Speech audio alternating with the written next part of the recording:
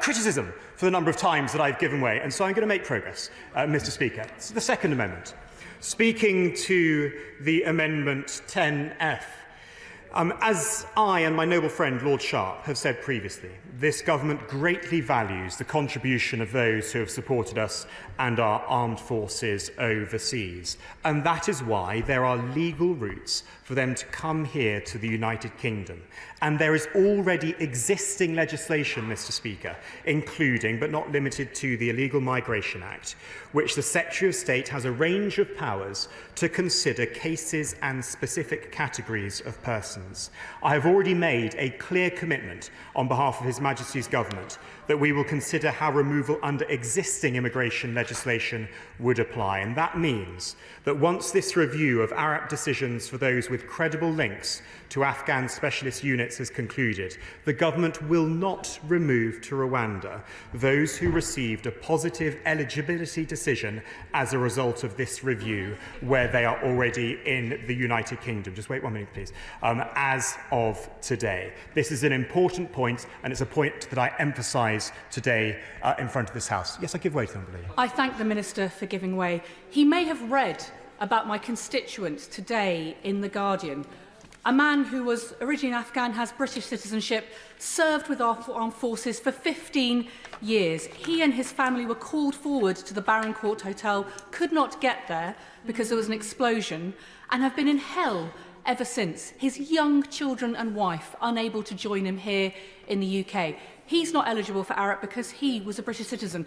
The government has written to me suggesting that his children might apply to ARAP. I believe under 10-year-olds probably won't qualify. The ACRS scheme is in tatters, will not accept them, because the government is now trying to say, well, they were invited rather than instructed to go to the Barron Court Hotel. If he takes 5 minutes just to read the story of my constituent who gave so much of his life to support our forces in Afghanistan, he will understand why, when he stands at that dispatch box and says that there are legal, safe routes for those who are eminently eligible, it is simply not sustainable as an argument to make, and why this amendment matters.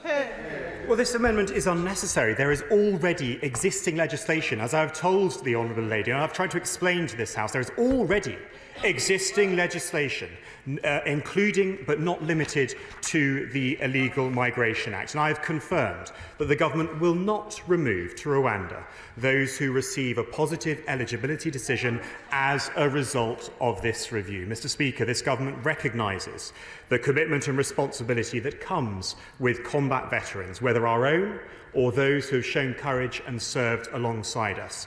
We will not let them down. Criminal gangs are determining who comes to the United Kingdom as vulnerable people are being lured into unseaworthy boats and risking their lives. Billions of pounds of taxpayers' money is being spent on illegal migration. Our resources and services are reaching their limits. We must put an end to it. We must pass this legislation and stop the boats. I urge this House once again to send an unambiguous message to the other place. The time has come for the Labour Lords to respect the views of this House and to let this bill now pass. The question is this House disagrees with Lords in their Amendment 3G. I now call Shadow Minister Stephen Kinnett.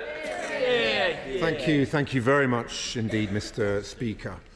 Well, there's not really a huge amount more to be said about this sham, this con of a bill that hasn't already been said. The plan is as unworkable as it is unaffordable, and that's why Labour would instead repurpose the money that's being squandered and set aside for the scheme into a cross-border police unit and security partnership which would go after the criminal gangs upstream and restore order to our border. And we would create a new returns and enforcement unit to remove people from the country who have no right to be here, given that we have seen the return of failed asylum seekers collapsing by 44% under the Conservatives and the removal of foreign criminals decreased by 27%.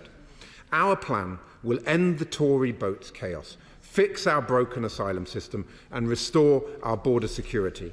The government's plan is, as the former immigration Minister himself described it, and a civil servant insider has admitted, it's to get a few symbolic flights off the ground ahead of a general election, regardless of the wider impact. It really is tokenism and posturing of the worst sort. I will be honest.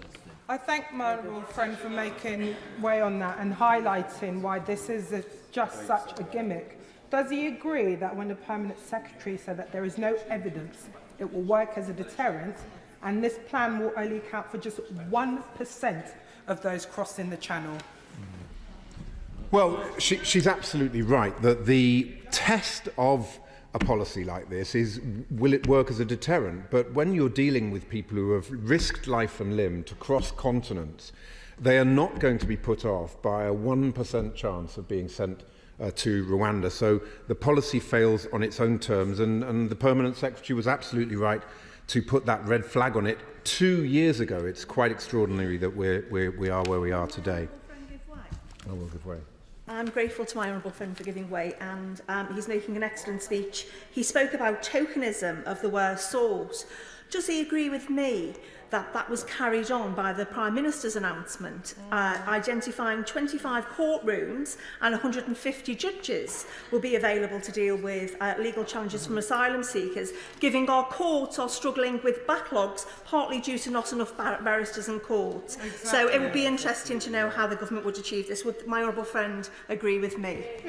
Oh, she's absolutely right. I'd actually forgotten about that sort of chapter 562 in this never-ending story. And my recollection is that the Prime Minister was then slapped down, I think, by the judiciary, who said, well, we've got a huge amount of a backlog to get through, and this is not a priority. So I think we should thank my honourable friend for reminding the House of yet another sort of disastrous chapter in this story. I will be quick. In the unlikely event of a Labour government, is the Shadow Minister happy with the idea that in future the opposition parties that necessarily and usually dominate the House of Lords should frustrate a Labour government? So will he advise his friends up there to respect the will of the elected House? I will advise the other place to do what it is doing as a revising chamber, standing up for the constitutional obligations that it has to look at every piece of legislation that we send to them from this place, and to take the measures that they feel strongly about. What we are seeing is a set of amendments which in no way prevents this policy from being enacted, in no way prevents flights from taking off. It is simply those members of the other place doing their constitutional duty. But it's not only that the plan is completely unworkable, Mr. Speaker, it is also shockingly unaffordable. It is likely to cost a truly astonishing £2 million per deportee. And to add insult to injury, it puts the tens of thousands of asylum seekers who are deemed inadmissible and yet cannot be sent to Rwanda because of the lack of capacity there. They will be put into limbo in expensive hotels, stuck in a perma backlog at staggering cost to the taxpayer. Dreadful policy, shameful politics. Mr. Speaker, when this bill was first introduced, the Prime Minister described it as emergency legislation, and yet the government's management of the parliamentary timetable would suggest that the opposite is the case. Ministers had ample opportunity to schedule debates and votes on the 25th and 26th of March before Easter recess, but they chose not to do so. And indeed, last week there was also plenty of scope to accelerate this process. So you could be forgiven for concluding that the truth of the matter is that ministers have been deliberately stringing this out for two reasons. Firstly, because they thought that they could make some grubby political capital from the delay. And secondly, because they've been scrambling to get a flight organised and all the other logistics that are not in place. Indeed, the Prime Minister admitted this in his somewhat whinging and buck-passing press conference this morning, that the first flight to Rwanda won't take off until, checks notes, July. I mean, July, really. Today is the 22nd of April. We were initially told that this was emergency legislation, and yet we're now being told that there'll be a 10 to 12-week delay in getting the first flight off the ground. Madam Deputy Speaker, I don't know about what your definition of an emergency is, but a 10 to 12-week response time does seem to be a bit of a stretch. And of course, given that none of the amendments to the bill could by any stretch of the imagination be seen as wrecking amendments, It really is quite difficult to see why the benches opposite couldn't just accept them and get on with it. Because the fundamental point is that not one of the amendments that have been coming to us from the other place would prevent planes from getting into the air. Turning first to the amendment in the name of the noble Lord Hope. Well, this amendment simply reflects what the government has already said, that court judgments are taken at a moment in time, and that a country may well be safe at a given point, but not at another. And that, if this bill passes unamended, then this House will, in essence, be asserting that Rwanda will be a safe country forevermore. But, Madam Deputy Speaker, surely the indisputable lesson of recent times is that we live in a dangerous and turbulent world, where authoritarians are on the march, and the rules-based order is under threat. So who knows what might happen in Rwanda in the future, or in any other country, for that matter. I'm very grateful to the Honourable Gentleman. And he will agree with me that, again, the Minister today made the point that just because we've entered into a treaty and we've been told it's safe, that suddenly should be treated as the way forward. Surely that's setting a very serious and dangerous precedent for the future, that we can work our way out of any unsafe country just because we have a treaty with them. I agree absolutely with my honourable friend, and I thank him for that intervention. I think one of the reasons that we are seeing such a strong pushback from the other place is precisely because they are deeply uncomfortable with trying to make something that is not true. The Supreme Court has ruled unanimously that Rwanda is not a safe country, and yet we are being asked to legislate to say that it is. Now we can legislate to say that the sky is green and the grass is blue, but that does not make it so, and that is why we have such an important point of principle in this bill. I thank my honourable friend. Just before the Honourable Lady makes another intervention, I must draw to the attention of the House that we only have till 5:15 to debate this matter. I have 8 people on the back benches who wish to speak. Their speeches at the moment will be limited to 3 minutes, and it might not be entirely fair for the Honourable Lady to keep meeting. No, but please, Mr. Kinnock. Thank you, Deputy Speaker. Courtesy. Mr. Kinnock. Thank you, Madam Deputy Speaker. Thank you. Therefore, the amendment in the name of the noble Lord Hope simply requires the Home Secretary to lay a statement before Parliament confirming that the Rwanda Treaty has been implemented and that the country is safe. And prior to issuing his statement, the Home Secretary would presumably be taking account of advice provided by the government's hand-picked monitoring committee as specified in the treaty. And of course, Lord Hope's amendment also allows the Home Secretary to lay a statement making clear that Rwanda is no longer safe should the situation on the ground in Rwanda change. This trust but verify approach is embedded in countless pieces of legislation that have made their way onto the statute book over the centuries.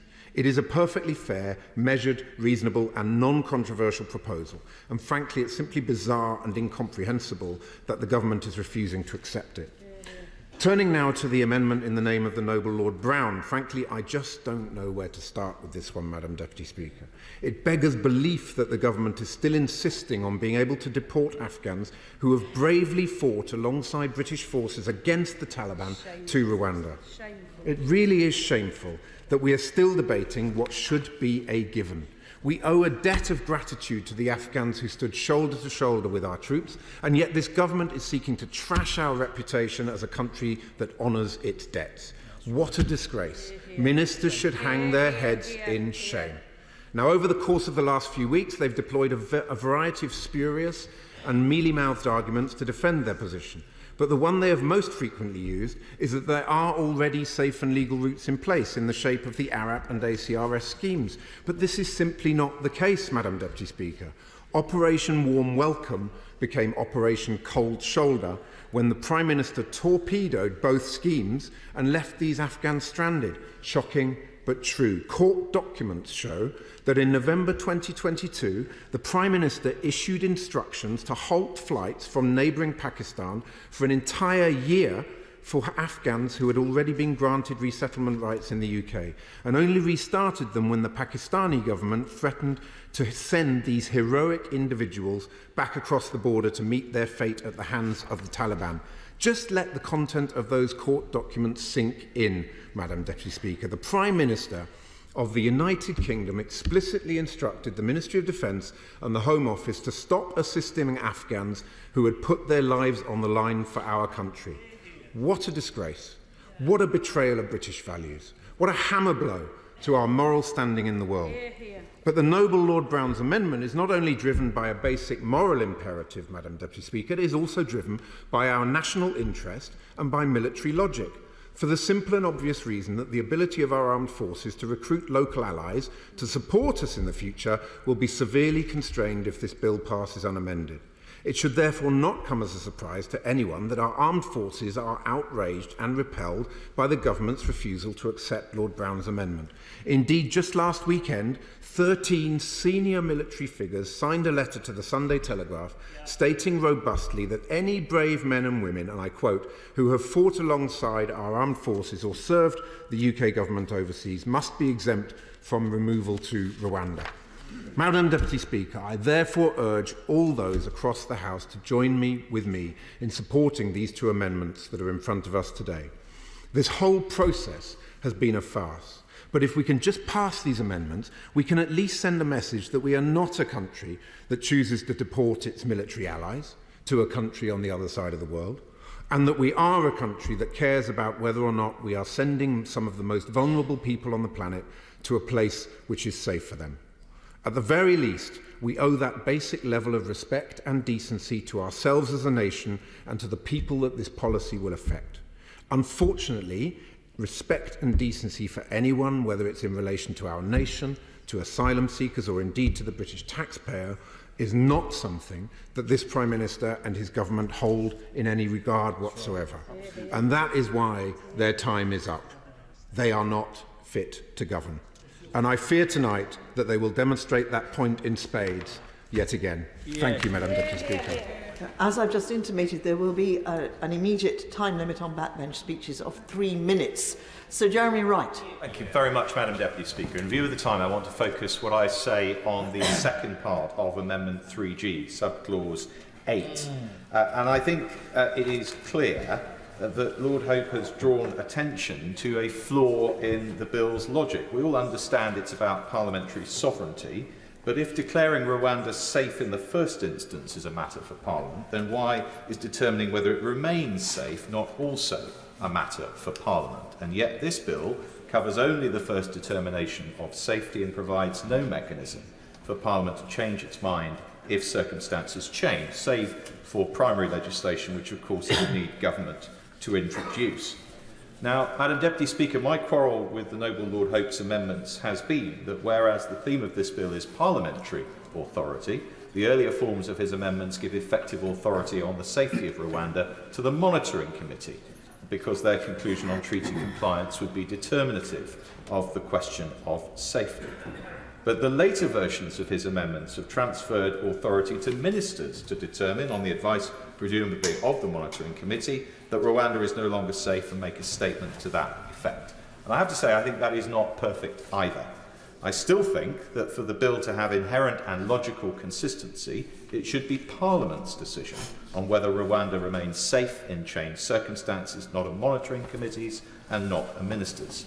But how much latitude Parliament would have in deciding whether Rwanda remains safe in changes of circumstances rather depends on the point I raised in intervention with my right honourable and learned friend. If adherence to the treaty is evidence contributing to an assessment of whether Rwanda remains safe, but is not wholly determinative of the question of safety, then it remains possible, if unlikely, that Parliament would consider non-compliance, but nonetheless decide that Rwanda remains safe for the purposes of the bill. But if its only consideration on safety is the question of compliance with the treaty, then Rwanda cannot remain safe if it is in breach of the treaty. And I think, Madam Deputy Speaker, we need to be clear which of the two it is. But either way, determinative or not, if Parliament is to be the sovereign decision maker, it must know of non-adherence to the treaty. And directly or indirectly, the Monitoring Committee is the body which can tell us. So it seems to me we must look at Amendment 3G in the light of the late stage in proceedings we are at. We cannot keep batting this bill backwards and forwards across the building. And as I've said, I do not think this amendment is the best way to solve the problem that Parliament has no mechanism available to it to change its mind if the facts change. But I have to say, with all due respect to the Minister for whom I have high regard, the government hasn't come up with a better alternative. In those circumstances, he leaves me little place to go other than to support this amendment if my right honourable friend can't propose a better way of resolving this deficiency. Thank you, Madam Deputy Speaker. Well, the Minister opened by saying that he had looked forward last week to not debating this bill. Well, I wish indeed that the bill had never been brought to this House in the first place and that we wouldn't have to debate this bill. I wish that it had never seen the light of day. And if he never wanted to debate it again, he could have, of course, accepted the Lord's amendments last week instead of stringing this out for even longer, because these are perfectly legitimate amendments that the Lords have brought. But I see that the members on the benches opposite are seeking to get around the tedium of voting on amendments to render vulnerable people overseas. There's a text message circulating on X in the name of the Government Chief Whip saying, "Dear colleagues, with a potentially long and historic night ahead, on behalf of the Prime Minister, I would like you to invite you to drinks this evening from 9:30. These will take place in the Prime Minister's office in the House of Commons. I look forward to seeing you there." How absolutely heartless and despicable that the members in the opposite benches are quaffing drinks while they're thinking about sending people to Rwanda. How utterly without any kind of moral background whatsoever. And should the Lords send back further amendments tonight, should they carry out the procedural, unusual procedural matter of double insistence, I would certainly support them very much in that endeavour. Any mechanism that we can use in this place to stop this bill is what we should do. I will. I thank the honourable friend for giving way, and I congratulate her on using every procedure that is available to her to state the SNP's opposition, not least, Madam Deputy Speaker, by moving amendments in the Reasons Committee last week, because we in the SNP will take every single opportunity to express our opposition to this outrageous plan.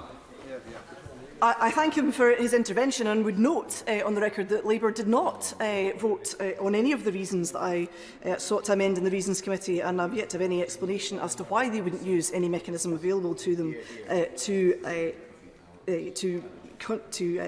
oppose this bill.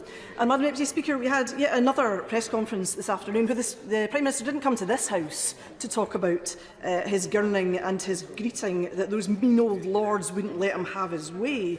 And I would point out that the Conservatives have over 100 more Lords than Labour, and perhaps a lack of enthusiasm from their own Lords is reflective of the fact that many of them didn't even show up to vote last week. Because this is not in the Conservative Party manifesto. They have no mandate for the Rwanda plan whatsoever. And indeed, what manifesto would they put in front of people which would say we're going to set out to breach our international commitments and engage in state-sponsored people trafficking? What manifesto indeed would that be? And just to mention very briefly, Madam Deputy Speaker, some of the things that the Prime Minister mentioned in his statement, suddenly conjuring up a whole load of judges to determine these cases, when they could be better served, perhaps, looking at the appeals backlog that his incompetent bulk processing of asylum claims has created. He mentioned charter flights being booked. Well, many commercial companies had refused to be involved in the charter flights at all, including the Rwandan state carrier. So which companies have been engaged to do this, and at which cost? We still don't know. He said that the first flight will leave in 10 to 12 weeks. Will this be before or after we reach summer recess? Because we know already how far the timescale has slipped for the government on this, and what scrutiny will occur should these flights take off during recess. Madam Deputy Speaker, if they do indeed manage to send anybody to Rwanda, where are they going to put them? Because we know that the Rwandans have sold off the housing that they set up to place people in. Will they be piling them up in tents? I wouldn't put it past this government, but it would be useful to know.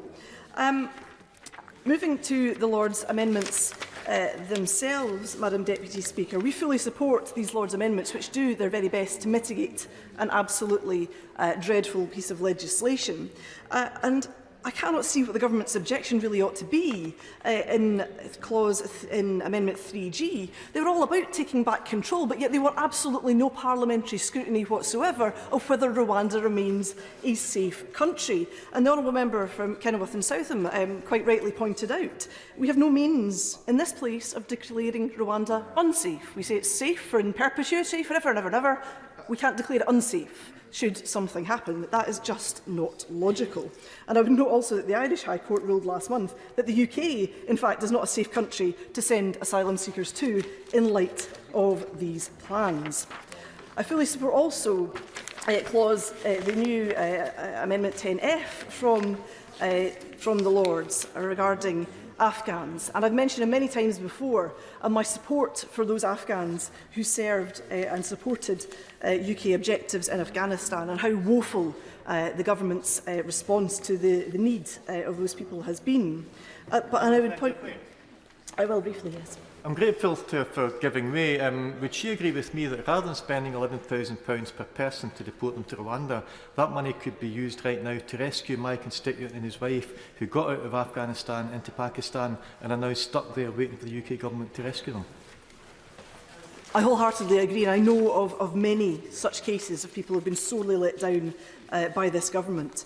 And we note that the figures that the government brought out this morning, that there has been an increase in small boat arrivals this past 3 months compared to last year. So it's hardly any kind of deterrent if people are still coming over in small boats in their droves. But I would note amongst them were 1,216 Afghans, an increase on the 1,098 that came in the same period last year. If he thinks the Afghan schemes are such a roaring success, why are so many Afghans being forced onto small boats just to get to safety? Many of them will have family in this country. Many of them will not have been able to avail themselves of the Afghan schemes he so talks up. And many of them will not have been able to use family reunion, which is an existing safe and legal route, which many people are not able to access. Madam Deputy Speaker, in light of time, I will not go further into the detail of some of the Afghan cases I wished to raise. But I will say this to this government. This legislation is utterly despicable. It is state-sponsored people trafficking. It is against our obligations in international law, and Scotland wants no part of it. We will oppose it every step of the way. Tim Lawson. Speaker, can I start by agreeing with the opposition spokesman when he said that there's nothing new to say? The trouble is that he then spent 14 minutes saying nothing new. And to say that these amendments do nothing to stop flights getting off the ground. The fact that we are still having to debate amendments is preventing the legislation going through which would allow the scheme literally to get off the ground. So now it's time to get the Rwanda legislation done.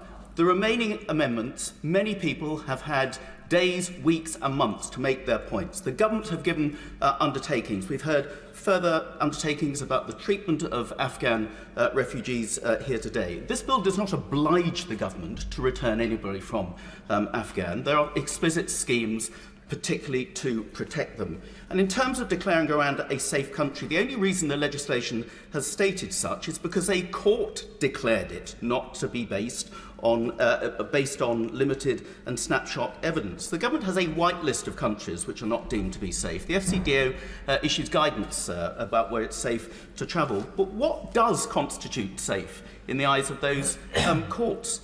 Is Spain safe if you're a Catalonian dissident who is in exile because they've taken issue with the Spanish government? Is it safe to go back to France? Some of the refugees I've met in the Napier barracks claim that they are beaten by French police and it's not safe for them to go back to France. Indeed, is London safe if you are openly Jewish in the eyes of some court judgments? There are plenty of safeguards that are given in this bill. It will bring people back to the UK if it's deemed not to be safe or appropriate.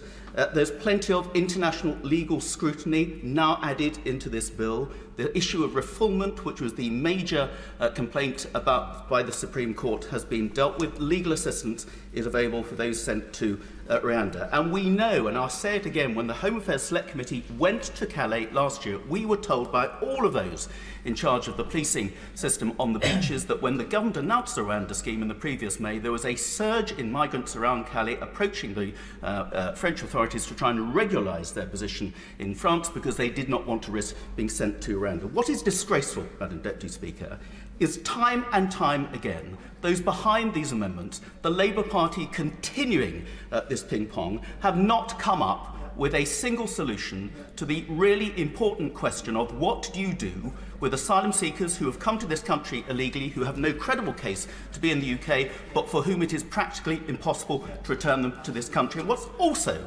absolutely disgraceful is just this morning the Shadow Home Secretary has made it quite clear that a Labour government would abolish the Rwanda scheme, whether it's working or not. What they are saying to people at the other side of the channel, just wait a few months, then you can come in your droves as much as you like. That is the truth of the matter. These amendments need to be beaten again. Dame Diana Johnson. Deputy Speaker, and whilst I agree with quite a lot of what the honourable gentleman says at times, that point that the honourable gentleman just made about Labour's policy is absolutely incorrect. Can I just say that I'm very pleased that the Minister has stated at the beginning of his remarks that the other place has absolutely the right to act as a revising chamber and to give their advice to this chamber. Lord's Amendment 3G is tabled by the Noble Lord Hope of Craighead, as we know, a former Deputy President of the Supreme Court, and it states that Rwanda cannot be considered a safe country for the purposes of the Act until the Secretary of State has obtained and laid before Parliament a statement from the Independent Monitoring Committee confirming the treaty provisions have been implemented. And it also allows for the Secretary of State to rescind the confirmation if the treaty stops being adhered to, rather than the nonsense position of claiming that Rwanda is safe forevermore. This is a sensible and measured amendment to deal with the facts and for allowing them to, when they change. And on the day that the Prime Minister has stated that some asylum decision makers and judges have been trained, the Joint Monitoring Committee set up and the President of the new appeal body selected, we still don't know whether all the other provisions of the treaty have been fully implemented or whether the number of officials in place is sufficient. So with the Prime Minister insisting that flights will begin in 10 to 12 weeks, Lord's Amendment 3G provides a vital safeguard ensuring everyone sent to Rwanda will be protected by the implementation of the treaty provisions. And I think this is entirely reasonable, and I agree with what the Right Honourable Member for Kenworth and Southam said. Just turning to Lord's Amendment 10F, tabled by the Noble Lord Brown of Ladyton, a former Secretary of State for Defence, it provides the exemption for people who supported the armed forces overseas or who have otherwise been agents or allies of the UK overseas. Anyone seeking to rely on the exemption would need to provide notice to the Secretary of State within 1 week of arrival in the UK. Now, ministers have sought to reassure members that they were reviewing the position and that they would consider and revisit how the Illegal Migration Act and removal under existing immigration legislation will apply to those who are determined ARAP eligible. But I must note that responding in the House of Lords, the Noble Lord Brown dubbed this assurance as worthless. And we should all be conscious of the strength of feeling amongst those former senior armed forces personnel who support this amendment. When individuals risk their lives to support British troops overseas, we must honour our commitment to providing sanctuary, not outsource it. And that is why I'm going to support the Lord's Amendment. Sir Robert Buckland. Thank you, Madam Deputy Speaker. I'm mindful of time as always. It's quite rightly being reduced as we deal with this bill rather similar to some sort of exotic recipe where the sauce is reduced and reduced on every occasion. We're now down to two important amendments, and I'm glad that in his tone and in his approach to this, my right honourable learned friend on the dispatch box has absolutely embraced this debate as he should, which is all about the detail, getting it right. He knows that I support this policy. We've heard a lot of rhetoric again in this chamber which is unfortunate and misleading. We are doing something genuinely innovative, and it is right that we should do so. However, I do think that the revised Amendment 3G in its form now particularly in light of the remarks of my right honourable learned friend, the member for Kenilworth and Southern, does actually strike an appropriate balance here, not only in terms of making sure that the reality of the position in Rwanda is met by the deeming provision in law, but that there is a mechanism by which we can deal with this as a parliament if indeed circumstances change. And I think with great respect to my right honourable learned friend, he did almost concede that if there was to be a change in the situation in Rwanda, then primary legislation would have to be at least considered by the government. It seems to me, Madam Deputy Speaker, that it would be far better to ensure against that, to avoid the need for further primary legislation by making sure that in this bill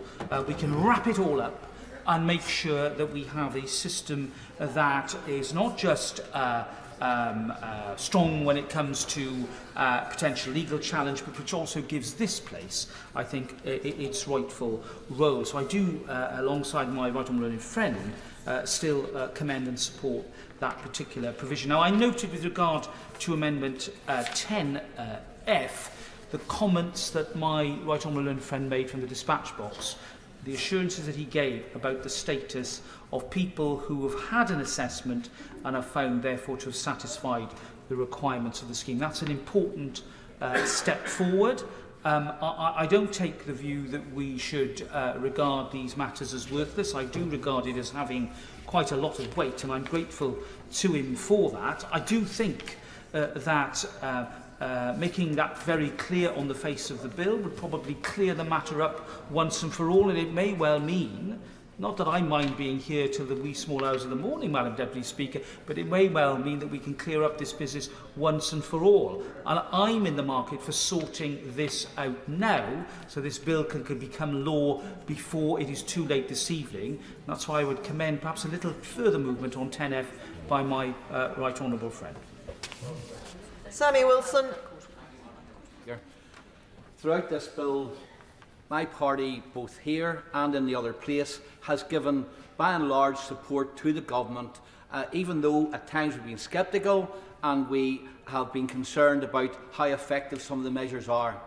But I've got to say, Madam Deputy Speaker, we draw the line when it comes to the Lord's Amendment 10F and the protection of people who have served with our armed forces in dangerous situations and now find their lives being put in jeopardy. And this amendment, I don't believe, the Minister has made the point time and time again that some of these amendments are wrecking amendments or attempts to create loopholes, etc. Let's look at the amendment. People who will be covered by this amendment, first of all, will have served this country. Secondly, as a result of that, their lives will be in danger. Thirdly, when they arrive in this country, they have within a week to immediately inform the authorities that they're here. And then that allows for their records to be looked at, for their claims to be verified, and for their connections with the armed forces to be ascertained.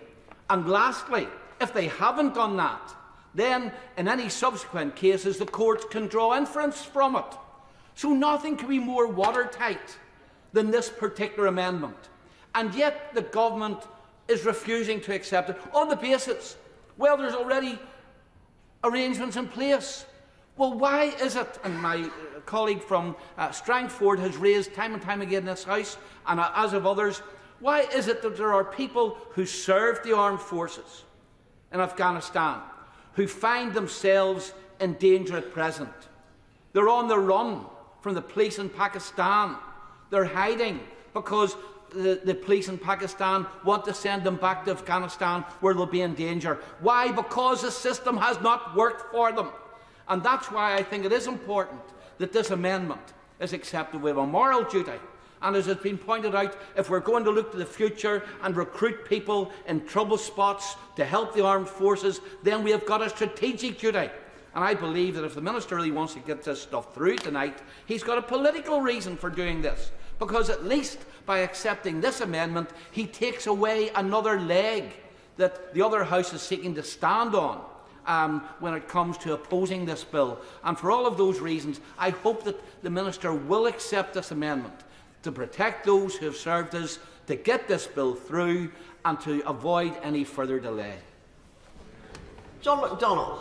Just to follow on from the member for East Antrim, we get to the stage I think this is a disgraceful bill. I want to oppose at every opportunity, but you have to accept at some stage the bill will go through, and therefore it's the normal run of things in these matters that the government will compromise on a number of issues, and usually by this time.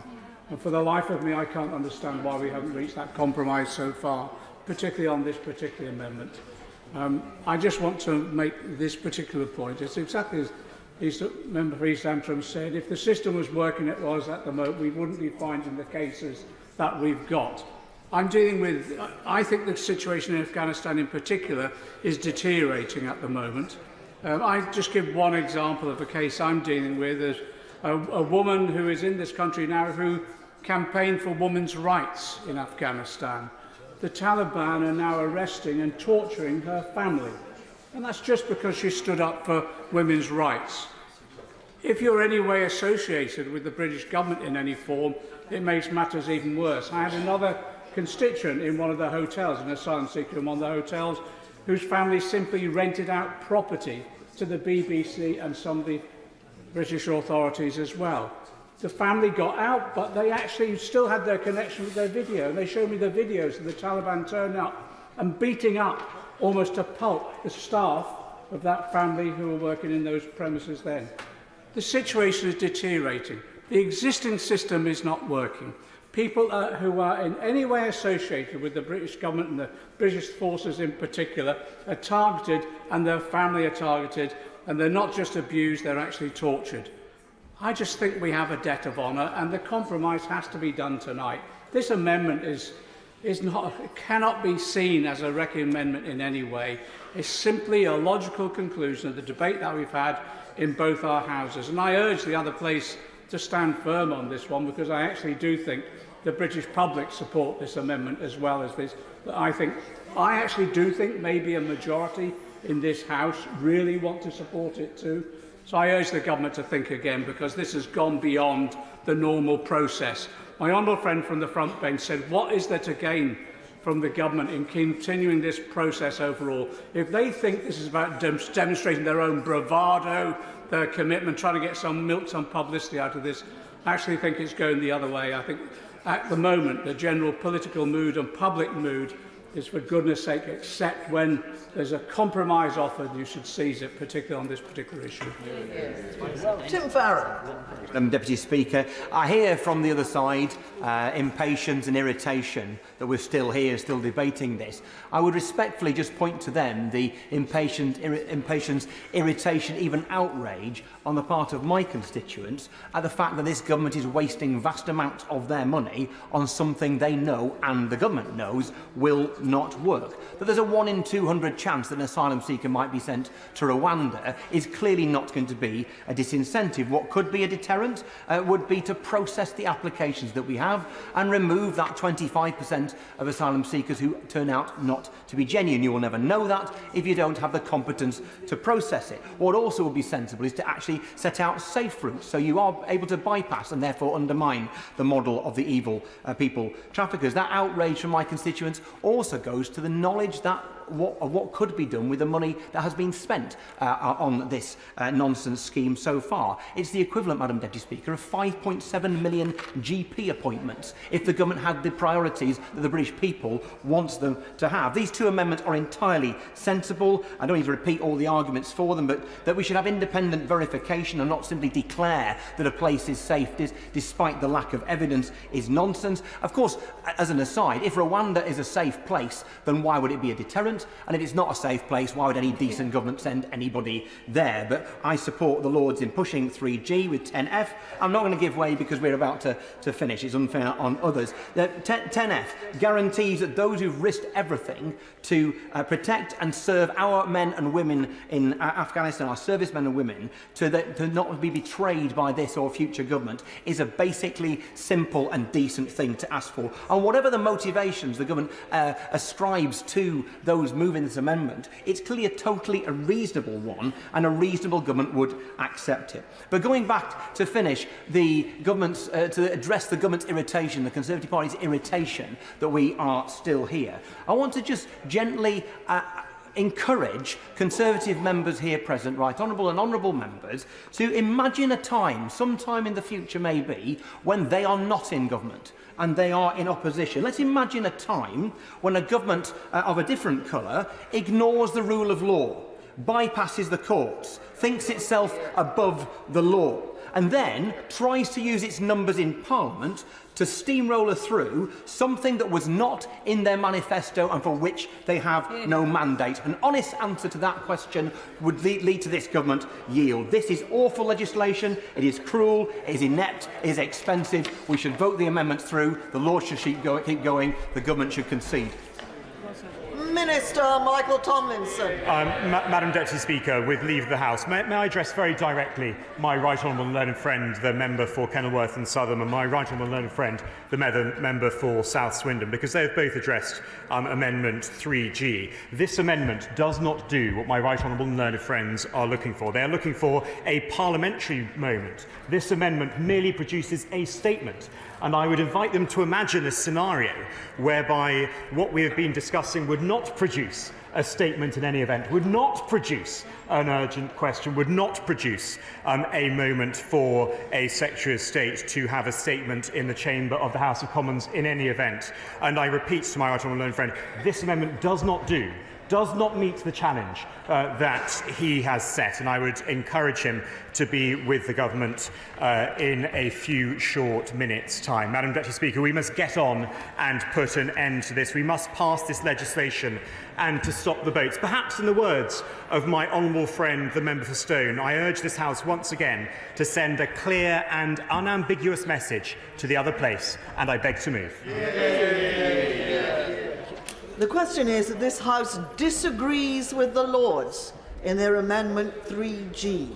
As mayors that opinion say aye. Aye. Of the contrary, no. No. Division. Clear the lobby.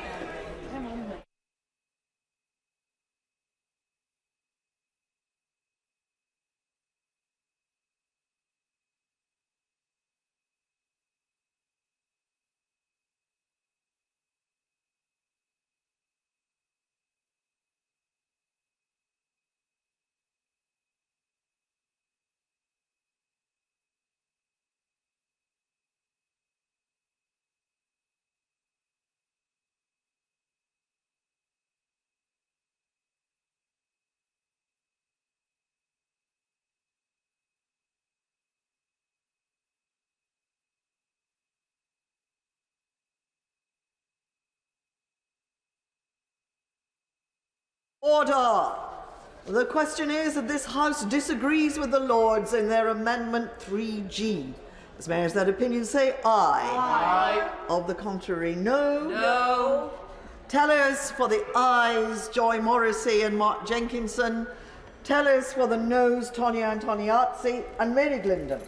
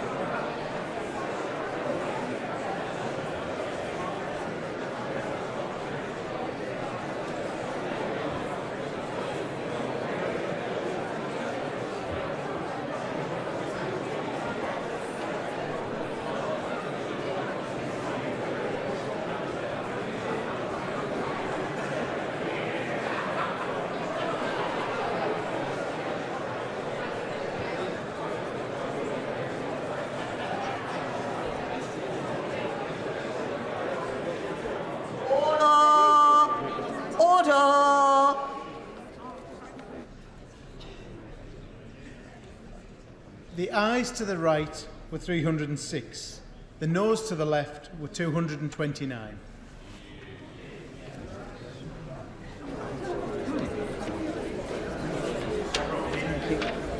The ayes to the right, 306. The noes to the left, 229. So the ayes have it. The ayes have it. Unlock. Order. Under the programme motion of 18th March, I must now put the question necessary to bring to a conclusion proceedings on the Lord's messages. Minister, to move the motion to disagree formally. I beg to move. The question is that this House disagrees with the Lords in their Amendment 10F. As mayors that opinion say aye. Aye. Of the contrary, no. No. Division. Clear the lobby.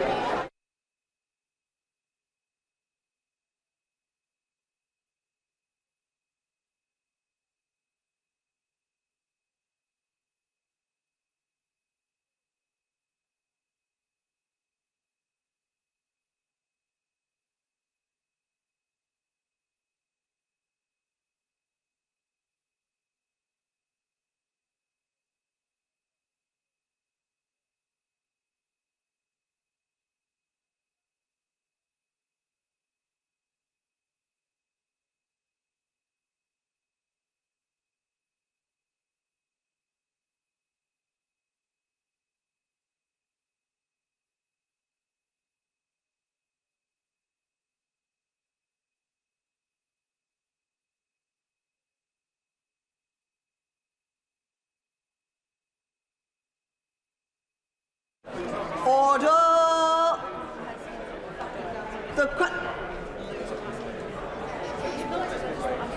The question is that this House disagrees with the Lords in their Amendment 10F. As mayors that opinion say aye. Aye. Of the contrary, no. No. Tellers for the ayes, Joy Morrissey and Mark Jenkinson. Tellers for the noes, Tonya Antoniazzi and Mary Glindon.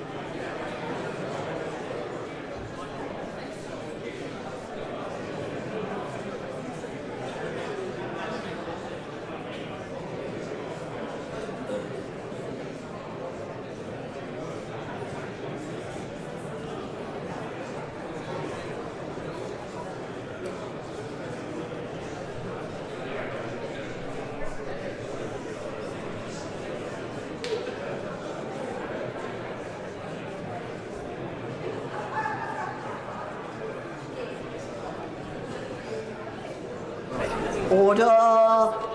Order!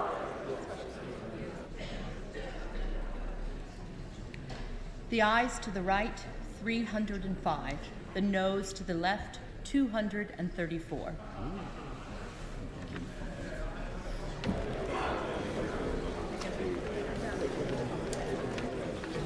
The ayes to the right, 305.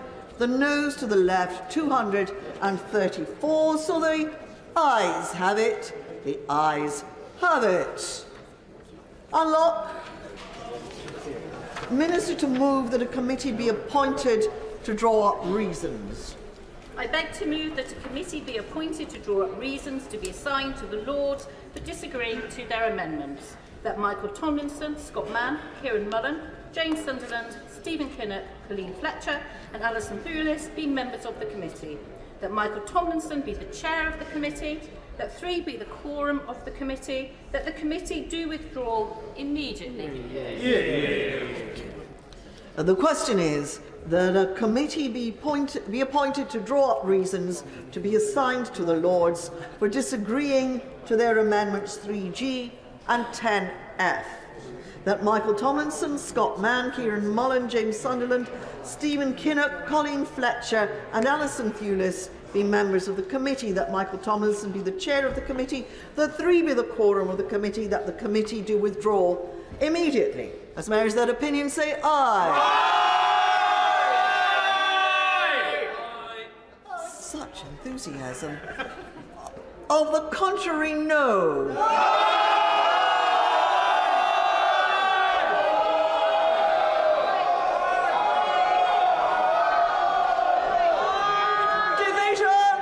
Clear the lobby.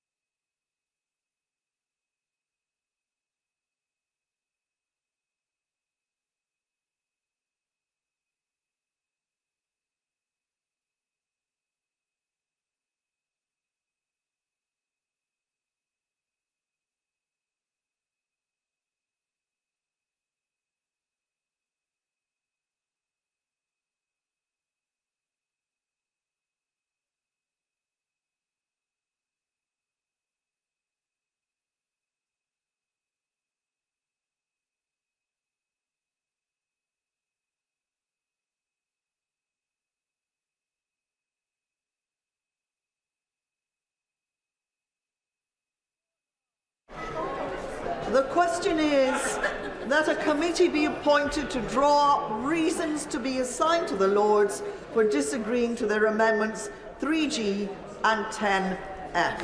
The remainder of the motion I have already put to the House. As many as are of that opinion say aye. Aye. On the contrary, no. No. Tell us for the ayes. I've got it. And I can't take it on the voices. The no voices are pretty loud. Tell us for the ayes, Joy Morrissey and Mark Jenkinson. Tell us for the noes, Peter Grant and Stephen Bonner.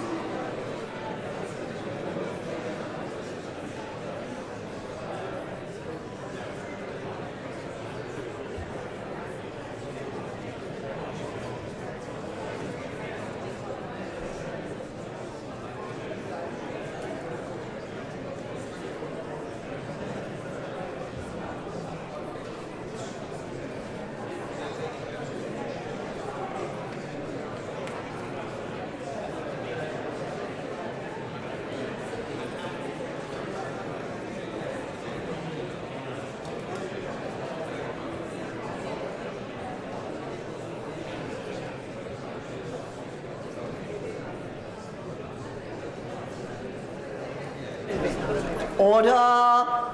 Order! The ayes to the right were 309. The noes to the left were 37.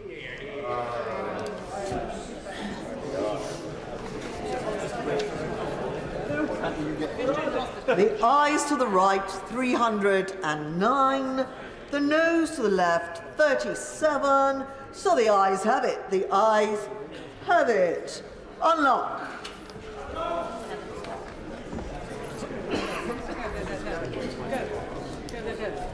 That concludes consideration of the Lord's message of 18th April relating to the safety of Rwanda Asylum and Immigration Bill. Just for clarity, I should say that the result of that division means that the House has decided that the Reasons Committee should be appointed. And I would normally say at that point that the committee do withdraw immediately. Oh, they've probably already gone. The House may be called upon to consider a further Lord's message later today, if necessary. And so we come to motion number 2 relating to business of the House today. Minister to move. I beg to move. The question is as on the order paper. As mayors that opinion, say aye. Aye. Of the contrary, no. I think the ayes have it. The ayes have it. And we come now to motion number 3 on the Digital Markets Competition and Consumers Bill carryover extension. I call the Minister to move the motion. Malik. The question is the motion on the Digital Markets Competition and Consumers Bill as on the order paper. As mayors that opinion, say aye. Aye. Of the contrary, no. The ayes have it. The ayes have it. And so we come to motion number 4 on the Renters Reform Bill carryover extension. I call the Minister to move the motion formally. Formally. The question is the motion on the Renters Reform Bill as on the order papers. Mayors that opinion, say aye. Aye. Of the contrary, no. I think the ayes have it. The ayes have it.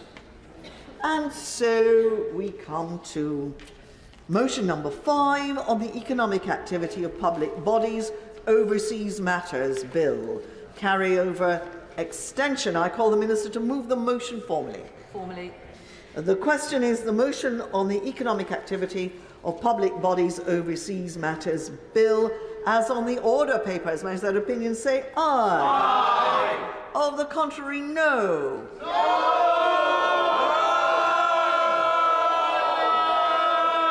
Division, clear the lobby.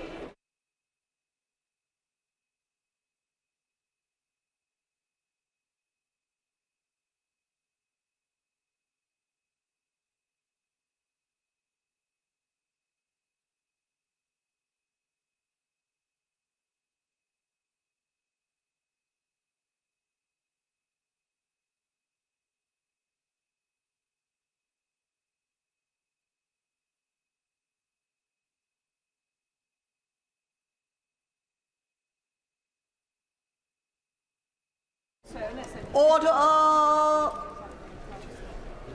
The question is the motion on the Economic Activity of Public Bodies Overseas Matters Bill as on the order paper.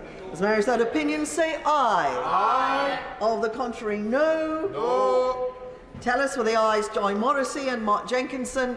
Tell us for the noes, Peter Grant and Stephen Bonner.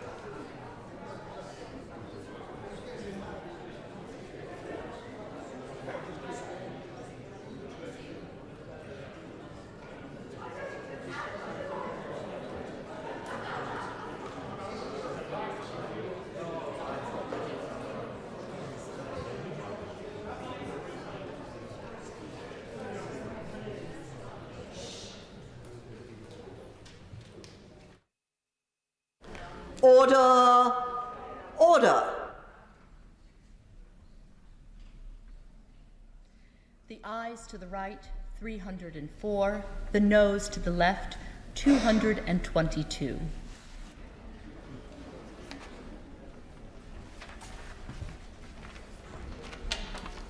The ayes to the right, 304.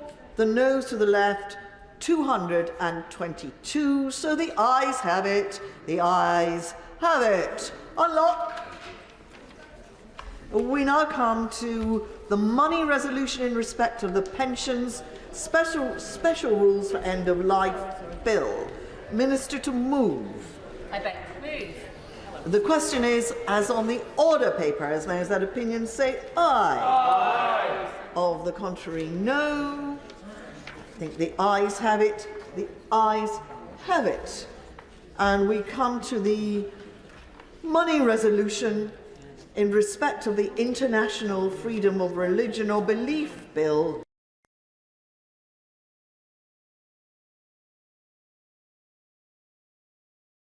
On collective enfranchisement claims from 25 to 50%, as mentioned by the noble Baroness Lady Taylor of Stevenage, and consequently oppose the proposal of the Right Reverend Prelate, the Lord Bishop of Manchester and the noble Lord Moylan to vote against Clause 28. Your Lordships have heard how giving more say to leaseholders in mixed blocks of residence and commercial units would be a bad idea and negatively impact on investment and the effective running of these blocks. Reform would only help some foreign leaseholders and investors and would result in fewer homes being built, it has been said. My Lords, this is far from the case. I have lived in 2 blocks of mixed developments. One was controlled by a residents' right to manage company with a NatWest bank in the basement, and another contained a number of commercial units and was 100% controlled by the freeholder. I can say categorically that the right to manage block was run better and with cheaper service charges. The freeholder-run block exploited the residents, cross-subsidised the commercial units at the residents' expense, and gave them no effective say over how the block was run. The difference, I would point out to the noble Earl Lisson, was that the RTM block was actually run by the residents and they were managing their own money, whereas the freeholder block was run by a managing company and the freeholders were profligate with the use of residents' cash. So let us be frank, my lords, maintaining the 25% cap is about the freeholders retaining control and nothing about fairness or efficiency. If anyone lives in or invests in a flat in a block, they should have a say over how it's run. For that reason, I oppose the amendments in the names of the noble Lord Thurlow and the noble and Lord Sandhurst, which would have the effect of restricting enfranchisement and further strengthen the position of freeholders by limiting the number of leaseholders who could vote to manage their own blocks of residence. And I must say that also RTM directors are perfectly capable of managing mixed blocks of developments. Freeholders, of course, are keen to take leaseholders' money, but don't want to relinquish control. This can result in a situation where leaseholders represent 95 to 99% of the investment in a building, but have no control. Whereas the freeholder, who has an investment of just 1 to 5%, is deemed to own the building and run it for their own profit, while appointing a property management company which proceeds to rip off the leaseholders via excessive service charges and insurance commissions. And as I said, because it's not the freeholders' money, they don't care. That's the difference, my lords. Any leaseholder's attempt to challenge this is fraught with risk and a potentially ruinous cost, so this aspect needs reforming too. My lords, I'm aware of a major lobbying effort by the great estates to protect their feudal privileges built up over hundreds of years. I was invited to dinner by one of them, but didn't go. And My Lords, I must say, following the intervention of the Right Reverend Prelate, the Bishop of Derby, I would like to refer to the amendment in the name of the Right Reverend Prelate, the Lord Bishop of Manchester, who was refreshingly frank at second reading. He said, yes, the system could be described as feudal, and some of the church property dealt with dated back to the 11th century. In the Church of England's case, their property portfolio is valued at £2 billion. It's a business. They have assets of at least 6.7 billion. And of course, the Church of England, as we all know, does a lot of work with charities and work with the poor. But some have already questioned whether the Church of England's 105,000 acres could be better used, in part at least, to provide the social housing so badly needed by the needy and homeless. And with the great estates, the story is also about retaining their wealth, not about losing it. I have no problem with that. I just don't think it should be at the expense of leaseholders. They need to move with the times. The old ways of fleecing leaseholders is increasingly untenable. Sorry. I was a bit thrown actually by the Bishop of Manchester not being here, and we were going to later talk about marriage value, but that's another part of the debate. But we in Parliament, I believe, have a greater duty than just to the freeholders and their interest, to their over 5 million leaseholders, to reform the leasehold system and preferably abolish it altogether. We heard again at the second reading how some freeholders are seeking to hide behind property rights and the European Convention of Human Rights. But leaseholders have rights too, and these are being deliberately suppressed. On ground rents, as again mentioned at second reading, the Competition and Markets Authority said there was no legal or commercial reason justifying ground rents. And I just had a bill for £300 for my ground rent, and for which I receive absolutely no service. Everyone knows that ground rents provide no service, they're purely rent-seeking, they are a legalised scam, and everyone involved knows full well that that's the case. And if pension funds are invested in ground rents, as some of them are, they should find a better use for their money, for example, investing in British companies.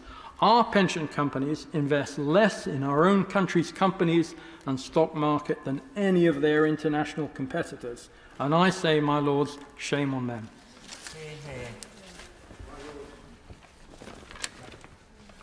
My Lords, Noble Lord Truscott, having sort of mentioned my name, although I haven't spoken yet in this particular group, I'd just like to say that, of course, he represents one viewpoint, and the Noble Lord Thurlow and the Right Reverend Prelate and the Bishop of Manchester and Noble Lord Sandhurst represent another, and of course they are portrayed as often being mutually exclusive, but in property terms, that isn't necessarily the case.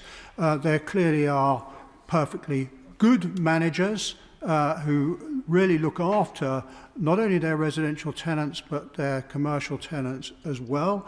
And there are some rotten managers, and some of them are good corporates or rotten corporates, and some of them are good resident management operations, and some of them are really pretty poor ones. So it's very difficult to make a standard distinction, a standard rule for all of these. What I would say is I think that it is fairly evident from, if one looks at the large urban estates across London, there is a clear sense of purpose in sense of trying to preserve value, the appearance and the general amenity that is represented by the running of that estate. And that inevitably comes at a cost, but hopefully it not only helps the commercial activities, but also helps the amenity of the residents. So let us look what happens if things start going wrong and getting fragmented. Well, the first thing that would happen is there becomes a distinction, if one's not very careful, between the purposes of long-term management in the views of the residents and the purposes of long-term management in the views of what I might call the commercial operator, the commercial landlord. And under the purposes of this bill, if the enfranchisement of a 50% commercial ownership block goes ahead, there will be an enforced leaseback to the original freehold owner. So straight away you've got an enforced leaseholder whose business model wasn't quite hypothecated on that basis, but is nonetheless obliged to take this on, but doesn't necessarily anymore have to have the primary amenity and, if you like, visual appeal functions that might be relevant to the residents. And I've seen this happen in historic high streets where ownership has become fragmented in this way, and you tend to find that when a shop becomes vacant, if there are difficulties in the letting market, it'll be let to a charity shop or a slot machine operator or a tanning shop or some other type of operator, because the person who has that needs to move it on quickly. There isn't that fat on the bone in terms of having the larger estate, nor is there the fat on the bone to take on some assignee, as I have had to deal with in the past, who really runs a rather low-grade sort of business, but is well funded, and therefore you have to try and work out whether you can afford to fight an appeal or fight a case on an assignment of a lease in order to see that person off, in order to see that particular trade off. And if you can't, there is a general deterioration of the area. It might be a fast food takeaway that opens late at night. The police might be around every now and again. There might be people congregating there because it is late at night. And that sort of thing affects residents. And if one's not careful, things like the emptying of bins and deliveries of incoming goods to a retail operation can start being operated at times which aren't actually that helpful to the interests of residents who once might have been part of this overall concern.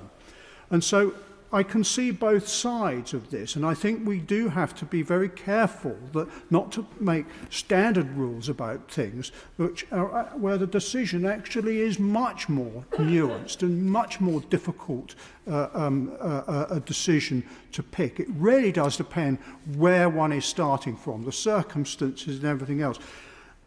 As I said earlier in this debate, my interest is in consumer protection. I do not want to see degraded environments. I want to see environments that are lively, that are looked after, where everybody has confidence in them being managed. Fragmented management very, very seldom achieves that.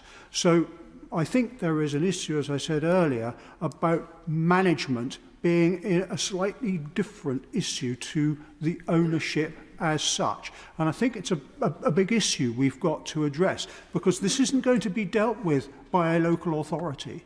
It has no function there, and beyond the planning functions of a change of use or licensing for some premises that needs licensing, it has very few powers of control.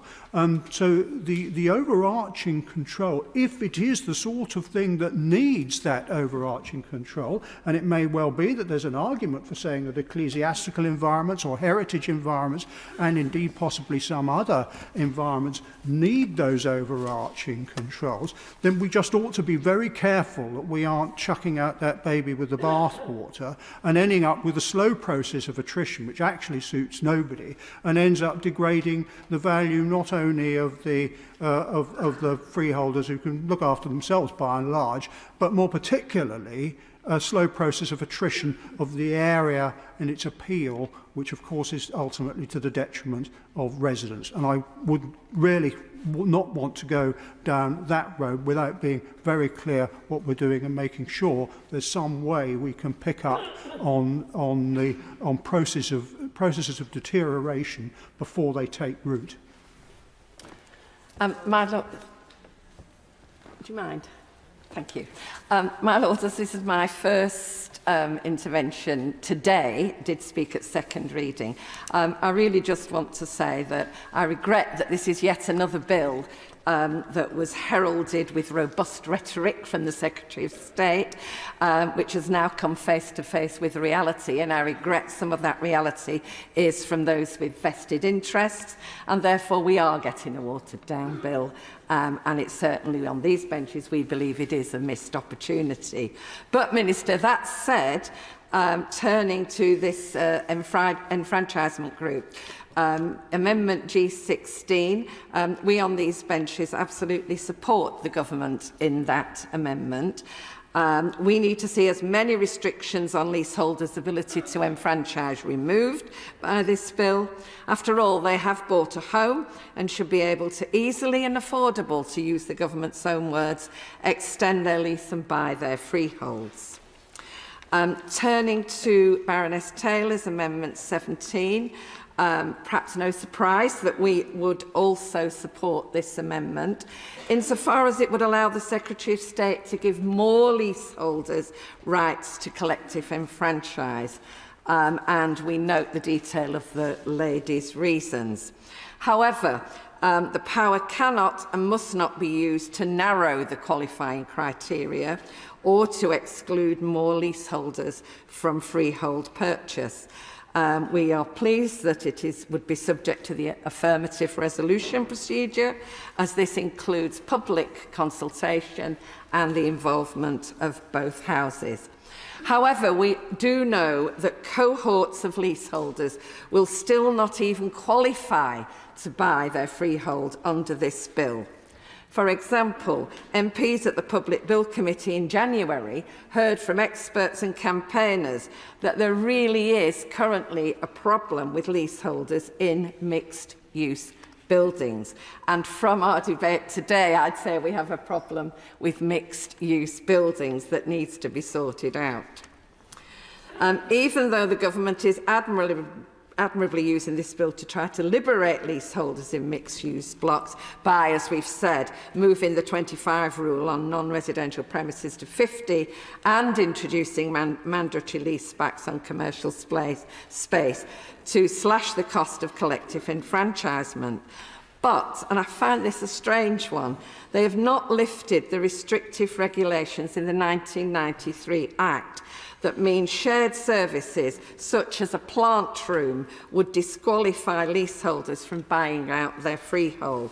Apparently, there is even a regulation stipulating that the mere existence of pipes, cables, or other fixed installations connecting residential and commercial premises in a mixed-use building would block leaseholders from buying their freedom.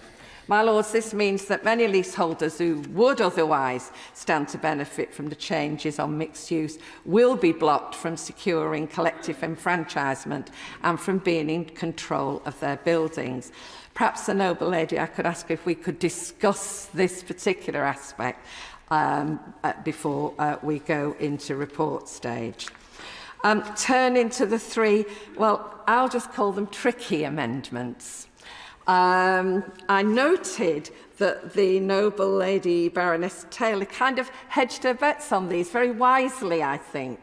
I suspect it's because, like me, she absolutely knows that the intentions of the Honourable Lords who are speaking are based on really good experience and a genuine wish to see this, but actually worry whether, in fact, this is just another means of putting commercial interests before residential interests. And not getting that balance right. So instinctively, as the Noble Lord Truscott stood, and I was really relieved when you stood up and made your comments, that we would instinctively oppose these three amendments, because in our view, they do seek to row back. But it has to be said that, you know, I have listened attentively to what's been said, and I'm completely changing what I was going to say to actually say that I genuinely believe that there are some serious areas that do need looking at. There is much experience in the House, but I am concerned that we're being subject to special pleadings And in particular, Lord Santos, you're pleading with regard to overseas owners. I don't see why we should be bending over backwards to placate overseas owners who are absent and aren't going to do their duty and are hard to contact, and lots of phrases that you all use. I don't see why we should be pandering to that. Surely we should be trying to solve the problem, to bring them into the fold. And phrases such as management difficulties, I think we should be able to solve that. But clearly there are issues. I'd just like to say it's worth saying that the rest of the world managed just fine under resident-controlled common-hold systems, and they do so with some truly remarkable mixed-use developments, with cinemas, shopping centres, train stations, and all sorts of facilities and infrastructure. They are not asking to adopt our leasehold arrangement. So whilst I would accept from the noble lords the debate that there are issues that need to be probed further and spoken about and listened to, perhaps in a round table discussion before we get on to report stage. But our instincts are that these are shoring up the interests of commercial leaseholders, because let's face it, freeholders, that's where the money is. Mm-hmm. Well said.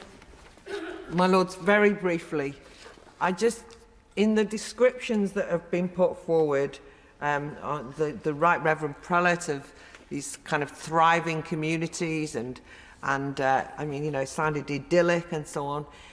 The way that the noble Lord Earl of Lytton talked about, making sure that we understood that there might be some bad players, but there are also some very enlightened players. It made it sound as though, that really this is just a question of having the right people in charge. Whereas I actually think it's a systemic problem. And one of the reasons why I'm anxious about this is because I don't really mind myself. I mean, it's always nicer to have friendly, non-rip-off freeholders. That's genuinely a positive thing. But I don't think that we should be grateful that we're not being ripped off in the homes that we live in. And the system problem is that people lack autonomy and control and over their homes, over where they live and of their destiny. And I just wanted to throw in that actually a successful community depends on people retaining their autonomy, and rather than being grateful that they're being looked after.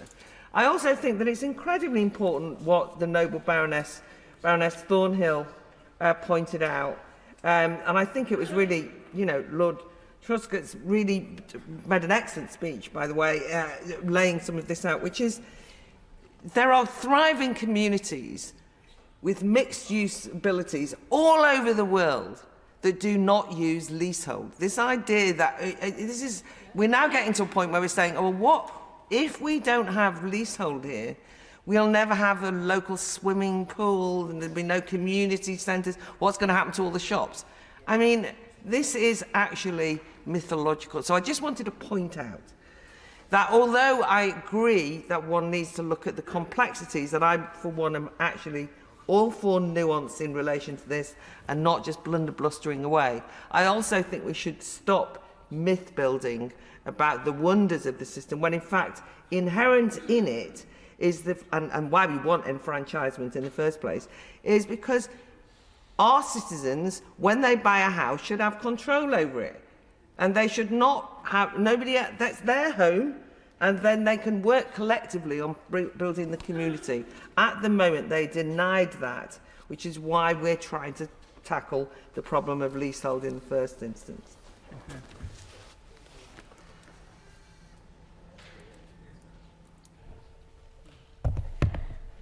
My Lords, I thank all noble lords for their contributions, and I would like to start by thanking especially the noble Baroness Taylor of Stevenage for Amendment 17, which seeks to amend the description of a premises that are excluded from the collective enfranchisement rights where leaseholders would otherwise qualify.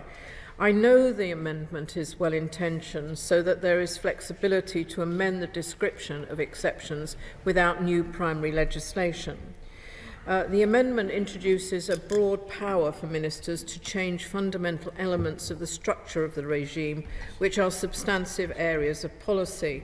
And the government is already making changes to primary legislation by increasing the non-residential limit from 25% to 50%, following extensive consultations, which is right and proper.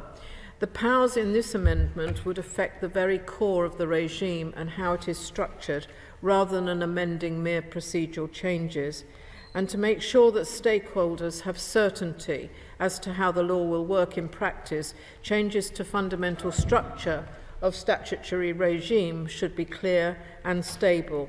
And while the intention behind the amendment is noble, the government is not able to accept it, as it is not proportionate or reasonable for the proper functioning of the regime.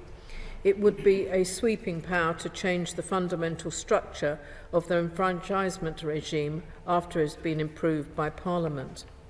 This amendment would introduce uncertainty into the new system, meaning that both leaseholders and landlords would need to second-guess whether changes may be made at relatively short notice, introducing volatility to the regime, and this could potentially lead to undesirable outcomes, such as potentially undermining confidence in the long-term investment decisions for mixed-use premises, or lead to irregular design of floor space in anticipation of future changes. And I want to make it clear that the Law Commission has spent years considering qualifying criteria and have assessed different options in their consultation process before putting forward their recommendations to increase the non-residential threshold to 50%. It could also remove rights of leaseholders or landlords in a proportionate way and create unnecessary uncertainty and divergence likely to complicate the overall regime, with consequential effects on the behaviour of different stakeholders in different ways. And therefore I hope that I've convinced the noble Baroness that the amendment is not proportionate, and it is therefore withdrawn. I'd also like to thank my noble friend Lord Sandhurst for the Amendment 17A, which would exclude long leases held by overseas companies from being qualifying tenants for the purpose of collective enfranchisement. My Lords, the Government's aim is to improve leaseholders' tenure and address the historic imbalance of power between freeholders and leaseholders. And the bill does not confirm different rights on leaseholders by how their leases are held. The government does not think that implementing such a definition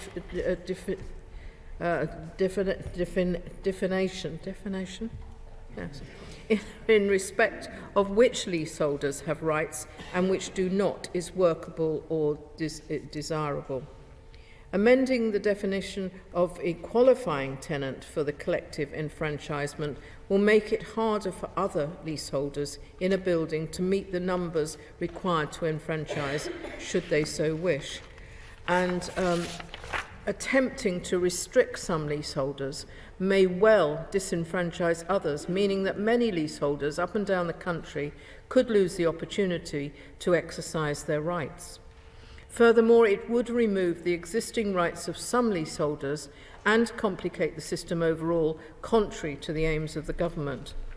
I understand the intention of the amendment may be to safeguard against circumstances where non-residents or overseas companies do not take an active interest in the management of a building or who are slow to respond. However, we expect most multi-occupancy buildings will be managed by professional management companies on behalf of freeholders, as they are now.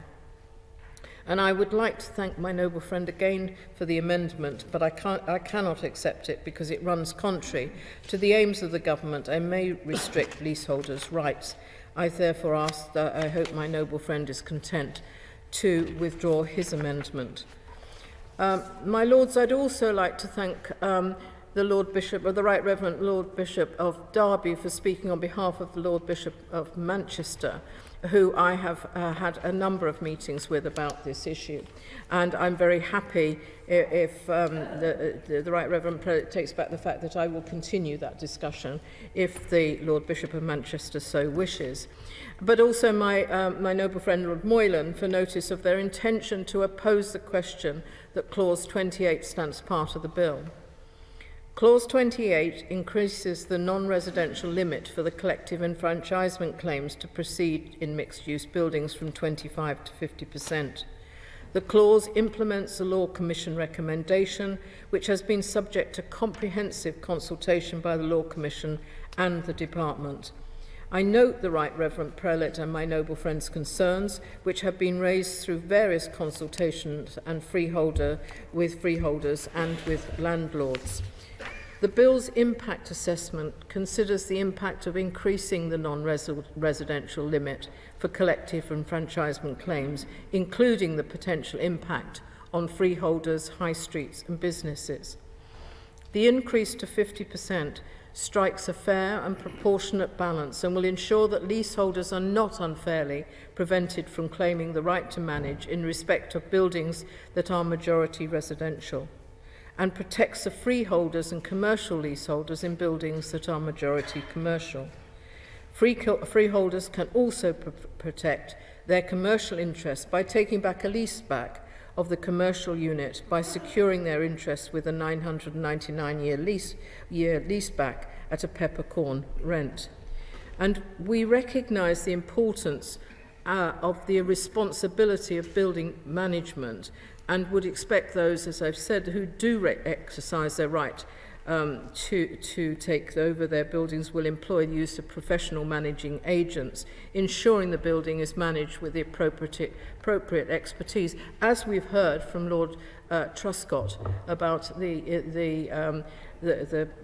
issues that he is aware of.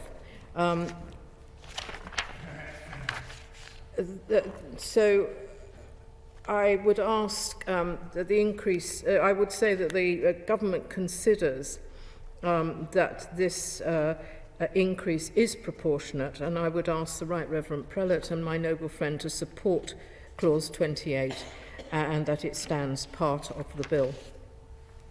I'd also like to thank the noble Lord Thurlow for Amendment 18, which seeks to apply residency tests to the collective enfranchisement claims in buildings with more than 25% non-residential floor space. As we've discussed, Clause 28 of this bill amends the Leasehold Reform, Housing and Urban Regeneration Act 1993 to increase the non-residential limit for collective enfranchisement claims from 25 to 50%. Clause 28 implements a Law Commission recommendation that seeks to broaden access to collective enfranchisement for leaseholders living in mixed-use buildings where the non-residential elements can constitute up to 50% of the floor space. The existing qualifying criteria requires leaseholders representing at least 50% of the flats in a building to participate in a collective enfranchisement claim. When compliant with this existing criteria, the Noble Lord's amendment would only allow claims in mixed-use buildings with more than 25% non-residential floor space, where at least 25% of the flats are owner-occupied. For leaseholders in mixed-use buildings where less than 25% of the flats are owner-occupied, but more than 25% of the floor space is non-residential, this new clause would have the effect of removing all the benefit of Clause 28.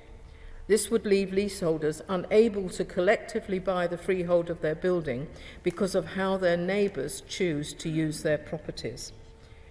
It would also complicate all claims in buildings over 25% non-residential floor space, as participating leaseholders would be required to demonstrate that they are owner-occupiers.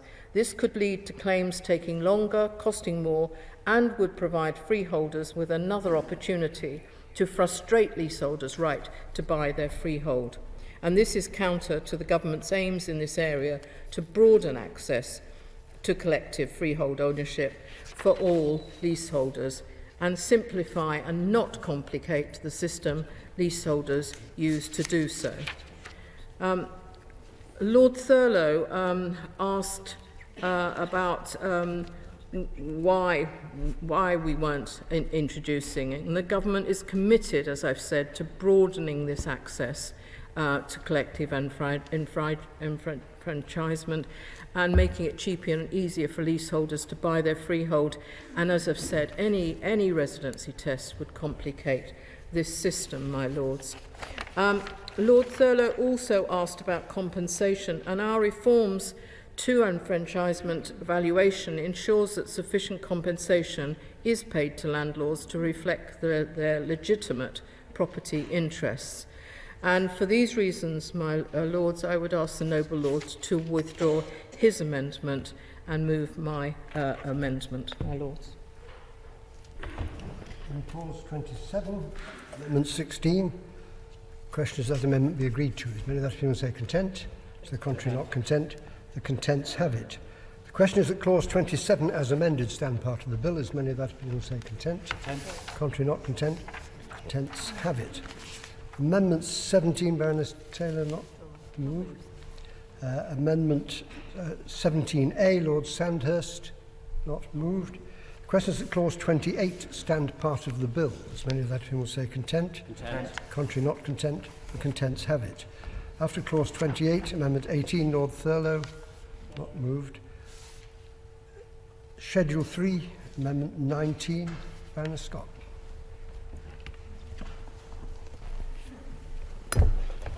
My Lords, before I start, I wish to declare that my wife is an employee at the Crown Estate as set out in the Ministerial Register of Interests.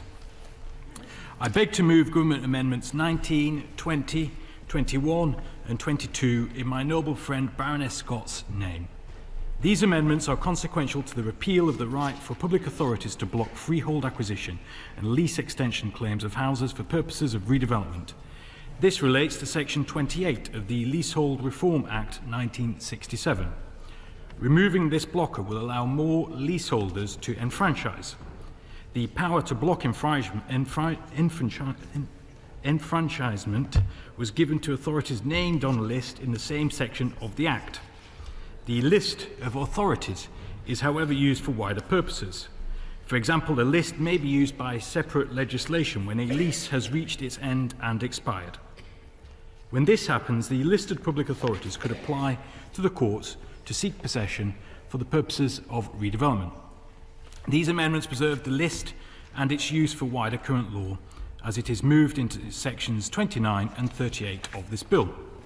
Turning to Government Amendments 25, 30, 31, 32, 33, 34, 35, 36, 37, 38, 39, 40 and 49 in the name of my noble friend Baroness Scott.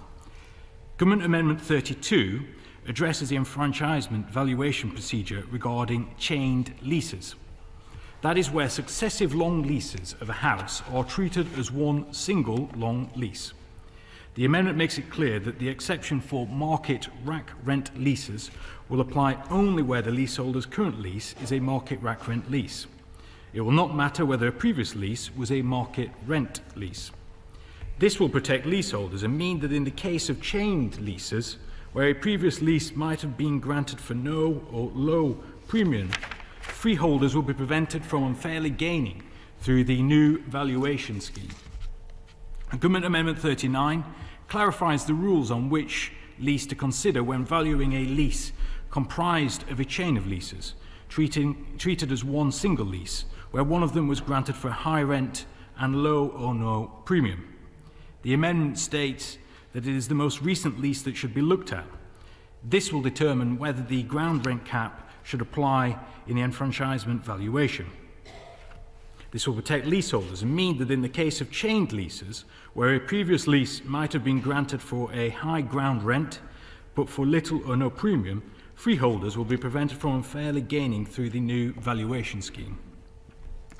Government Amendments 25, 31, 33, 34, 35, 36, 37 and 38 and 40 are minor amendments that will tidy up the bill by aligning two different sets of terminology used to mean the same thing across the bill.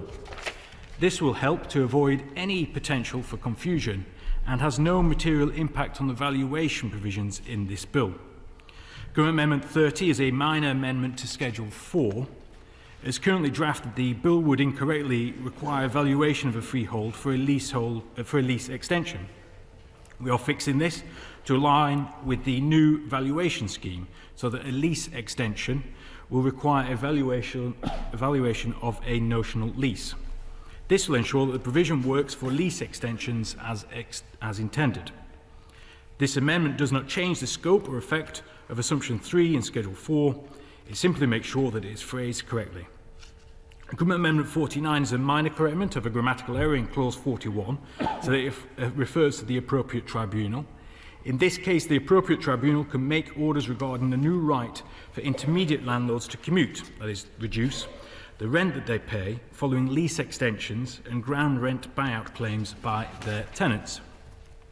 Turning to Government Amendments 50, 51, 52 and 56 in my noble friend Baroness Scott's name, as noble lords are aware, whenever making new legislation, it is of the utmost importance that we review any consequential amendments required to be made, including to other acts of Parliament. We have therefore conducted a thorough review of how the reforms brought forward in this bill will require necessary changes. The following amendments focus specifically on consequential changes resulting from Part 2 of this bill. Government Amendment 52 is a minor and technical amendment which reflects the movement of material from Section 175 of the Housing Act 1985 into the new Section 7A of the 1967 Act. This amendment preserves a part of the current law which deals with a number of exemptions for the valuation of a freehold acquisition under Section 9(1) of the 1967 Act, which will still be available under a preserved law claim. This will make sure that the bill retains the current restrictions and will remove any potential for unintentionally expanding the number of tenants who qualify for a Section 9(1) valuation and consequently for a preserved law claim. Right to buy tenants who qualify for enfranchisement rights will be no worse off, and they benefit in the same way from the new valuation scheme as with other leaseholders. Government Amendment 53 inserts a new clause which acts as a paving amendment to introduce a new schedule. This new schedule brings together the consequential amendments to other legislation.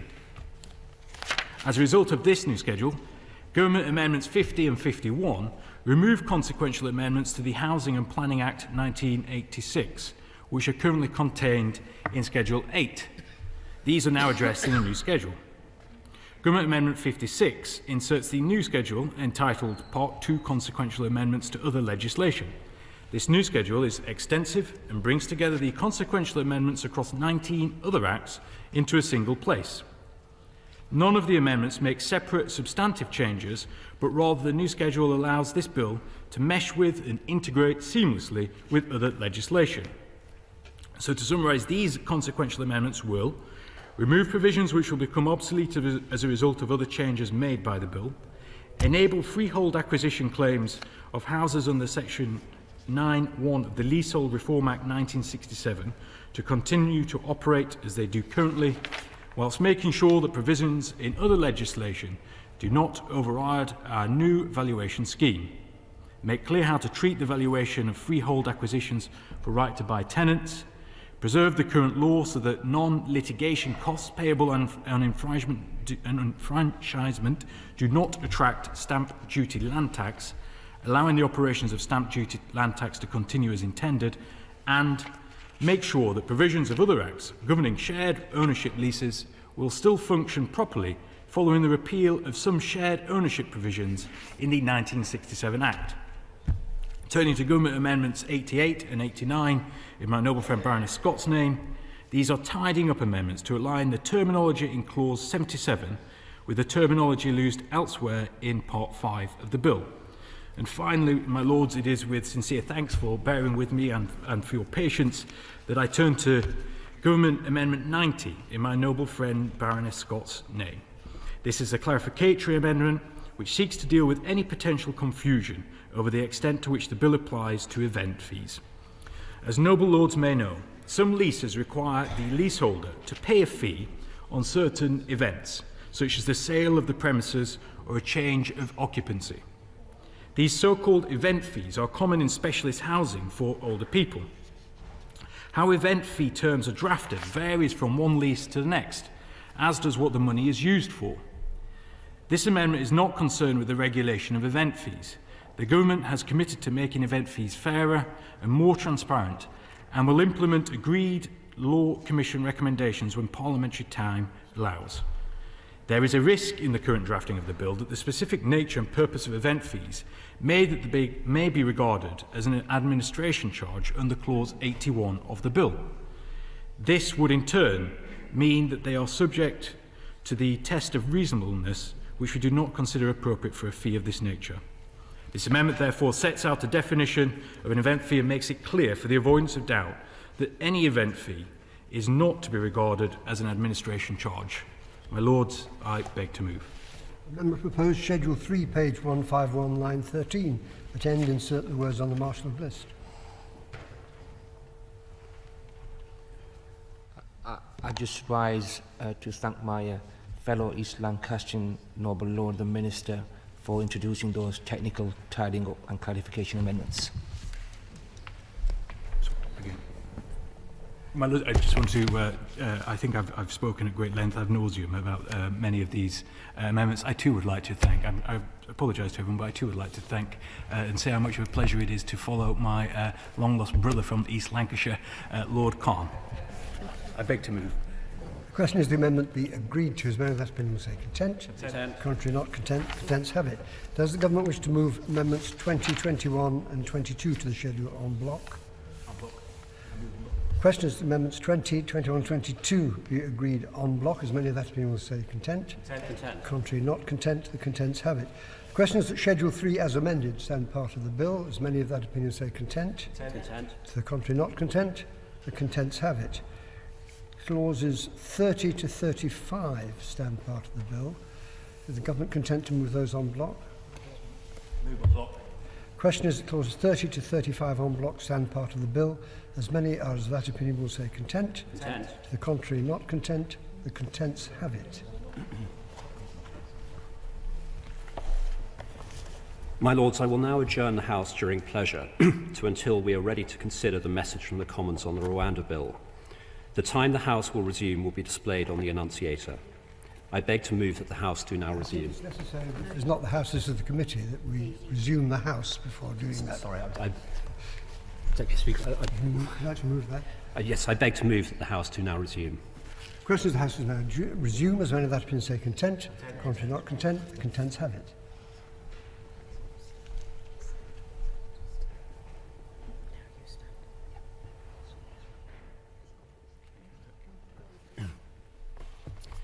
I beg to move that the House do now adjourn during pleasure. Question is the House do now adjourn during pleasure. As many of that opinion say content. Contrary not content. The contents have it.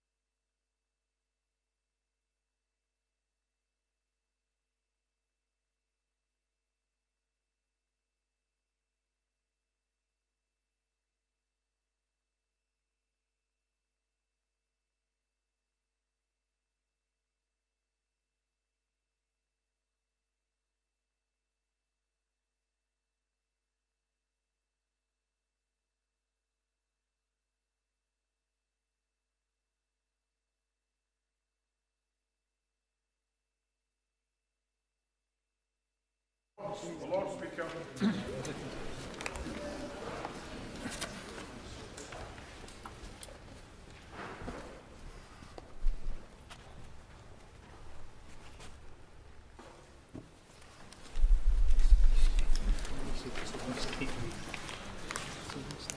Message from the Commons that they disagree to the amendments made by the Lords to the Safety of Rwanda Asylum and Immigration Bill, for which they assign reasons. My Lords, consideration of Commons reasons on the Safety of Rwanda Asylum and Immigration Bill. Lord Sharp of Epsom. My Lords, I beg to move that the Commons reasons be considered forthwith. The question is that the Commons reasons be considered forthwith. As many as are of that opinion will say content. Contrary not content, the contents have it. Motion A, Lord Sharp of Epsom. My Lords, I beg to move motion A that this House do not insist on its amendment 3G, to which the Commons have disagreed for their reason 3H. I will also speak to motions B and B1. My Lords, I'm very grateful to noble Lords on all sides of the House for the careful consideration of this bill. It is important that we have such detailed debates, and the bill has been scrutinised to the extent it has, but we must now accept that the will of the elected House and get this bill onto the statute book. My Lords, turning to the amendment in the name of the noble Lord Hope. Having now debated this issue on so many occasions, I will not repeat the same arguments, but I will remind your Lordship's House of a key point, of which I'm sure by now you are fully aware. The bill's provisions come into force when the treaty enters into force. And the treaty enters into force when the parties have completed their internal procedures. My Lords, we will only ratify the treaty in the UK once we agree with Rwanda that all necessary implementation is in place for both countries to comply with the obligations under the treaty. And I refer to the noble and learned Lord Hope's remarks during our debate on the 20th of March, where the noble Lord set out, I want to make it plain that I do not for a moment question the good faith of the government of Rwanda when they entered into the agreement or when they seek to give effect to what the treaty says. I do not for a moment question their determination to fulfil the obligations that they are undertaking. My Lords, the government entirely agrees with this sentiment. The noble Lord was right not to question the determination of the Rwandan government to fulfil the obligations that they are undertaking. Their commitment to the partnership and their obligations under the treaty have been demonstrated by the progress they are making towards implementation. And I set out last week the recent steps that have been taken to implement the treaty, and I don't intend to repeat those again, but I am pleased to be able to confirm further progress. On the 19th of April, the Rwandan Parliament passed their domestic legislation to implement their new asylum system. The new Rwandan asylum law will strengthen and streamline key aspects of the end-to-end asylum system, in particular decision-making processes and associated appeals processes. I will also remind noble Lords of the role of the Independent Monitoring Committee, which, as you will now by all be aware, has been enhanced under the terms of treaty to ensure compliance in practice with the obligations under the treaty. The Monitoring Committee will have the power to set its own priority areas for monitoring. It will have unfettered access for the purposes of completing assessments and reports, and the ability to publish these reports as it sees fit. They will monitor the entire relocation process from the beginning, including initial screening, to relocation and settlement in Rwanda. Crucially, the Monitoring Committee will undertake daily monitoring of the partnership for at least the first 3 months to ensure rapid identification of and response to any shortcomings. And as we have made clear, if the Monitoring Committee were to raise or escalate any issues to the Joint Committee, where standing members of the Joint Committee are senior officials of the Government of the UK and the Government of the Republic of Rwanda, with responsibility for areas related to the partnership, or areas with a strong interest and relevance in this activity, the government will, of course, listen. And I will remind noble Lords that it is up to the Independent Monitoring Committee to raise any issues at any point. My Lords, the government is satisfied that Rwanda is safe. I cannot, of course, predict what will happen in the future, but as I've set out, I can assure this House that we have already established the right mechanisms, so should a situation ever arise, the government will respond as necessary. And this would include a range of options to respond to the circumstances, including any primary legislation as required. Therefore, my Lords, this amendment is not necessary. Turning to the motion in the name of the noble Lord Brown. As I have said previously, the Government greatly values the contribution of those who have supported us and our armed forces overseas, and that is why there are legal routes for them to come to the UK. On the 1st of February, the Ministry of Defence updated Parliament on developments relating to the Afghan Relocations and Assistance Policy, ARAP scheme, announcing a reassessment of decisions made on applications with credible links to Afghan specialist units. This followed the Ministry of Defence's review of processes around eligibility decisions for applicants claiming service in Afghan specialist units that demonstrated instances of inconsistent application of ARAP criteria in certain cases. We are taking necessary steps to ensure that ARAP criteria are applied consistently. As such, the Ministry of Defence has decided to undertake a reassessment of all eligibility decisions made on ineligible applications, with credible claims of links to Afghan specialist units. This reassessment is being done by a team which is independent of those who conducted the original casework. They will review each application thoroughly on a case-by-case basis. In existing legislation, including but not limited to the Illegal Migration Act, the Secretary of State has a range of powers to consider cases and specific categories of persons. I've already made clear and a clear commitment on behalf of His Majesty's Government that we will consider how removal under existing immigration legislation would apply. That means that once this review of ARAP decisions for those with credible links to Afghan specialist units has concluded, the Government will not remove to Rwanda those who have received a positive eligibility decision as a result of this review, where they are already in the UK as of today.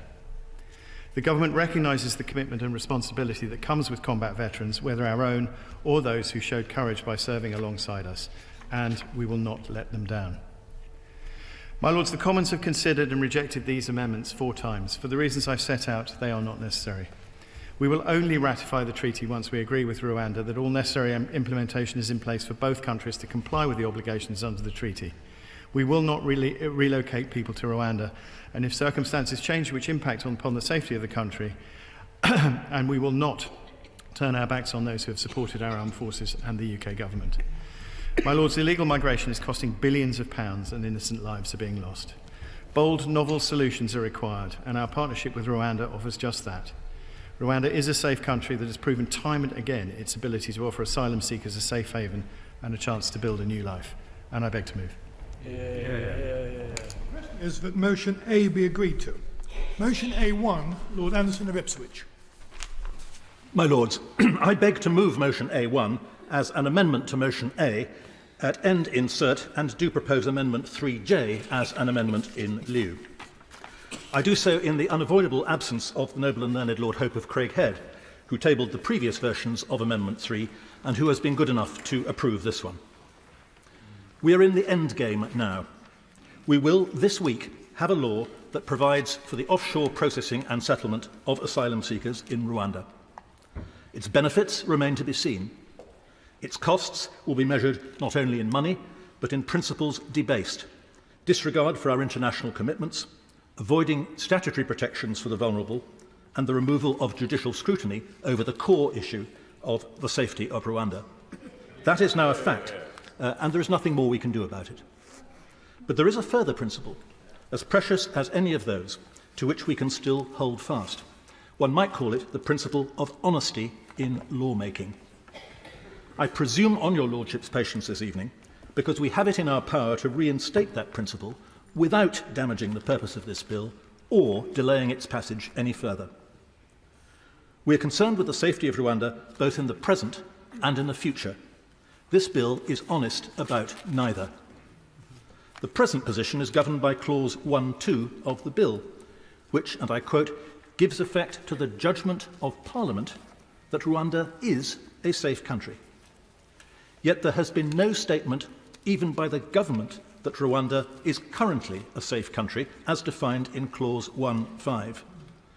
The noble Lord the Minister said just now, and I noted his words, they're the same words he used last Wednesday, we will only ratify the treaty once we agree with Rwanda that all necessary implementation is in place for both countries to comply with the obligations under the treaty. My Lords, this has not yet happened. Against the background of what the Supreme Court described on the evidence before it as, and I quote, the past and continuing practice of refoulement, Those obligations include, by Article 10.3 of the treaty, the agreement of an effective system to ensure that refoulement no longer occurs. The Minister has repeatedly declined the invitations of the Noble Lord Kerr to confirm that this system, a precondition for the safety of Rwanda, is fully set up and ready to go. Neither have we heard anything from the Monitoring Committee. So while the Minister's confidence is comforting up to a point, we are simply not in a position to make the judgment that this bill imputes to us. The bill's treatment of the future is still further from reality. Parliament is asked to declare that Rwanda will always be a safe country, even if the progress made since the genocide of the 1990s, and one can only commend Rwanda for that, should ever falter or go into reverse.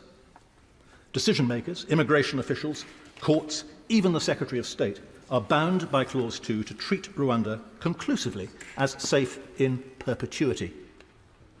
So bluntly, we are asked to be complicit in a present-day untruth and a future fantasy by making a factual judgment not backed by evidence, then by declaring that this judgment must stand for all time, irrespective of the true facts. This in the context not of some technical deeming provision in the tax code, but of a factual determination on a matter of huge controversy on which the safety of human beings will depend. This is a post-truth bill. To adapt a phrase we have often heard from the Noble Lord Norton of Louth, it takes the culture of justification, which is the trademark of this House, and replaces it with a culture of assertion. It takes hopes and rebadges them as facts. It uses the sovereign status of this Parliament as a shield from scrutiny, and it makes a mockery of this bill. My amendment addresses first the present and then the future. The first part, subclause 1.7, requires the Secretary of State to tell us when, in his judgment, Rwanda is safe. It is this statement, not the judgment we are supposed to be reaching tonight, that will determine when the flights may lawfully begin. He has the detailed evidence on this. We, despite our best efforts, have had only scraps. In previous versions of the amendment, this ministerial statement on the safety of Rwanda has been conditional on a favourable opinion from the government's own monitoring committee, established under the treaty, which we are told is already operational and which is ideally placed to assess the evidence. It has been objected on previous occasions that the monitoring committee should have no more than an advisory role. Lord Hope and I have listened and revised this amendment, which now provides only for the monitoring committee to be consulted. The statement on safety would be purely for the Secretary of State. The Noble and Learned Lord Faulkner asked the Minister last Tuesday to confirm that, and I quote, "Before the government are satisfied that Rwanda is a safe country, they will seek the views of the monitoring committee." No such assurance was forthcoming. I cannot say why not. Perhaps we will get an assurance this evening. Failing that, this amendment would write one into law. The second part of my amendment, new subclause 8, deals with the future. Lord Hope pointed out the problem in these terms. No provision is made anywhere in the bill for what should happen if the facts change and everyone can see that Rwanda is no longer safe. Sir Jeremy Wright, Sir Bob Neill and Sir Robert Buckland, none of them lefty lawyers the last time I checked, have made the same point in the Commons debates. The Minister indicated last week that if the government thought Rwanda had become unsafe, there might be some unspecified parliamentary occasion to mark that development. But of course, no such occasion, other than the passage of a full Act of Parliament, could do the trick. That, I think, was effectively acknowledged by the Minister in the Commons this afternoon. This assumption of perpetual parliamentary infallibility is an embarrassment and a nonsense. Fortunately, there is an alternative which presents not the slightest threat to what the government is seeking to achieve. New subclause 8 would give the Secretary of State an untrammelled power to decide in the future that Rwanda is no longer a safe country. Such a decision would release all decision makers, including himself, from a legal fiction that makes the law look like an ass and those who make it asses. So, my lords, there is a speedy and effective way to reinstate the principle of honesty in lawmaking. To quote the parting words of Sir Robert Buckland, who rebelled this afternoon alongside Sir Jeremy Wright, sort this out now. I persist in the hope that reason may yet break out in the Minister's response. If it does not, I propose to test the opinion of the House. I beg to move. Yeah. The original question was that motion A be agreed to. Since when motion A1 has been moved as an amendment to motion A, at end insert the words as printed on the marshalled list. The question, therefore, is that motion A1 be agreed to. Lords, I rise to speak to motion B1 and amendment 10H in lieu. My Lords, I've given a great deal of thought in recent times to the question of what courage and strength looks like. So I ask myself today, is it a desperate and unpopular Prime Minister threatening to keep some of us septuagenarians up all night if we do not bow to his will? Or is it putting yourself and your family in mortal peril by fighting totalitarianism alongside British forces with no idea of how that struggle will end? I know which I consider to be brave and strong, and I believe that the overwhelming majority of your lordships, like others of whatever age or political persuasion up and down the United Kingdom, agree. For weeks, ministers have toured the TV and radio studios saying that to repay our debt of honour to those who served the Crown in Afghanistan in particular would let some floodgates of application open. Well, my Lords, if the concession I seek would open such floodgates, creating oceans of impostors, this would only be as a result of the government's own incompetence and lack of preparation. And it's incompetence as well as dishonour that has brought us here this evening. Yeah. In the summer of 2021, the former Foreign Secretary, Dominic Raab, told us in a statement to the Foreign Affairs Select Committee that Her Majesty's Government was developing a plan for the evacuation of our exposed allies and agents from Afghanistan. If you'll allow me a moment to get this part of my script, I'll read the exact words to him. He told the Foreign Affairs Select Committee in July 2021 the government were planning for the possibility of an evacuation of British citizens and those who were quite rightly entitled to think that we had a moral obligation to secure their lives. I remember, in fact, post-Operation Pitting, asking if someone would share that plan to me to see if the plan included the very reality that those who were sent to help people evacuate left before those who needed to be evacuated could be. My Lords, later we were told by the Prime Minister, with a statement repeated in your Lordship's House. The statement was repeated in your Lordship's House, and I read now from the Hansard of Tuesday the 7th September, where the statement in its full is set out. Later, the Prime Minister, Boris Johnson, in this statement, told your Lordships that the Taliban must ensure safe passage and that Her Majesty's Government would keep ongoing evacuation plans under review in respect of just such people. In fact, he said this: "Let me say to anyone to whom we have made commitments and who is currently in Afghanistan, we are working urgently with our friends in the region to secure safe passage. And as soon as routes are available, we will do everything possible to help you reach safety." That's the words of the Prime Minister that were repeated here. And in fact, when this particular statement was repeated in your Lordship's House, we were then told also that this plan had been in existence for most of that year and that it had been reviewed in January and was repeatedly reviewed in order that the chaos that we saw at the Kabul airport would not happen, but it did. My Lords, you would have thought, with all of that planning behind, all of that information, with the fact that we had recruited the triples, that we had trained them, and that we paid them out of the embassy in Kabul, you would have thought that the 2,000 people who made them up, who were the most at risk, who had been working for us in harm's way, would have been known about, recorded and evacuated, and it would be the simplest thing in the world to triage anybody who claimed to be of that group out of the process of Arab. But that's not how it turned out.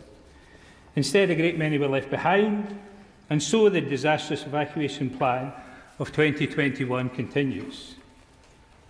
My Lords, the government created this problem that has caused at least 9 of those who fought for us to be executed by the Taliban, because promised safe passage never appeared.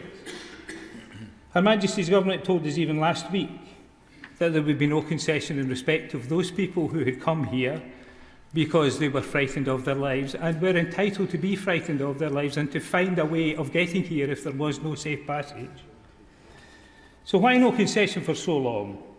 I'm asked this question every day. Every day since I started debating this issue, I'm asked by many people, including many Conservative politicians, why no concession? Why have they not been able to work something out with you, they say to me. Why the delay? Either they have no confidence in their ability to implement this plan and are seeking in some way to delay it that's not their responsibility, or they just want the theatre of delay to their flagship bill to blame Labour, the Lords, the courts and so on. Today, they finally bring a concession, having offered and then withdrawn it last week. They refuse to put it in the face of the bill. And I break away now because, my Lords, I'm going to ask the Noble Lord the Minister if he will either reread the passage of his speech that I call a concession. I know he doesn't, but that I call a concession, and he will read it a bit more slowly to your Lordship's House so that you can understand what the implications of it are. If not, if he has a printed copy, I'll read it slowly. I invite him to read it again, please. Would you do it now? Because it's important to the rest of my speech. I will. With the leave of the House, I will read it very slowly. That means that once this review of Arab decisions for those with credible links to Afghan specialist units has concluded, the government will not remove to Rwanda those who received a positive eligibility decision as a result of this review, where they are already in the UK as of today. Already in the UK. Well, you cannot be removed and deported to Rwanda unless you are here by what the government call illegal means, but what I call irregular means. So, my Lords, those words are important for this reason. The Noble Lord, the Minister, does not believe this to be a concession. It is to him a restatement of what he has been telling us for some time, but in a different form. It is, my Lords, quite clearly, in my view, a concession, although I guarantee you now that the media out there are being briefed that it's not, because there can be no concessions with this bill. But let me tell you why it's a concession. In the report stage of the debates in your Lordship's House on this bill, on the 4th of March, at column 1421, I asked this question of the Noble Lord the Minister. Will the Minister answer the question I asked in February when this review was announced, meaning the Triples review of eligibility to Iraq? Will anyone who is eligible but was told they were ineligible and acted in a way in which a small number of them did in extremis to protect themselves from possible death be disqualified from being allowed to become eligible on review? Will they be excluded from the requirement of the Illegal Migration Act and this bill, if it becomes law, that they must be deported to Rwanda? The Noble Lord answered for the first time he was in a position to do so. I think he said, I understand they will be deported to Rwanda. Now they will not be. Now that is a concession in anybody's language. Absolutely. Until then. And it is an extremely important concession, because these are the small number of people that in every speech I have made in support of my amendment, I have said that are the target of my ambition, that they will not be deported. So today they finally bring a concession, having offered and then withdrawn. So should I trust them at their word? They left these people behind. They messed up any subsequent evacuation plan. This is a third opportunity competently to do the right thing. Why should I trust them now? I'll tell you, my lords, why I am minded to consider doing so, although I haven't yet made up my mind. Because we, my lords, are now part of a grand coalition, including noble and gallant lords, many very senior politicians and officials who have secured this country for years, who have put their names to this, veterans, campaigners, and so many voters of all persuasions and traditions across our nations, and we will not be silent until today's promise is honoured by this government or the next one. Finally, my lords, what does this ignominious history tell us about the Rwanda policy as a whole? There were no safe routes for those heroes to whom we owe a debt of honour. Still less are there safe routes for any other genuine refugees worthy of the promise of the Refugee Convention, also paid for in courage and strength in an earlier war so many years ago. So while I may not press my motion this evening, I look forward to the day when a Labour government repeals this immoral and unlawful excuse for legislation in total. Yeah. My Lords, it's a privilege to follow the noble Lord, Lord Brown of Ladyton. His persistence, his clarity and his determination have, in my view, led to a meaningful concession, and it is a concession, by the government on a very important issue. To those who say that your Lordship's House has not behaved in a legitimate and constitutional way in relation to this bill, we can at the very least point to the concession that's been made to the noble Lord, Lord Brown, as justification for still being here debating this bill tonight. I stand principally to speak in favour and in total support of the absolutely admirable speech given by my noble friend Lord Anderson in favour of Amendment A1. I will return briefly to Amendment A1 in a few moments, but before I do, I wish to place on the record something that concerns me very much about the fact that we are debating this matter at all today. And I do so with appreciation for the characteristically gracious and considerate words spoken by the Government Chief Whip. When she spoke earlier this afternoon, I wasn't in the House because I didn't know she was going to say it, but I have been able to watch it on that splendid organ, Parliament Live TV. I speak as a religiously confused person, born with 100% Jewish blood, but brought up in the Church of England by convert parents. I note that there may well be some Jewish peers in the House today.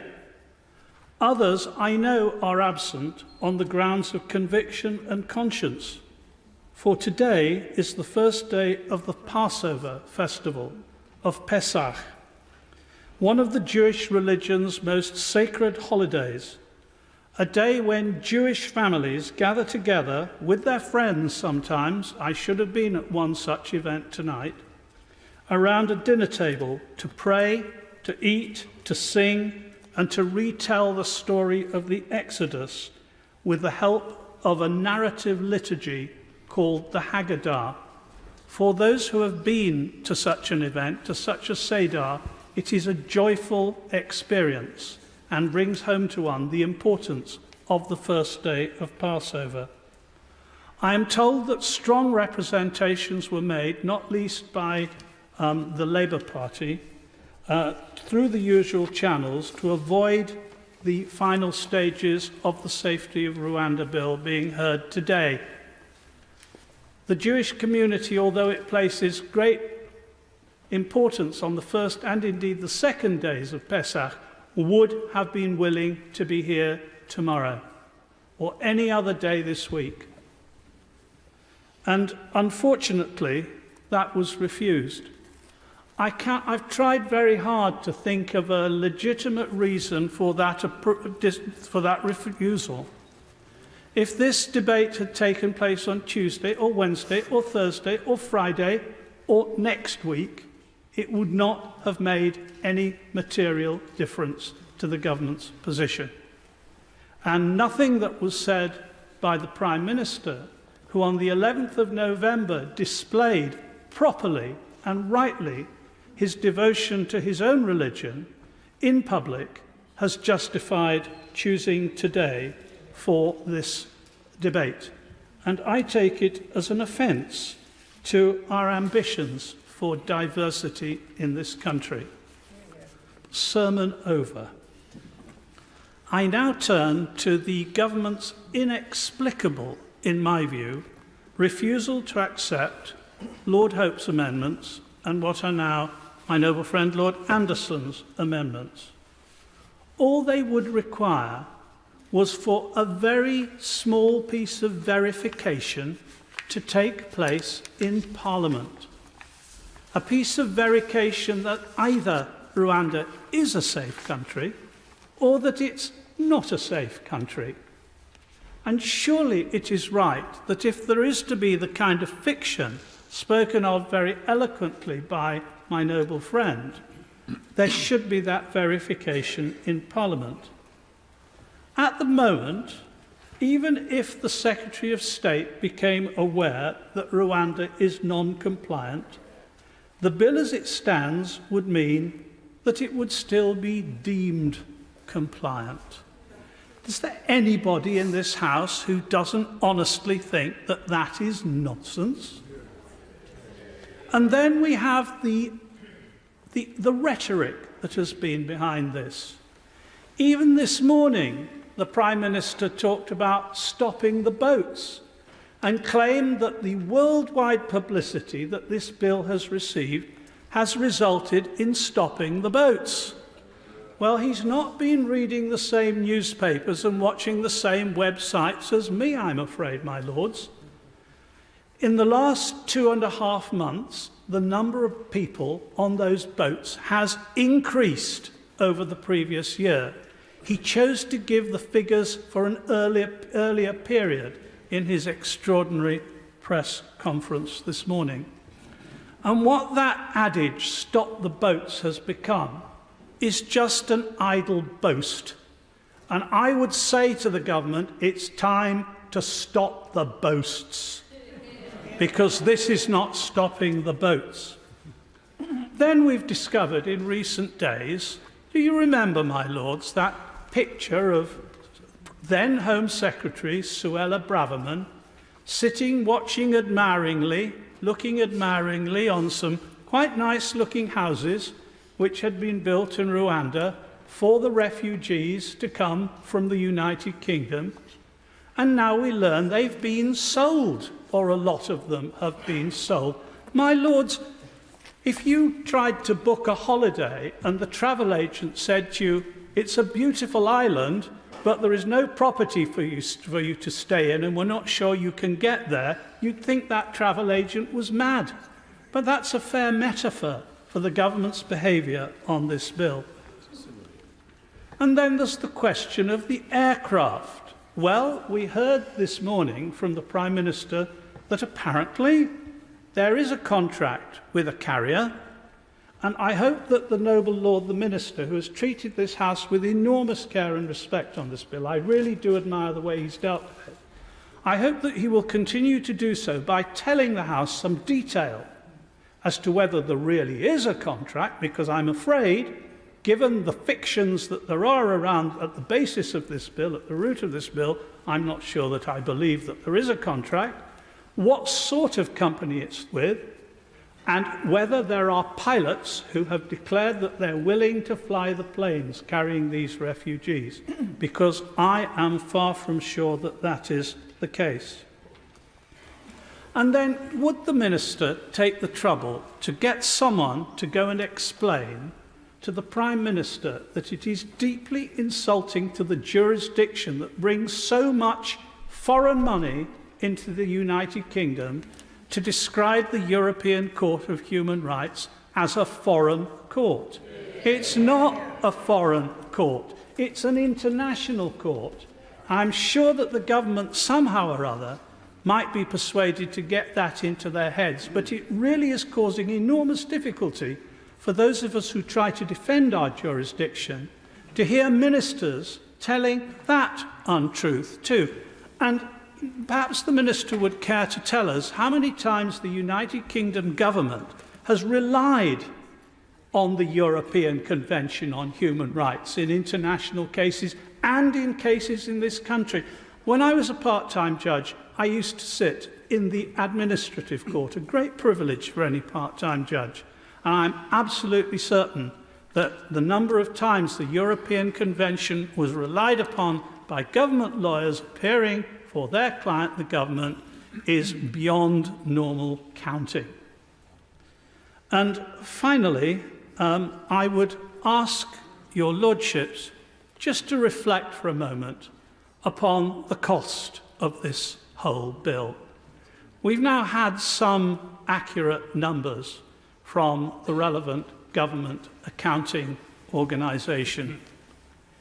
We were told in this very chamber that a maximum of 300 people were going to Rwanda at a cost which at that time, a couple of weeks ago, was estimated at something between 550 and 600 million pounds.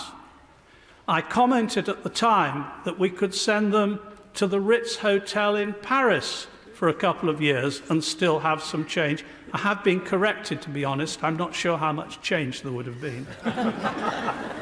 But it is an enormous sum of money to deal with a very small number of people. And the government has suddenly decided to do something it should have done years ago, which is to appoint more judges to deal with asylum and immigration cases, to have more civil servants who are specialised in dealing with these cases and dealing with the problem that they have brought upon themselves. So I am very disappointed that by the end of tonight, this bill will pass. I think it's an awful bill. I think it's the worst bill I've seen in my 38 years in one or other House of Parliament. But I will certainly vote in favour of Amendment A1. My Lords, I just wanted to say a few words after that bravura performance from the Noble Lord Anderson of Ipswich and Noble Lord Carlisle of Berry. I take a slightly different view, and I think before we get into the detail, we need to remember the purpose behind the bill. The purpose behind the bill as seen across the country. The bill is designed to stop the boats. And the Noble Lord Carlisle just pointed out that, in fact, at the moment, the number of people crossing on the boats is increasing. Well, that is probably because they realise that if it is stopped up, they better get here before the... Secondly, the second thing we need to remember is that in doing that, we are seeking to stop people drowning, dying in the Channel. Thirdly, we are trying to break the economic model of the people smugglers. And fourthly, and most importantly, we are trying to ensure that people do not jump the queue, either because they are coming from countries which are safe, or because they are economic migrants and they are not themselves in any way asylum seekers or refugees. Now, whether the bill will meet its objectives, of course I don't know. Of course I don't know.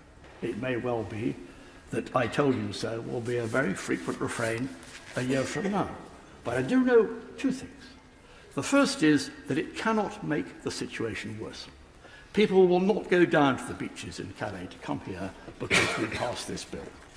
And secondly, at present, it is the only game in town. So when we turn to the amendments of the Noble Lord Anderson, of course, he has very persuasive arguments, honeyed words, which we have heard, and I've heard him many times, congratulated on them on Radio 4 and other times, that this is going to be a small amendment, doesn't really make a difference. And I entirely accept what he says. But, my Lords, I think anybody who's going to vote for this tonight does need to think in their heart whether they're really seeking to improve the bill, or whether what they're really seeking to do is to impede it, but not wreck it. They want to impede it, but not wreck it. They are engaged in what I might describe as a game of dragon's teeth. The House will recall that the mythological tale of Cadman, the foundation of Thebes, killed the dragon and planted the teeth in the ground. And they had the fortunate aspect of springing up into fully fledged warriors, and each time they were struck down, more warriors came up in their place. And that sometimes, my lords, when I hear speeches around your lordship's house, behind all the obvious belief that comes, I think, hang on, behind this is actually not a wish to let this bill through at all. We don't like the bill, but we don't want to be put in a position where we are going to kill it. And it is particularly revolved around the issue of the judgment of the Supreme Court, of whether Rwanda is a safe country. And safe, of course, as a word, my lords, is a big word, and particularly a big word with the weight that is being placed on it in this regard. It is, of course, entirely true, my lords, in very few cases are we entirely safe. So I find myself wondering whether the judgment is the right word, or whether what the Supreme Court undertook was a risk assessment, which is a different case, a different category, a different approach. And members of your lordship's house will probably be aware of the concept of assessor bias. That is, we are much more ready to put low risks onto aspects of problems with which we're familiar compared to those where we are unfamiliar. And so in that sense, my lords, what we're doing here is maybe because we have a situation where we are familiar with the government and legal systems of, say, France or Germany or Western Europe, and not with an African country, maybe some additional risk has been placed, and we need to consider that very carefully. Let it be clear, my lords, I'm not in any way impugning the good faith of the Supreme Court, but what I'm saying in that their risk assessment needs to be weighed and balanced against the other assessments and indeed the undertakings being given by my noble friend on the front bench, for which, by the way, the government will be held responsible by Parliament, and also third-party assessments such as the Ibrahim Index of African Governments, which rates Rwanda 12th out of 54 African countries, and I have said in past speeches, other third-party assessments, third-party risk assessments, which give confidence to my support for this bill. So, my lords, my last question then is for His Majesty's Royal Opposition. And we have heard from the noble Lord Brown of Leasehold that he's looking forward to some commitments for them if they were to form the next government. I've said to some noble lords that when I'm sitting here in a long, perhaps rather tedious committee stage, I think what great stars of stage or screen would be best portrayed by the great men and women who cover our front benches. And the noble Lord Coker is, for me, Harrison Ford, slashing his way through parliamentary undergrowth, and very effective too. But it can't disguise the lacuna at the centre of the opposition's position. Of course, now, with the polling, they will clearly be expecting. Order. I'm so grateful to the noble lord for momentarily giving way. I think I speak for most of us on this side that we understand that his comments are sincere and in no way a filibuster. But would he consider whether now casting everyone in their Hollywood guises is an appropriate use of the House's time this evening, and whether he might just focus on the noble Lord Anderson's amendment, which very briefly and very simply just requires the Secretary of State to lay before Parliament a report from a treaty and a monitoring committee of his own making. That is the amendment that I believe the noble lord is addressing, and does addressing that really require the honeyed words and technicolor that we're currently listening to? Well, my lords, I'm sorry if I wasn't clear, but I think I have spent some time discussing the issue of risk assessment and the way that the risk is being weighed by various parties and various people and various bodies. And this is the point that the noble Lord Anderson has arrived at, is his assessment of where we are on the risk profile. And I have said that I fully accept his position as being entirely genuine. Now, as far as the last point, we are now standing on the edge of a period of possible political change. I'm sure the party obviously is hoping they'll be here next year, we'll be over there.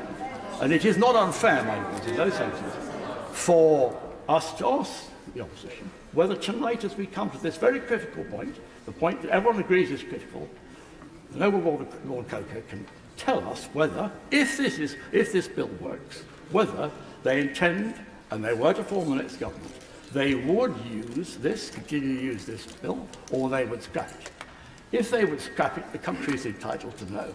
If they would continue to use it, then let's stop the dragon's teeth, let's stop playing games, and let's get on, pass this bill into law, and make sure that what happens, happens.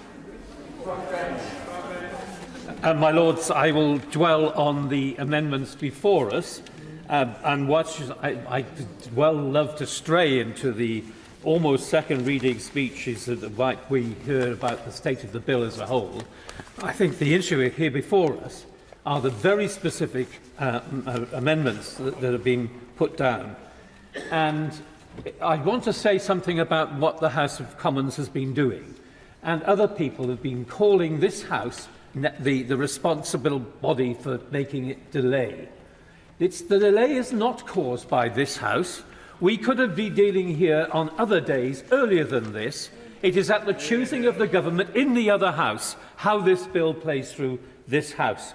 And therefore, I think we cannot be accused of not doing our job properly, because that's what we are doing. And it's been the government who's been slowing down the business in the Commons for whatever reasons they feel are acceptable to them. And this House is doing the proper job. Certainly we are with these amendments before us today, because the reasons we are debating for pressing these very important safeguards on this House and on this Parliament are so important. We are asked to declare, as it is in the Act which we're debating, we are asked to declare that Rwanda is safe for refugees and for asylum seekers.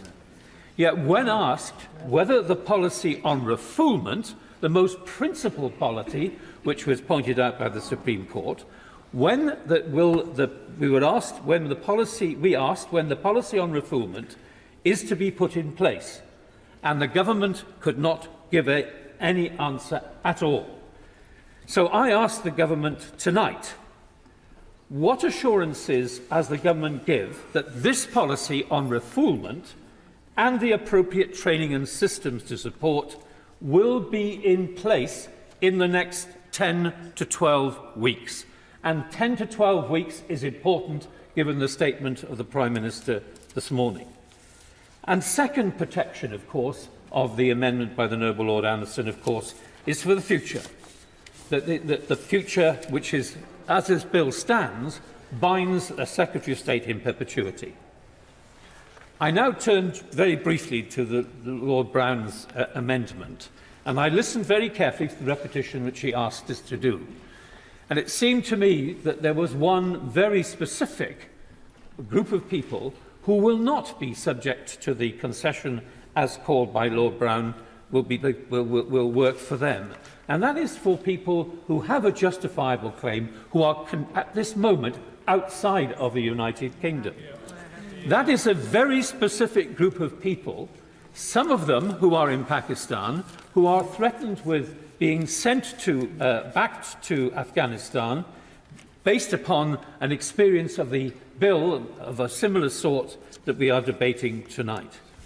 And my belief, and I hope the belief of this House, and certainly the belief of these benches, is that those people who are allies must have a record somewhere. There must be a record if they were an ally of ours. Somewhere they were employed either by the British forces, somewhere they were being paid for out of British funds, somewhere they would be on a company record for who supplied those services to the services of the United Kingdom's forces. So it is the government who will know who these people are, and they will know when an application comes before them whether there is a prospect of success for them. And what I did not hear tonight, and this House did not hear tonight, was a copper-bottom guarantee that those people seeking applications to come from outside the United Kingdom will not be sent to Rwanda either. And that guarantee was not given, and I do hope that the Noble Lord Brown will reflect on that matter when he comes to put this matter or discuss this matter at the conclusion of this debate. In conclusion, my Lords, it seems to us on these benches that despite what we feel about this bill, and I echo many of in fact all of the criticisms made by the Noble Lord Carlyle, because we made them. We made them right at the beginning of the bill, at the appropriate time. But now is the time for seeking amendments which actually safeguard critical groups of people and, most importantly, the critical role that this Parliament plays, and we're being asked to make a judgment, and the motion by the Lord Anderson does actually helps this Parliament makes a brave and right choice to be able to tell the truth about matters rather than leaving it to fiction. Yeah. My Lords, can I start by saying to Lord Hodgson straight away that he asked me what we would do if we win the next election, and I emphasise if we win the next election, we will repeal the bill. We've been quite clear about that. But that's not what we're debating here this evening. We're debating the bill that we have before us, and in particular the two amendments that A1 and B1. But I wanted to just start by because I think it's important that we dispel some of the myths around the debate that has taken place today, started by the Prime Minister this morning in his press conference, who seemed to imply that the debate in this chamber is between those who want to stop the boats and those who don't. Whereas I've made the case continually, as every member across this chamber has done, but we all agree that we need to stop the boats. The dispute in this place is to exactly the right way to go about that and the way to do that.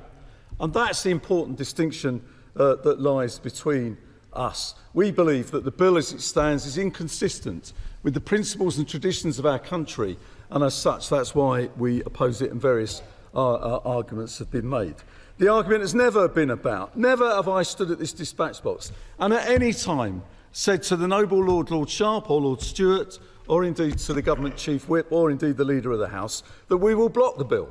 That has never been the policy of His Majesty's opposition, never been something that we have said from this dispatch box. And indeed we voted against a motion that was put before it some weeks ago to do that. But what we've also said is that we will stand up for the proper position of this House, the proper role of this chamber, to argue, to debate, to revise, to suggest amendments, and to put forward that case.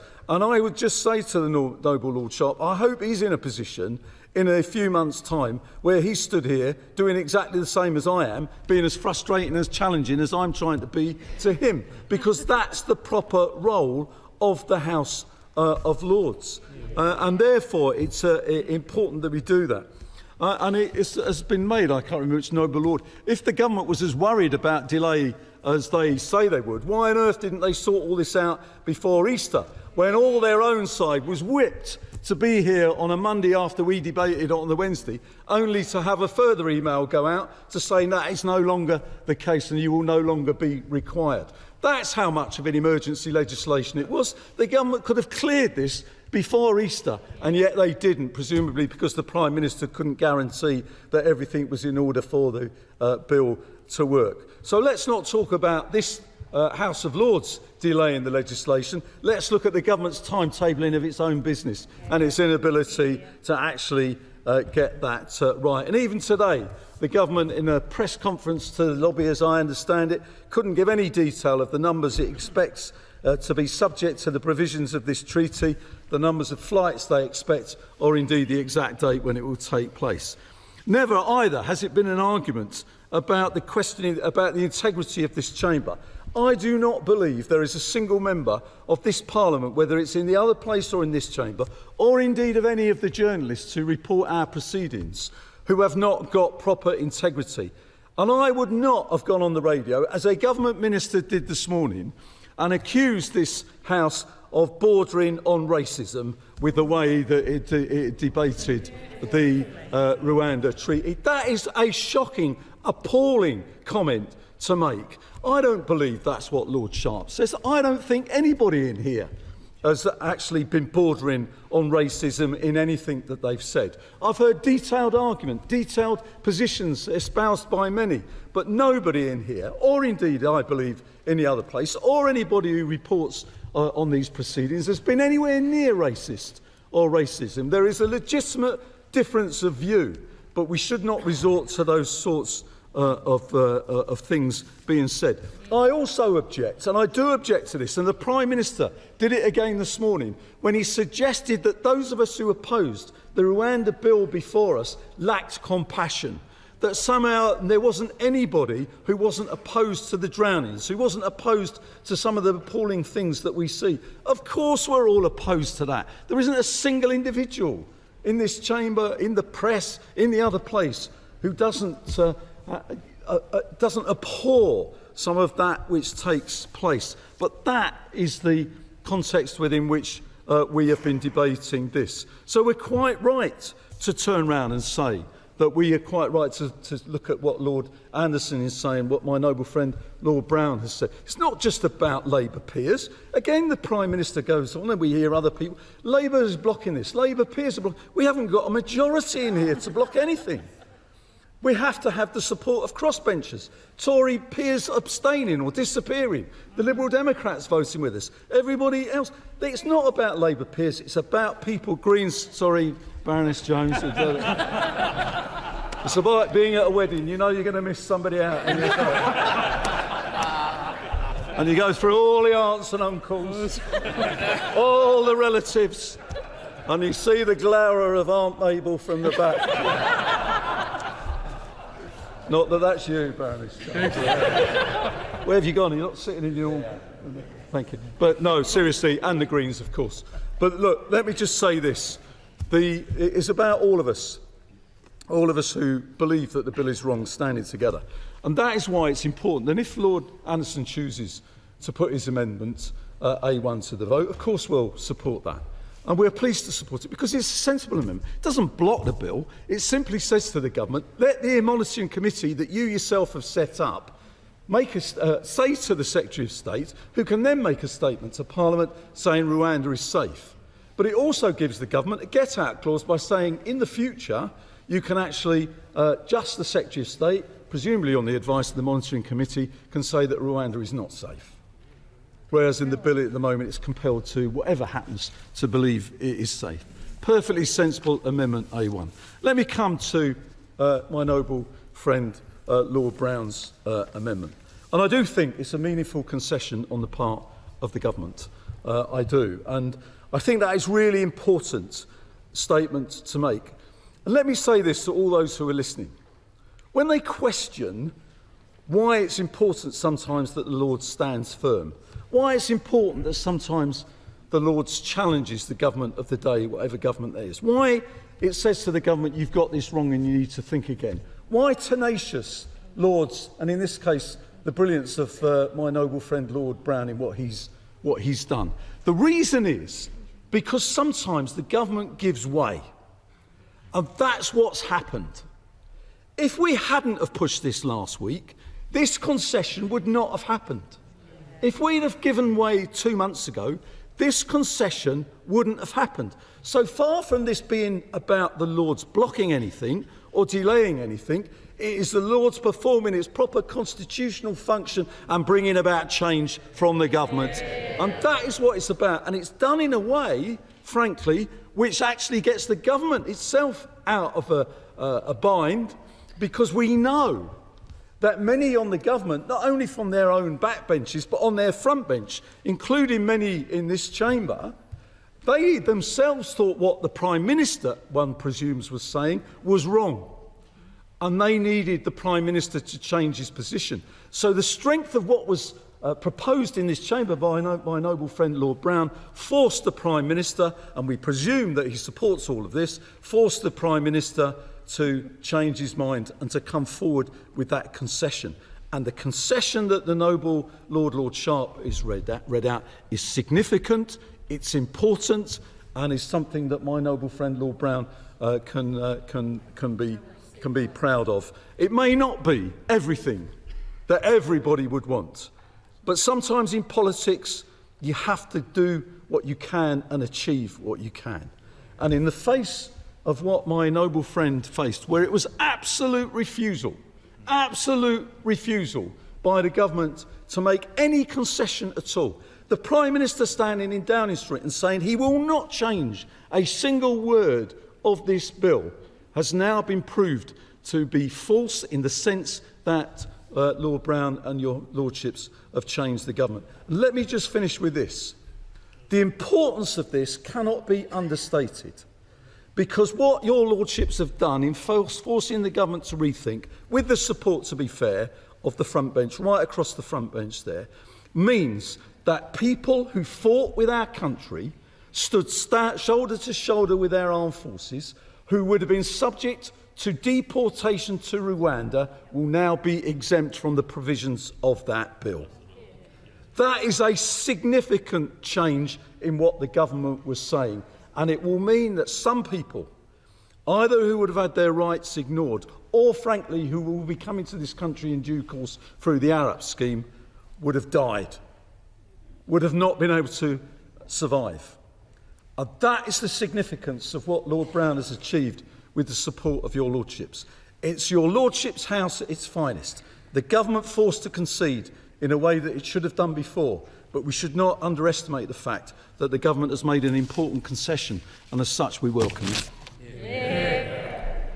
Well, my lords, as ever, can I thank all noble lords who've contributed to this relatively short debate.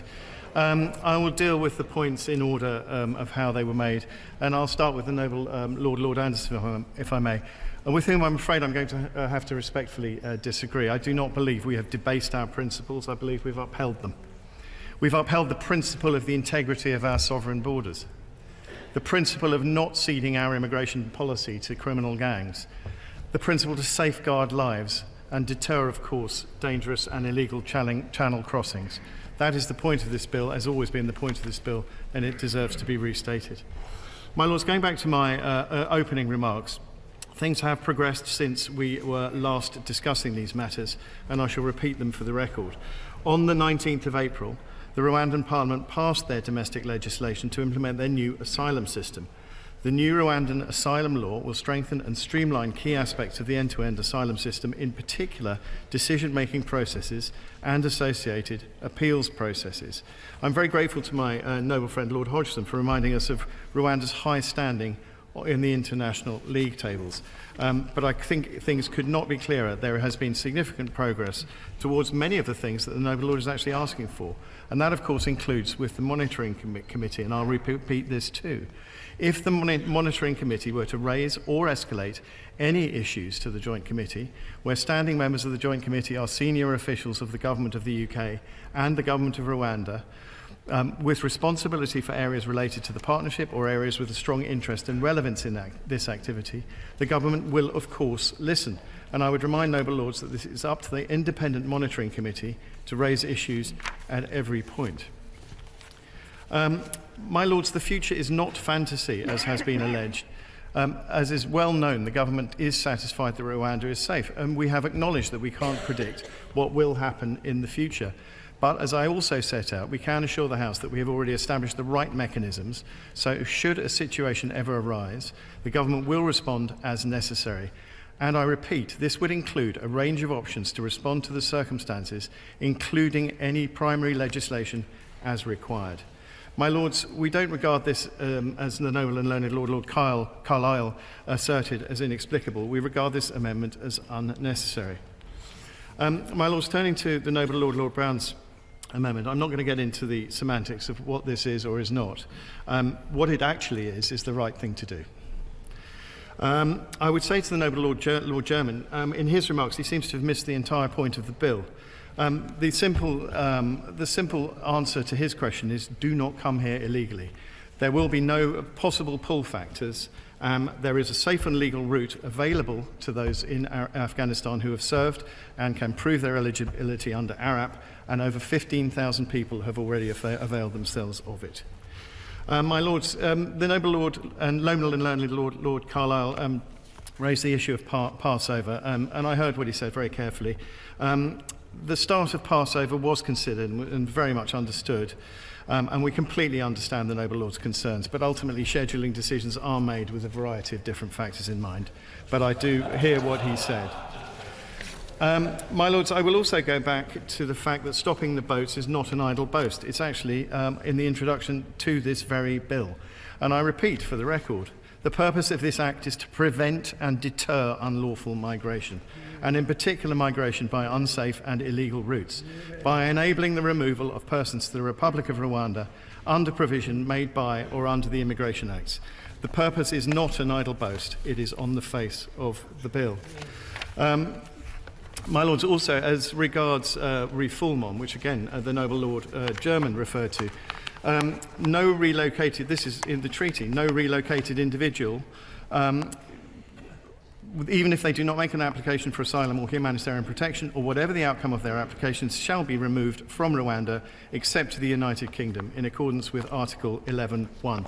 That's Article 10.3 of the treaty. The treaty, when it is ratified, it needs to be ratified before the bill comes into effect. So I would say to the noble Lord, that is when we will see the provisions being acted upon. So, my lords, as I said earlier, the Commons have considered and rejected these amendments now 4 times. And for the reasons I've set out, they are not necessary. We will only ratify the treaty once we agree with Rwanda that all the necessary implementation is in place for both countries to comply with the obligations under the treaty, including refoulement. We will not relocate people to Rwanda if circumstances change which impact upon the safety of the country.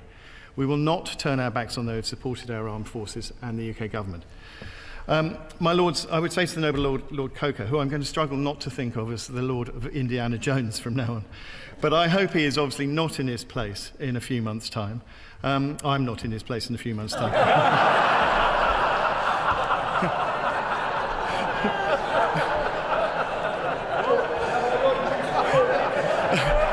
Couldn't read my own writing, my lords.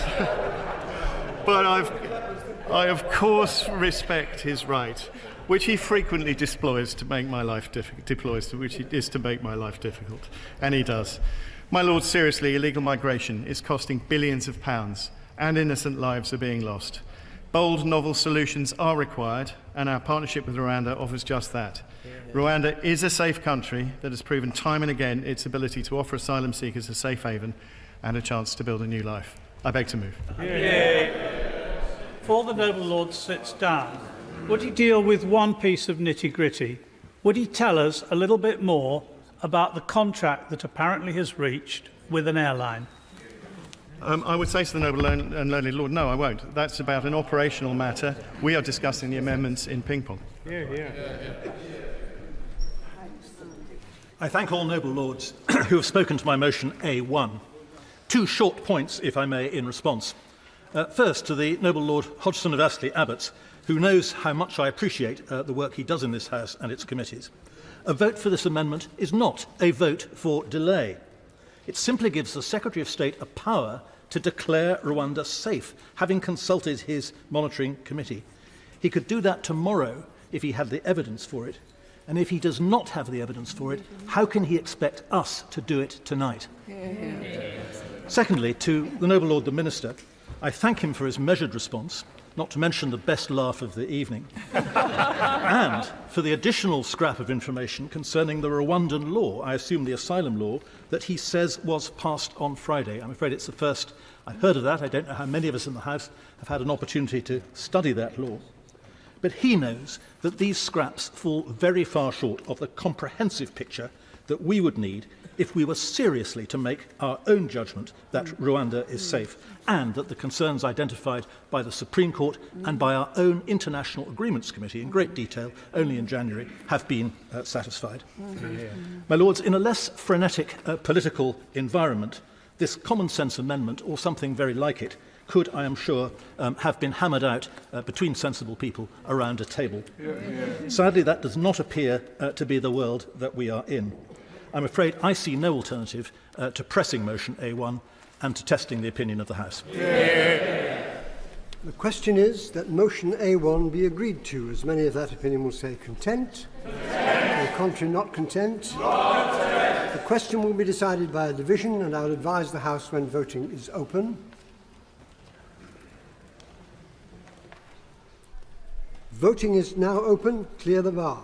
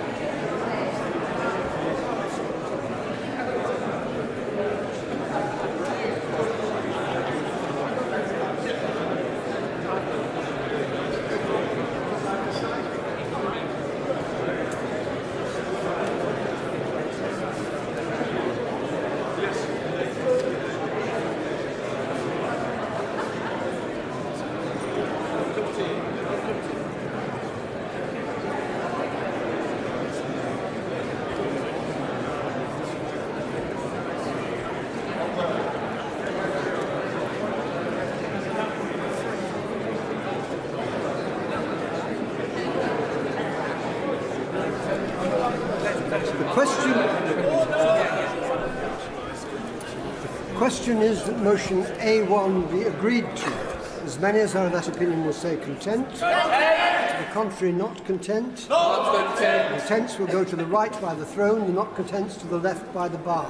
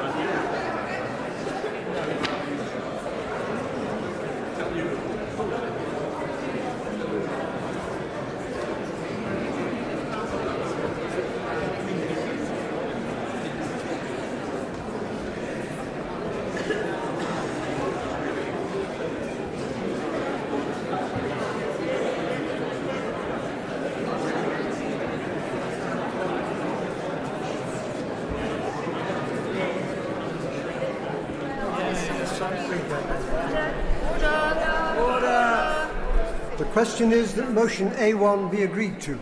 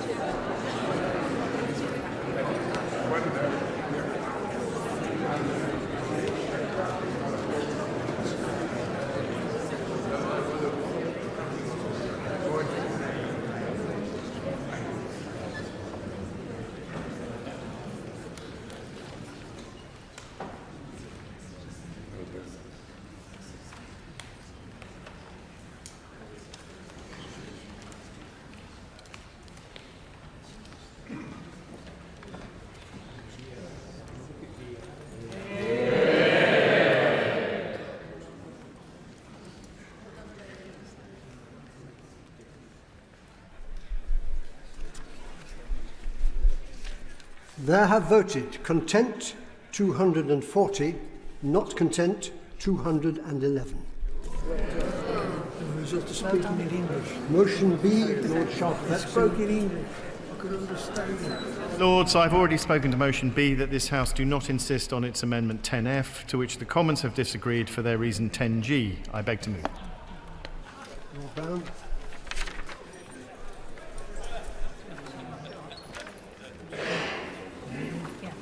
So I should say the question is that motion B be agreed to. No.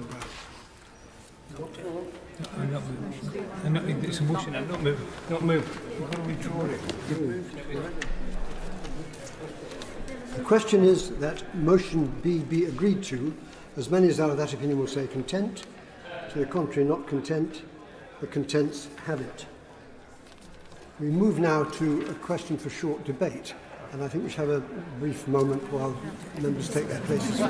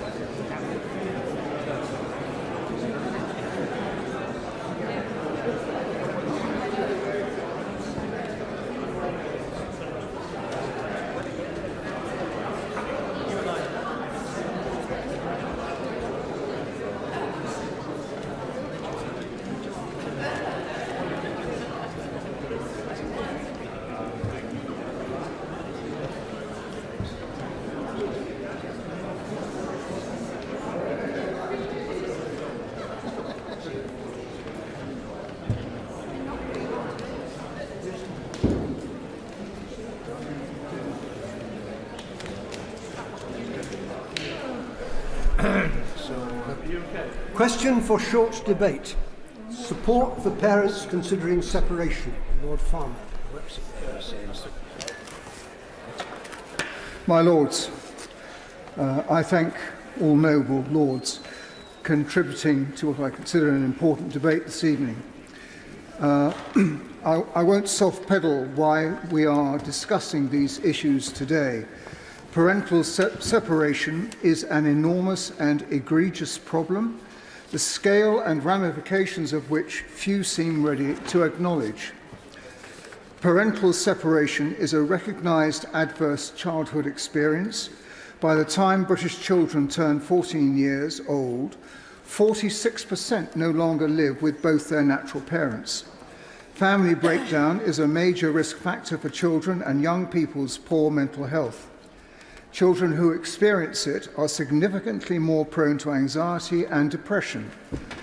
Also, Institute of Psychiatry research also found greater susceptibility to severe mental illness such as schizophrenia.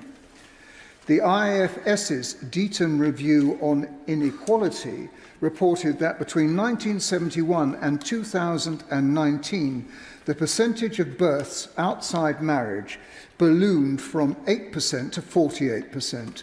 Half of all births take place in inherently less stable cohabitating couple families, or to parents living apart from the outset.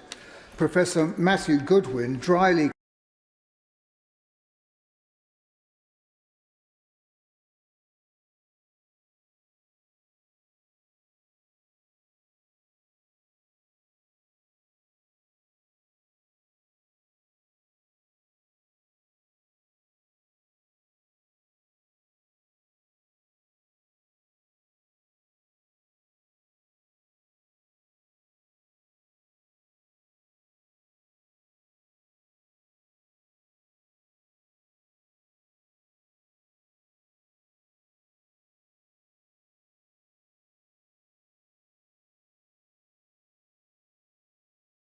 funding. If urgent action is not taken, I share Rainbow's concerns that more seriously ill children and their families will be denied choice and control over the palliative end-of-life care. So in conclusion, Madam Deputy Speaker, I would ask the Minister to not change a single atom of Lauros or indeed Rainbow's Children's Hospice, because they both provide excellent, excellent care. However, please work alongside them as much as you can and get the ICBs in particular to deliver on that funding that was already mentioned by my colleague earlier on. Thank you. Bob Seeley. Madam Deputy Speaker, I won't take up too much of your time. I want to thank my honourable friends from Hastings and Rye and Darlington for organising and securing this debate. It's actually a very important one, and I'm hugely grateful that they've done it. And I think it's very clear from the amount of people who've taken part in this debate, the affection that hospices hold, not only in our hearts but also the hearts of our constituents. And I have great respect for that, both on the Isle of Wight and throughout the country. And clearly they comfort people in times of extraordinary difficulty and death, not only for those people who are dying, but also for their families. These are very difficult times, and hospices provide both succour and professional support, and actually probably above all love and comfort. On the island we have the Mountbatten Hospice, and I know that my honourable friend from Eastleigh spoke earlier about the Mountbatten Hospice, and I want to develop some of the points that he makes and echo them. So we have the Mountbatten Hospice in Newport. It is one of our most cherished institutions on the island. I thank all those people. I'm going to have a few thank yous now. I want to thank firstly all the people who work there in our Mountbatten Hospice and support it for the fantastic work they do caring for people in the Isle of Wight. And I also want to pay special tribute to the head of our hospice, Nigel Hartley, one of the most impressive people we have on the island, and actually one of my favourite islanders. He was a concert pianist before he started looking after people in the London Lighthouse Clinic in the relatively early days of the AIDS pandemic. And he learnt to care for people at that time before moving eventually to the island and bringing a unique sense of occasionally eccentric but organised, highly competent and very loving leadership to that institution. And I think we are hugely lucky on the island to have somebody like Nigel. On their behalf, I want to raise just a few issues and get some clarity from the Minister. And I know I'm not the only one saying this, but for backbenchers, there's clearly strength in numbers. And many of the issues that I have are issues that have been raised as well, but I want to put them on the record. I don't want the NHS to take over hospices. We need to respect the charitable status of our hospices, because it's something that gives them strength. They are so directly related and engaged in our communities. But we do need the NHS to pay its way in relation to our hospices. And in the last 2 years, Mountbatten on the Isle of Wight and indeed in Eastleigh, the Mountbatten Hospice, the two of them, have had cash increases from the NHS of under 2%, if I understand correctly the figures, but also under 3%. Their costs have gone up much higher. We are putting our hospices under very considerable financial pressure. So we're having to dig deeper into fundraising, or we're having to make cuts or look at ways of making cuts. This is not acceptable.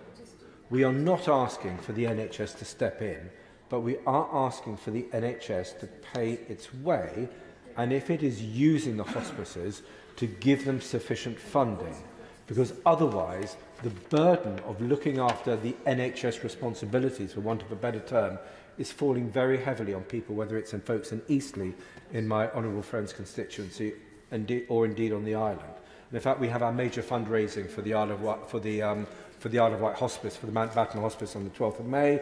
Walk the Wight, fantastic event. Last year it raised £460,000.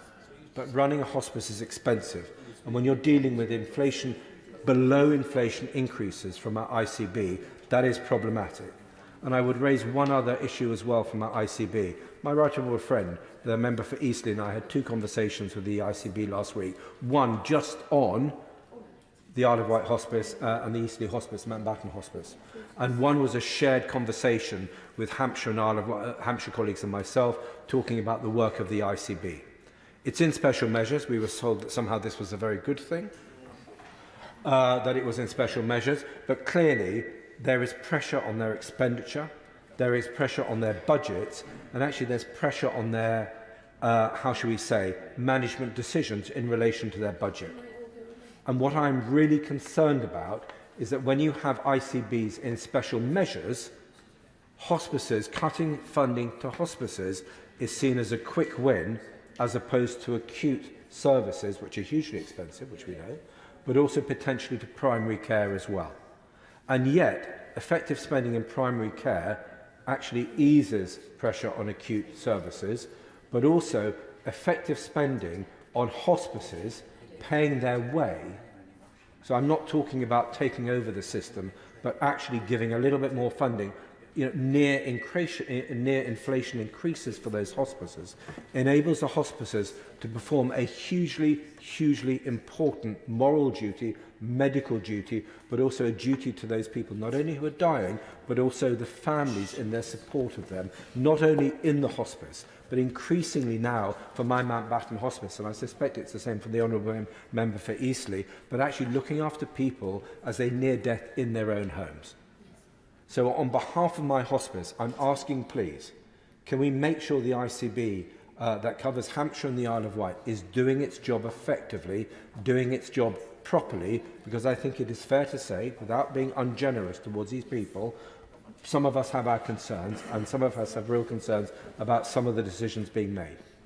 So can we make sure the ICB is managing its affairs well, but in doing so is also giving the support to the hospices, both in Eastleigh but also in Newport and the Isle of Wight, which our hospice, the Mountbatten Hospice, so badly needs. Thank you.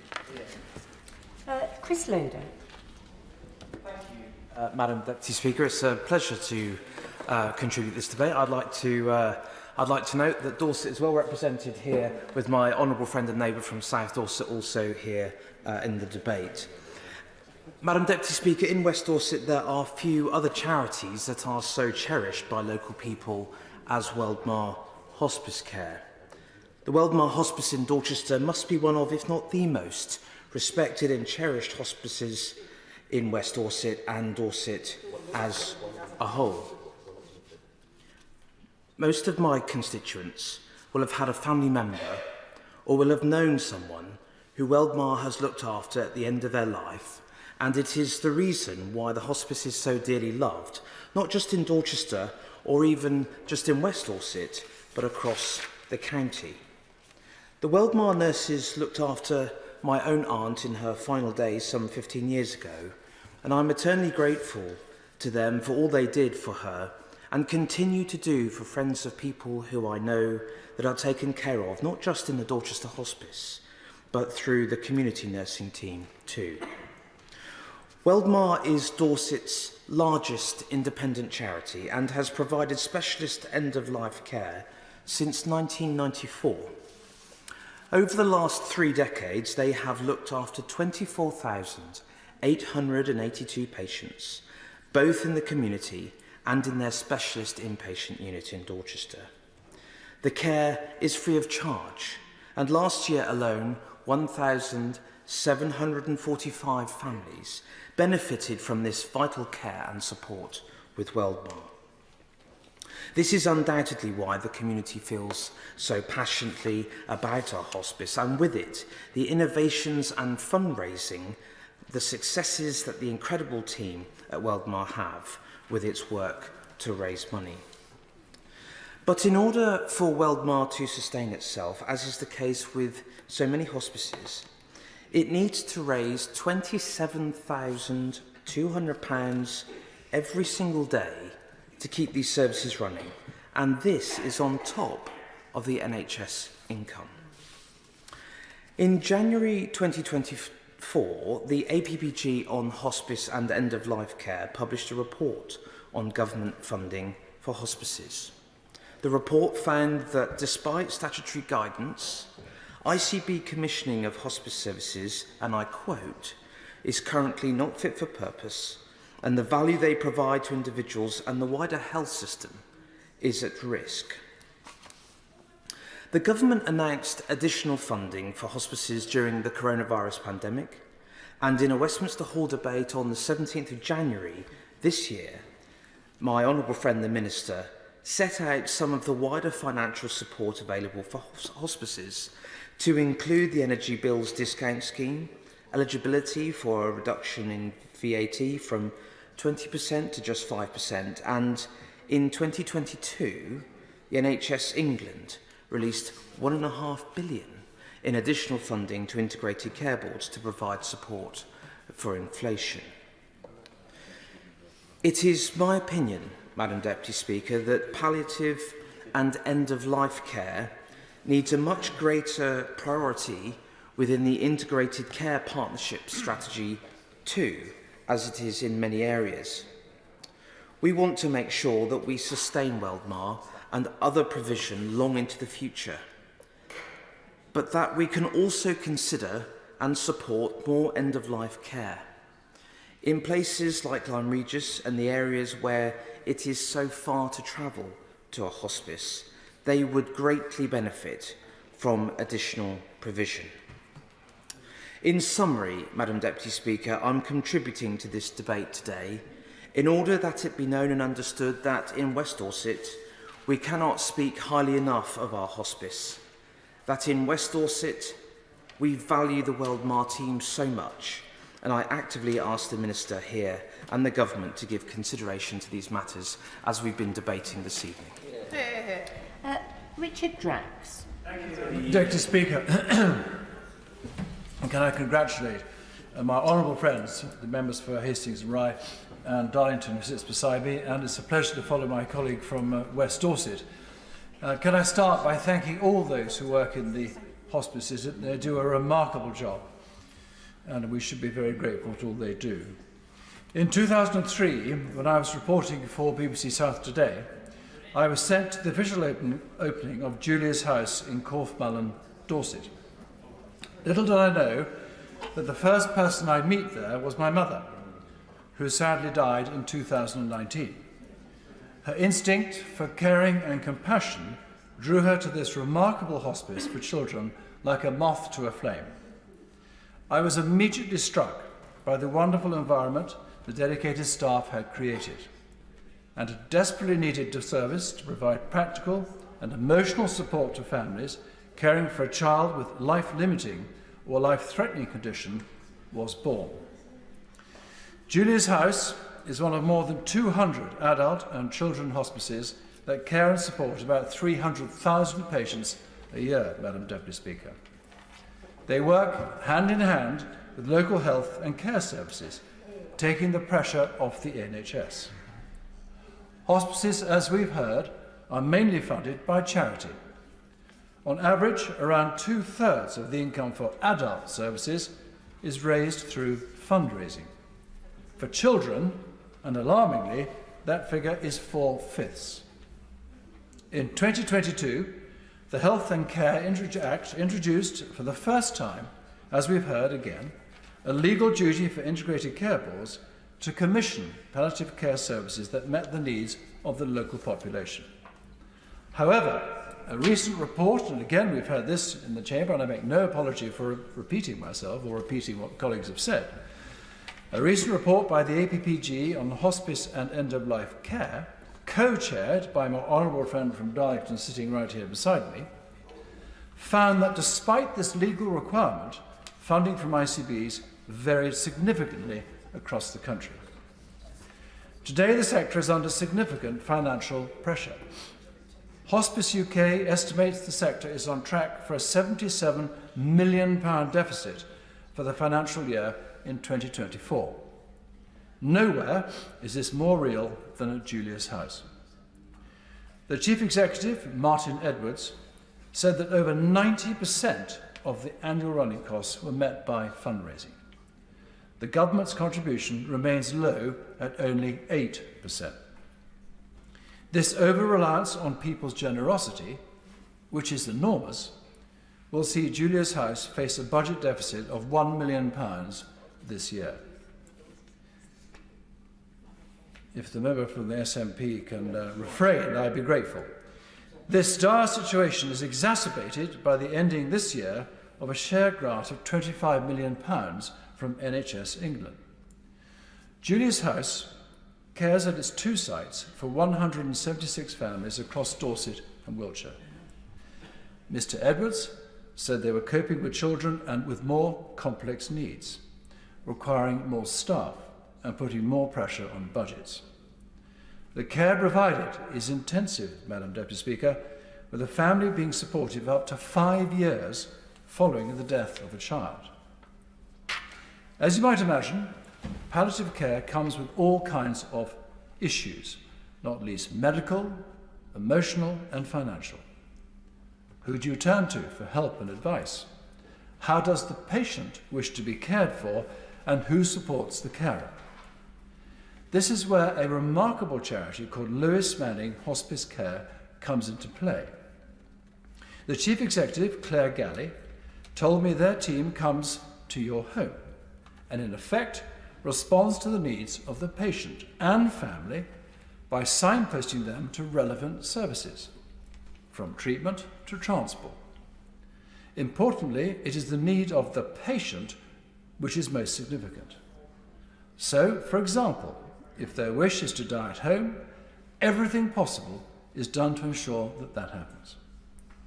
Importantly, this free service is proactive rather than reactive, anticipating what the patient and family want, reducing crisis at the end of life, and saving the NHS a lot of money by freeing up GPs' time and negating the need for a hospital.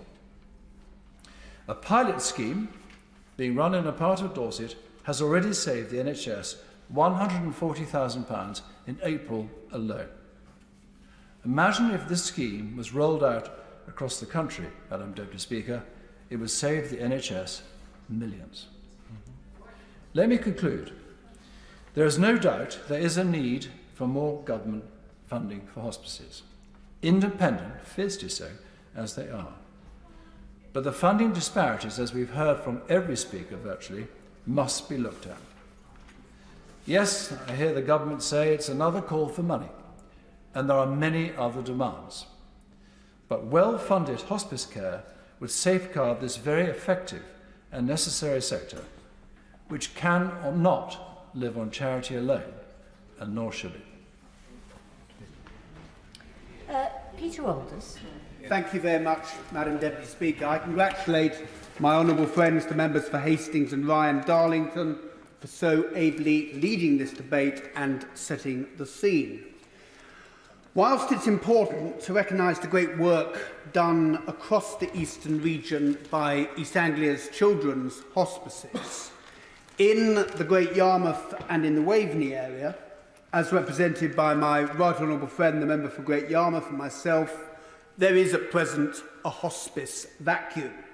Throughout the rest of Suffolk and Norfolk, there are locally based hospices well embedded in and providing great services for their communities. The good news, Madam Deputy Speaker, is that plans are being carefully prepared to fill this vacuum and this void. A local partnership is evolving to build a local hospice led by St Elizabeth Hospice and including the local NHS, councils, a community interest company, volunteers and fundraisers. To be successful, to open the hospice and then to run it, national government must join this partnership. And I hope that my right honourable friend, the Minister, who is currently not in her place, in her summing up, will accept this invitation. Madam Deputy Speaker, the Waveney and Great Yarmouth areas desperately need a hospice. We have an ageing population, pockets of deprivation, and as Chris Whitty has highlighted, there are acute health inequalities in coastal communities which a hospice can help level out and remove. As I've mentioned, a well-researched case for the hospice has now been prepared, though it is important to recognise the work done by so many over the years in supporting those in need of end-of-life care and their families. The late Margaret Chadd, who founded East Coast Hospice, had the vision of building a hospice on land bought at Galston. Roberta Lovick, who founded the Louise Hamilton Centre, from which such great support is provided to patients with life-limiting conditions and their families, to the James Paget Hospital, where the Louise Hamilton Centre is based, and to East Coast Community Healthcare, the Lowestoft-based community interest company, who in partnership with St Elizabeth operate 6 specialist beds in Beccles Hospital, as well as providing care in both people's homes and in care homes. Madam Deputy Speaker, building on the work of these local people and these local organisations, a framework is now emerging through which a local hospice can now be built. The cornerstone of this is, of course, as we've heard, the Health and Care Act of 2022, which sets out the legal requirement for ICBs to commission palliative and end-of-life care. The Norfolk and Waveney ICB have responded by carrying out a review of palliative and end-of-life care. This was completed last autumn and highlights the need for 9 urgent and 6 medium to long-term actions. Last March, St Elizabeth Hospice merged with East Coast Hospice and straight away set about conducting a feasibility study into the viability of building up hospice facilities on the Galston site. This study has just been completed, and the conclusion that has been reached is that a hospice should be built in stages, and expressions of interest are now being invited from architects. Madam Deputy Speaker, this is an exciting landmark for which so many people have strived for so many years. St Elizabeth are confident that they can successfully fundraise for hospice capital appeal. However, it is with the ongoing revenue cost of providing core clinical services for a full inpatient unit, as well as outreach community services, that national government support is required. The Norfolk and Waveney ICB, and indeed all ICBs, need central government support and a fundamental rebalancing of national policy so that they can meet the projected growth in demand for palliative care. Madam Deputy Speaker, it is good news that after so many false dawns over so many years, we now have a coherent and well thought through plan for filling the hospice void in the Waveney and Great Yarmouth area. Whilst we should be sanguine, we should also be realistic. We are not even at the starting point as the rest of England, as we've heard from those other colleagues who actually have a hospice up and running. We don't. And that is why the government need to join the partnership that has evolved and support the Norfolk and Waveney ICB so that they can commission hospice services on a long-term, multi-year basis. And I urge the government to join us on this exciting journey. Thank you. Steve Double. Thank you very much, Madam Deputy Speaker. And it's becoming a bit of a habit of me being the warm-up act for the wind-ups, but I gather I'm not going to get that honour this evening. It's a great privilege to be able to speak in this debate, which clearly is heartfelt by many members across the House, and I congratulate my honourable friends who secured this debate. The subject of hospices, I think, is one of those that most of us hope we never really get to experience firsthand in our lives. But when we do experience them, because a loved one needs their care and support, you realise just how important and how valuable they are. And I'm incredibly proud and privileged to have 2 exceptional hospices in my constituency. Mount Edgecombe Hospice, that is part of Cornwall Hospice Care, that was opened in 1980 and was Cornwall's first hospice.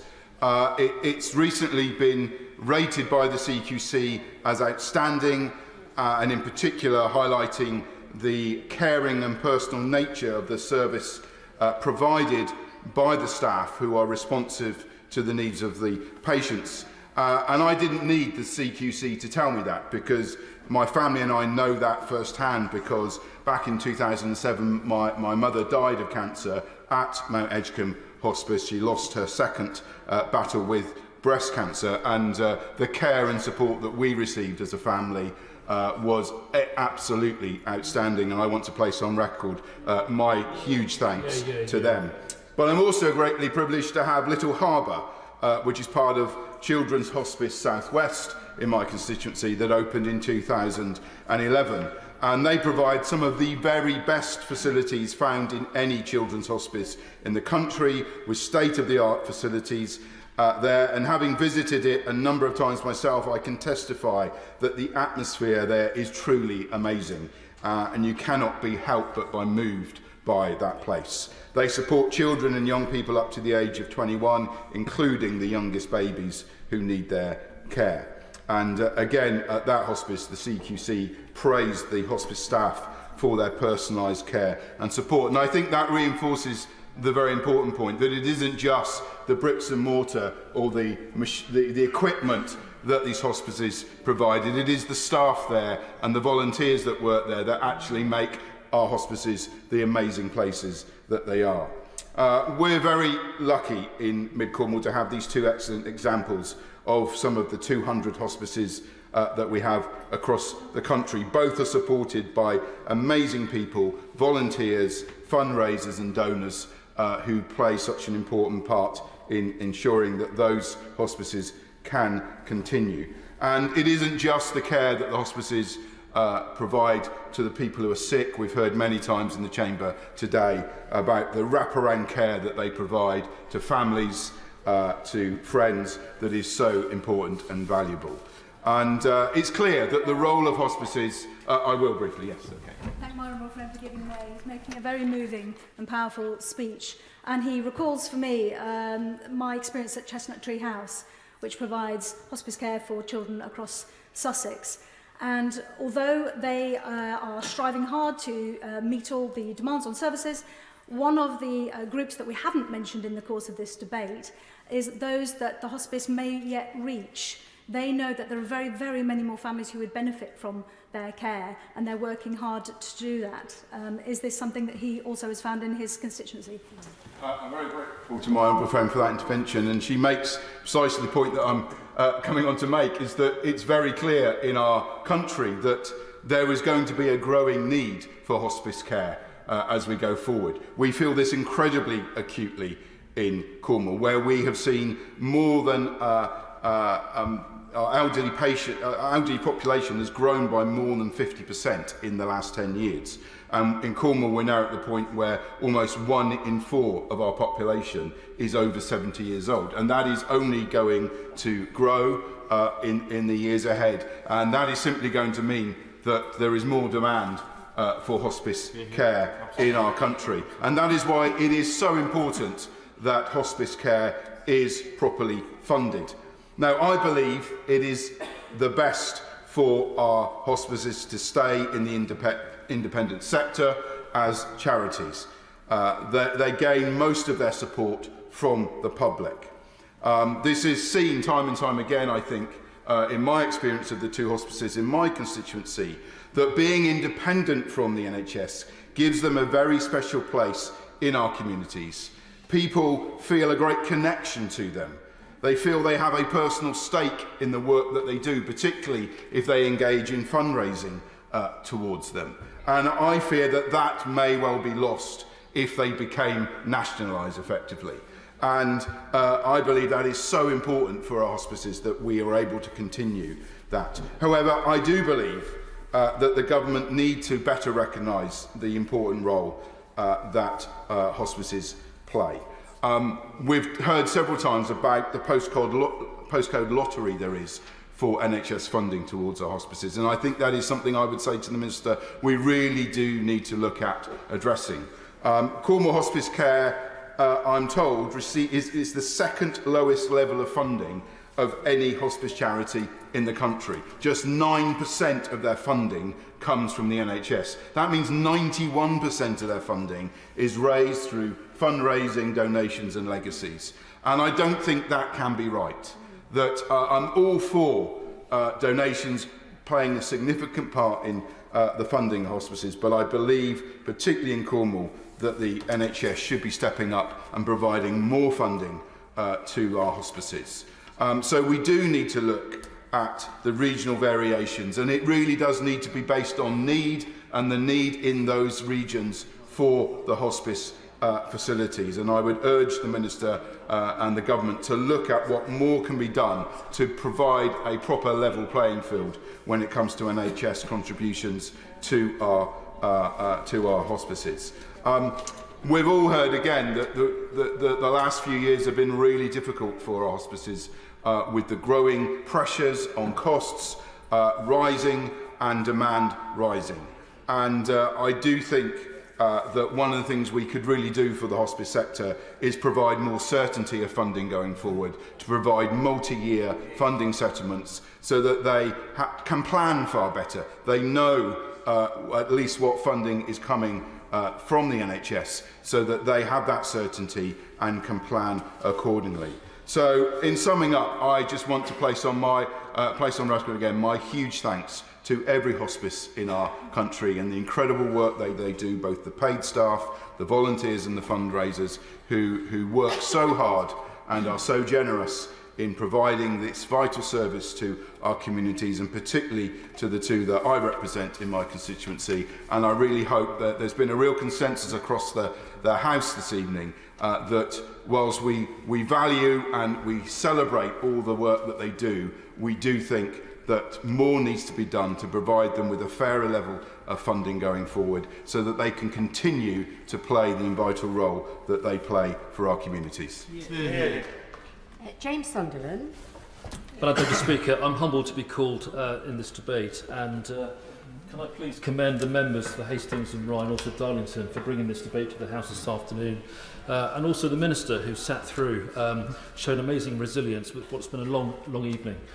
What I've noticed this evening about this debate is that members that have spoken sort of fall into broadly two camps. So there are those who've had personal experience of hospices, family members who have suffered and needed the facility, and those speeches have come across amazingly, real pathos, real depth, and I commend all of the members that have spoken so personally about their journeys, and also perhaps members like me who have not had personal experience of hospices but recognise the importance of what they do. And if I may, in the time that I've got, I just want to talk about two hospices in my constituency which I think are very important. The first one is that Thames Valley Hospice, as it was first known, was officially opened by Her Majesty the Queen in November 1987 in Windsor at Hatch Lane.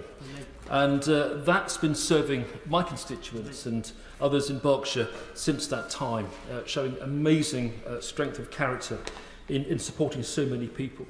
And my contention this evening with the Minister in her place is the fact that, as we've heard, we do need to refine funding models for hospices. It's been said before numerous times this evening, but in my view the NHS does need to cop up a bit more support. And in my view also it's about timing, because Thames Hospice, I know, awaiting its funding settlement for 24-25 with barely 2 weeks to go, is still waiting for that decision from the ICB. So it's about funding, it's about how much can be funded by the taxpayer, but also it's about getting funding notified up front, and that's really important because it means that they can plan ahead for the year. Thames Hospice in 2016, having provided so much care all that time, was granted planning permission to build a new 22 million state-of-the-art facility on a brand new 8-acre site by Bray Lake, which is just outside Maidenhead in the Royal Borough of Windsor and Maidenhead. And why is that important? Well, it's important because that serves Frimley ICB, it serves many constituents to the east of Berkshire, including Bracknell, and I know of many constituents that have had fantastic care there. And in January 2019, work began on the construction of that site. By 2023, with the new site being built, and I visited earlier last year, an absolutely incredible site with so many fantastic staff, a cafe, dedicated services. Thames Hospice has supported around 2,500 patients and their loved ones annually with high quality medical and emotional support. This is all about making people's lives easier and making sure that the remaining time on the earth is made as dignified as possible, and we can't underestimate that. We cannot put a price on that, we can't put a value on that, which is why we have a responsibility, in my view, to fund it properly. As for the future, by 2030, 15 million people in the UK will be over 65 years old. We also know that the number of young people with life-limiting neurological conditions has increased by 64% over the last 10 years. That's a really serious figure. And also the incidence of cancer in people under the age of 50 has risen by 79% between 1990 and 2019. Just think about that. These are really serious figures. And what does that mean? It means that the demand for hospice services is only likely to increase over time. Also, costs have increased by 9% at Thames Hospice over the course of the past year, with no commensurate increase in government funding. And that's a very similar picture that we've heard from other speakers this evening. So to put a figure on it, every day at Thames Hospice, they've got to raise £38,000 to subsidise the costs of care. And without even considering investment to grow in the future, this will increase to over £50,000 per day by 2030, based upon a 4% increase year on year. It is a similar picture elsewhere. And to put it in perspective, Thames Hospital itself needs £18.5 million for 2,500 people every year. It's really, really stark. And as I mentioned earlier, Thames Hospice is the end-of-life care provider for the Frimley Health Integrated Care Board in East Berkshire. So it's of direct relevance to my constituents, and I can't thank the staff and the directors at Thames Hospice enough for what they do. Just before I finish, I want to just mention Sebastian's Action Trust as well in Crowthorne. Why is that important? It's important because it provides palliative care for children aged between 0 and 18, and it also supports their families. And a key part of the support that the brilliant Sebastian Actions Trust provides is that it provides memory-making support for the families that use the facility. And it also continues to support the families once a child goes to the end-of-life care.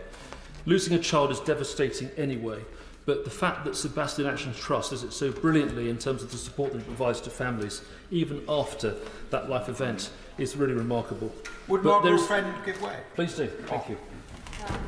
I'd like to thank my honourable friend for giving way, and just on the issue of funding for children's palliative care, I'm very fortunate in my neck of the woods in West Yorkshire to have the Forget-Me-Not Children's Hospice. We also have the Kirkwood Hospice as well. But just bringing this backbench debate to an end and focusing on hospice funding, I just wanted to highlight the Together for Short Lives campaign ask. And I've just been looking again at their main campaign ask. I know he's mentioned this. It's not just sustainable funding, it's having the surety of that funding moving forward and a multi-year promise and confirmation of funding beyond 24-25 so that children's hospices can plan for the future and continue delivering and caring for children with life-limiting illnesses and for their families. Can I please thank my honourable friend for his intervention, and it's very, very timely because, as we know, palliative care is not formally funded by the NHS, it's privately funded, and it cannot be right that such an important function is hand-to-mouth in terms of the funding that they need.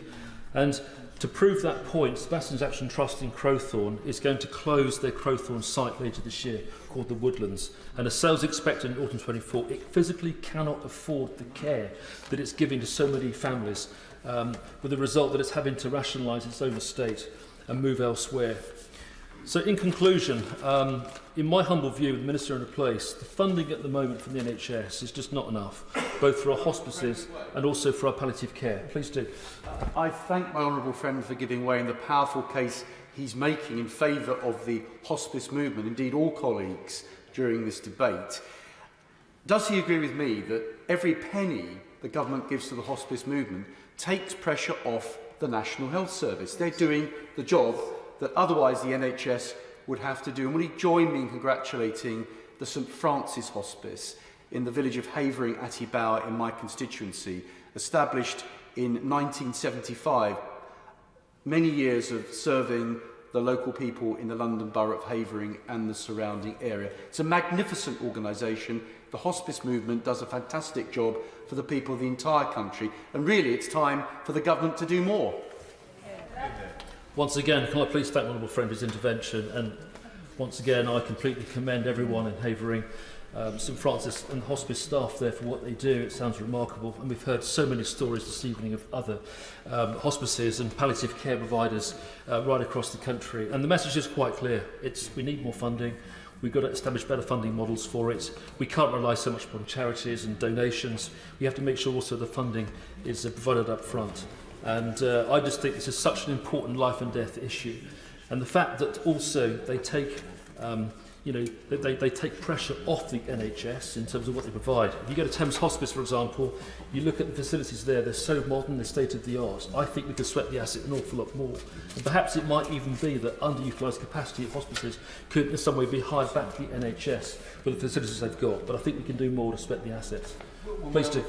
I'm very grateful to my honourable friend for giving it. I just want to put this one final point in the final backbench contribution to this debate. We've heard many people call for multi-year funding settlements. Now, that's not to make life easy for the hospices, but it makes life more sensible for them to be able to plan into the future. In order for them to sign leases, buy equipment, train, recruit and retrain staff, it's there in order. The request for multi-year funding settlements is in order to allow them to put the plans in place to provide the care that they need. Once again, thank you to the member for Darlington, and I agree completely. Nobody can plan in a vacuum. And therefore, this is about more money, this is about earlier money, this is also about the ability to plan so that we know what the delta is. Madam Deputy Speaker, I'm going to conclude now, but thank you for the opportunity of speaking this evening. We need more money, Minister, and I know you'll give it to us. SNP spokesperson Patrick Craig. Thank you, Madam Deputy Speaker. I congratulate the honourable members for Hastings and Rye and Darlington on securing the debate and being able to bring this vitally important issue to the floor of the House after a series of Westminster Hall and other debates in the context of the spring budget, at the start of the new financial year with a general election on the horizon. It's an incredibly timely debate, and of course it also coincides with the publication of Hospice UK's report, which estimates a deficit across the UK hospice sector of £77 million in the 23-24 financial year. The estimate in Scotland, that's around £16 million, perhaps the worst financial outturns for the sector in nearly 20 years. And the same report suggests an 11% increase in payroll costs to hospices, representing around £130 million, because of course people who work in hospices have every right to expect a decent competitive salary that allows them to make sure their own households are safe and warm. But that is a challenge being driven by the wider cost of living crisis, which is itself having an effect on the hospices, because the areas of heating, food and drink and other consumables are not discretionary expenditure. Hospices have to run 24 hours a day, 7 days a week. They have to maintain a comfortable temperature. They have to provide nutritious, high-quality food. And all of this comes at a time, as the member for Bracknell has just said, when the demand for such wonderful care has perhaps never been higher, because people are living longer, they're dying at later ages, and that means there's ever greater need for palliative care. The ONS estimates in Scotland an additional 10,000 people a year might be expected to seek access to palliative care by 2040. And we've heard some very moving individual testimonies from different members across the House today. The members for Coventry North East, for West Dorset, for Leeds East, all spoke of personal experiences of the hospice movement.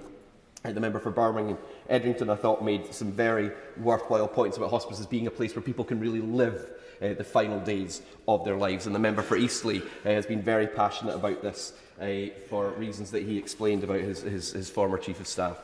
And we echo the condolences that have previously been paid. And I'm incredibly grateful for the love and care shown to my good friend Melanie, who passed away in the Highland Hospice just over a year ago. And I was proud to be one of the runners yesterday in the London Marathon in her memory and in aid of that hospice. And I equally congratulate the members for Walsall North and Enfield Southgate, who ran for their local hospices, and the members for Edinburgh and Colchester, who also took part in the debate and ran for other worthy causes.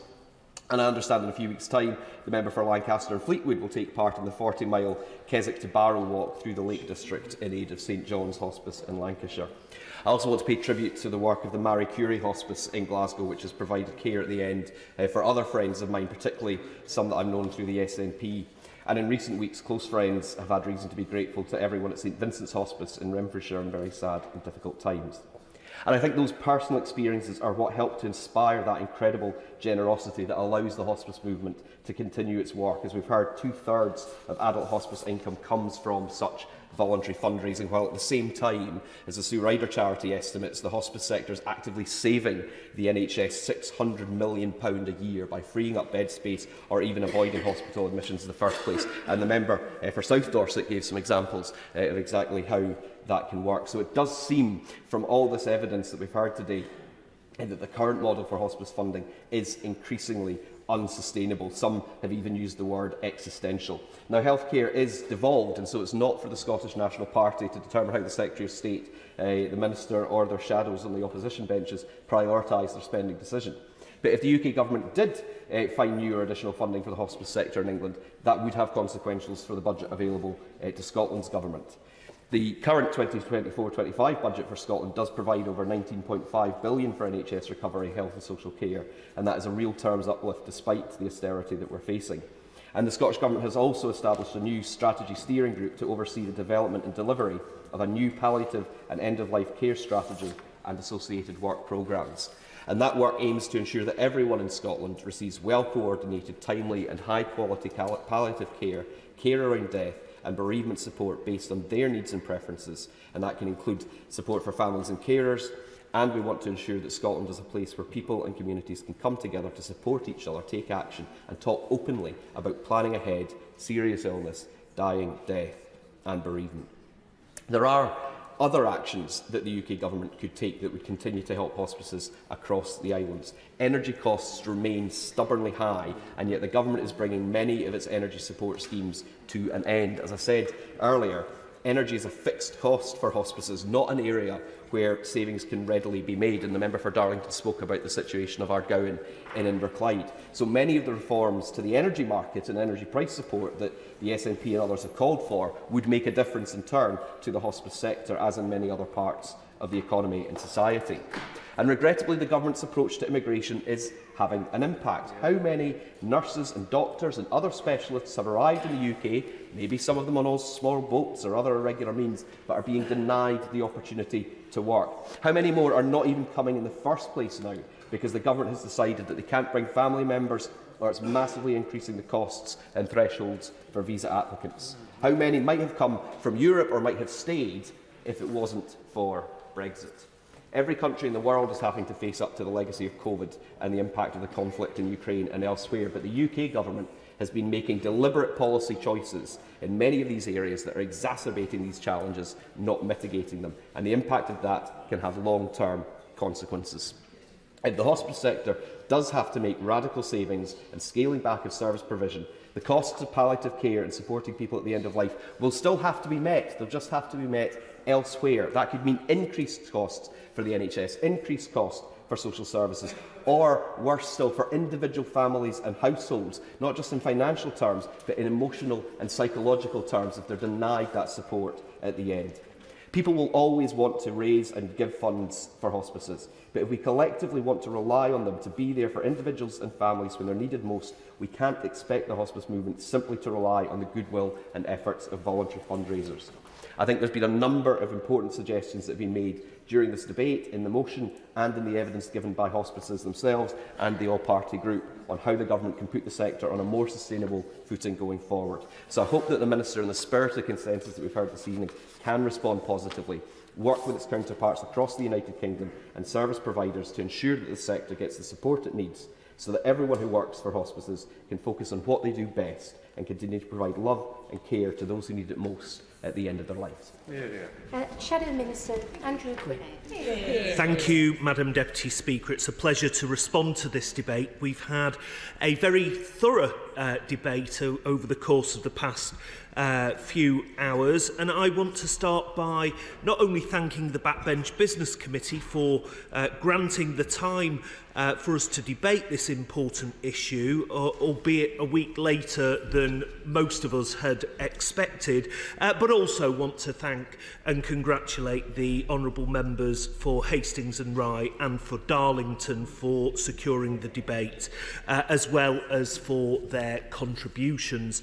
I'd also like to add my thanks to my honourable friends, the member for Enfield Southgate, for Coventry North East, for Birmingham Erdington, for Hammersmith, for York Central, the right honourable friend for Hayes and Harlington, and the honourable member, my honourable friend, the member for Leeds East, and on the government benches, the members for Colchester, Southport, Eastleigh, Eddisbury, Basingstoke, North Devon, Bolton West, South Swindon, Loughborough, Isle of Wight, West Dorset, South Dorset, Waveney, St Austell and Newquay and Bracknell, and of course not forgetting the honourable gentleman, the member for Strangford too, and also the contribution of the honourable member for Glasgow North. And can I congratulate all of those that took part in the London Marathon?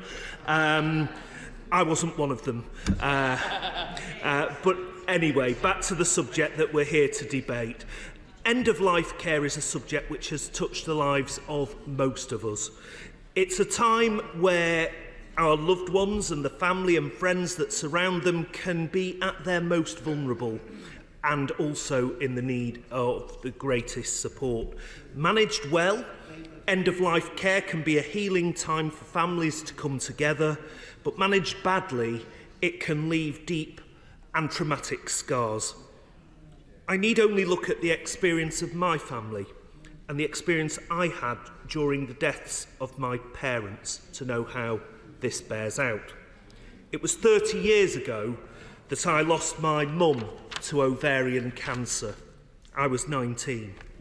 Her final hours were spent at the end of an old Victorian ward with the curtain pulled around her, and she was in immense pain and suffering, which I remember vividly to this day, and was incredibly hard for our family to manage. But more recently, in 2022, I lost my dad following his own battle with cancer. Unlike my mum, he died at home, with my wife and I taking him in for the last few months of his life, supported by a superb army of care staff. In fact, when the time came for my dad to decide whether he wanted to go to the local hospice, Willowwood Hospice, or stay at home with us, his final words that he communicated to me and my wife was, "Stay here." And I think it comes to the point that the honourable gentleman, the member for Colchester, makes in how we talk about death, how we deal with death and end of life, and how for many people they want dignified end of life services at home, and we should do all we can to help facilitate that. And in my dad's case, the whole system worked. It came together in a way that I know from my own constituency casework it rarely does. But from the hospital, social services, Macmillan, Marie Curie, the GP, the pharmacy, the district nurses, and Willowwood Hospice, everything worked together seamlessly, and my dad passed away in comfort, peacefully, and surrounded by those who loved him most in the world. And I think that we've heard from the experiences of my honourable friend, the member for Coventry North East, and indeed of other members in the House today, of how we have to get that end-of-life choice right for people. And hospice at home plays an important role in that.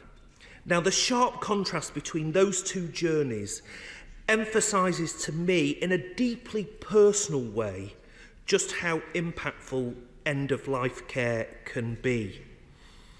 Death is, for all of us, should be the choice that we want, and it should be, we should leave this planet with dignity. And we talk about the integrated care boards, and the clue is in the name. They should be integrated, both with social care but also with other services, including hospice services. And in my dad's case, that worked.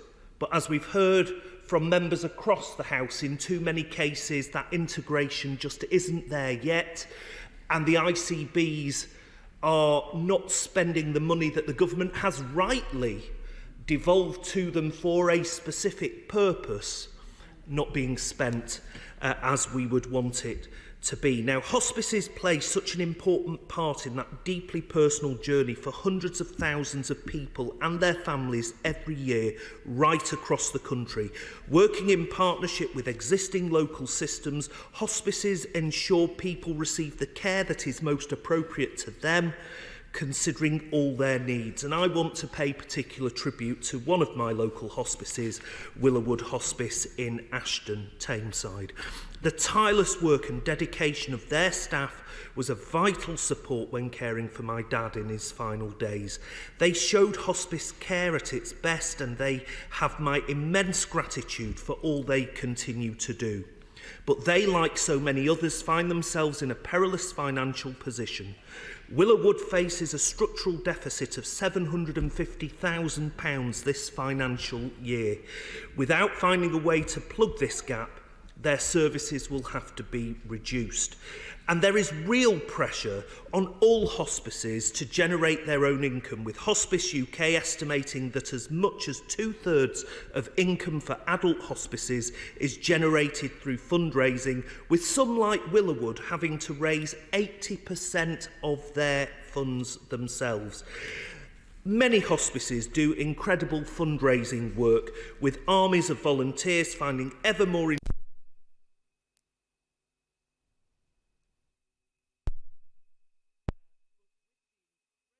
hostile economic climate hospices finding themselves in, including from energy costs, which obviously the House can't now afford. Funds are being squeezed more than ever. The sector as a whole is on track for a deficit of £77 million for the last financial year, the worst figures for 2 decades. As a result, hospices are starting to pare back some of their services. But as we've heard, there is also a legal requirement placed on integrated care boards by the Health and Care Act to commission palliative care services in keeping with local need. And we need to make sure that that funding is passported down to the hospices where they need it. We know that there is far from consistent delivery, leaving patients in some parts of the country without adequate services in their own community. And the clear pressure on the sector shows no sign of letting up, because we are an ageing population. The demand on hospice services is set to increase further, with ONS data suggesting a further 130,000 people will die each year in the UK by 2040. So in closing, Madam Deputy Speaker, it is clear that what we need is proper, joined up, supportive policies for the hospice sector. We need to ensure that the money that government has ensured is there for the hospice sector gets down to where they need it, at the hospices themselves. We need to focus on creating a health and care system that is genuinely joined up and has end of life as part of the health policies, the health and well-being policies for each and every one of us. It can no longer be the taboo subject it once was, and the hospice sector underpins that so many care pathways that have a tangibly positive impact on patients and their families' end of life matters. So I want to say that this current government will have our support in ensuring the hospice sector is protected and is supported. Minister. Thank you, Madam Deputy Speaker. And I'd like to start by thanking my honourable friends for Hastings and Rye and for Darlington for securing this debate. The number of speeches this evening reflects the strength of feeling and indeed the support for hospices across the country. As the Minister with oversight of end-of-life care, I share the passion of many honourable members for hospices and for what they do caring for people towards and at the end of life, providing respite for carers and supporting families both before and after the death of a loved one. Many honourable members have rightly praised the work of hospices who serve their constituents and made special mention of the extraordinary work of hospices for children and young people. I'd also like to thank hospices for all they do, for all they're doing right now, as their work and the work of hospice staff is around the clock. Beyond that, I'd like to thank everyone who gives palliative and end-of-life care as part of hospice teams, but also working in the NHS. How you die, how your loved ones die, or in fact, how you live towards the end of your life matters. As the Honourable Member for Birmingham Erdingham said so eloquently earlier this evening, and all of us here this evening know this. That's why palliative and end-of-life care matters, both when that care is provided by the NHS, as it is for the majority of people, and when it is provided by hospices. And I do want to emphasise this point, because sometimes there is a misunderstanding here, and I have heard it a few times this evening. The fact is, most palliative and end-of-life care is provided by the NHS, whether that's in hospitals, by primary care, and by community trusts. Alongside and in addition, hospices do the wonderful work that they do. Recognising the importance of palliative and end-of-life care, we specified in the Health and Care Act 2022 that integrated care boards must commission these services to meet the needs of their populations.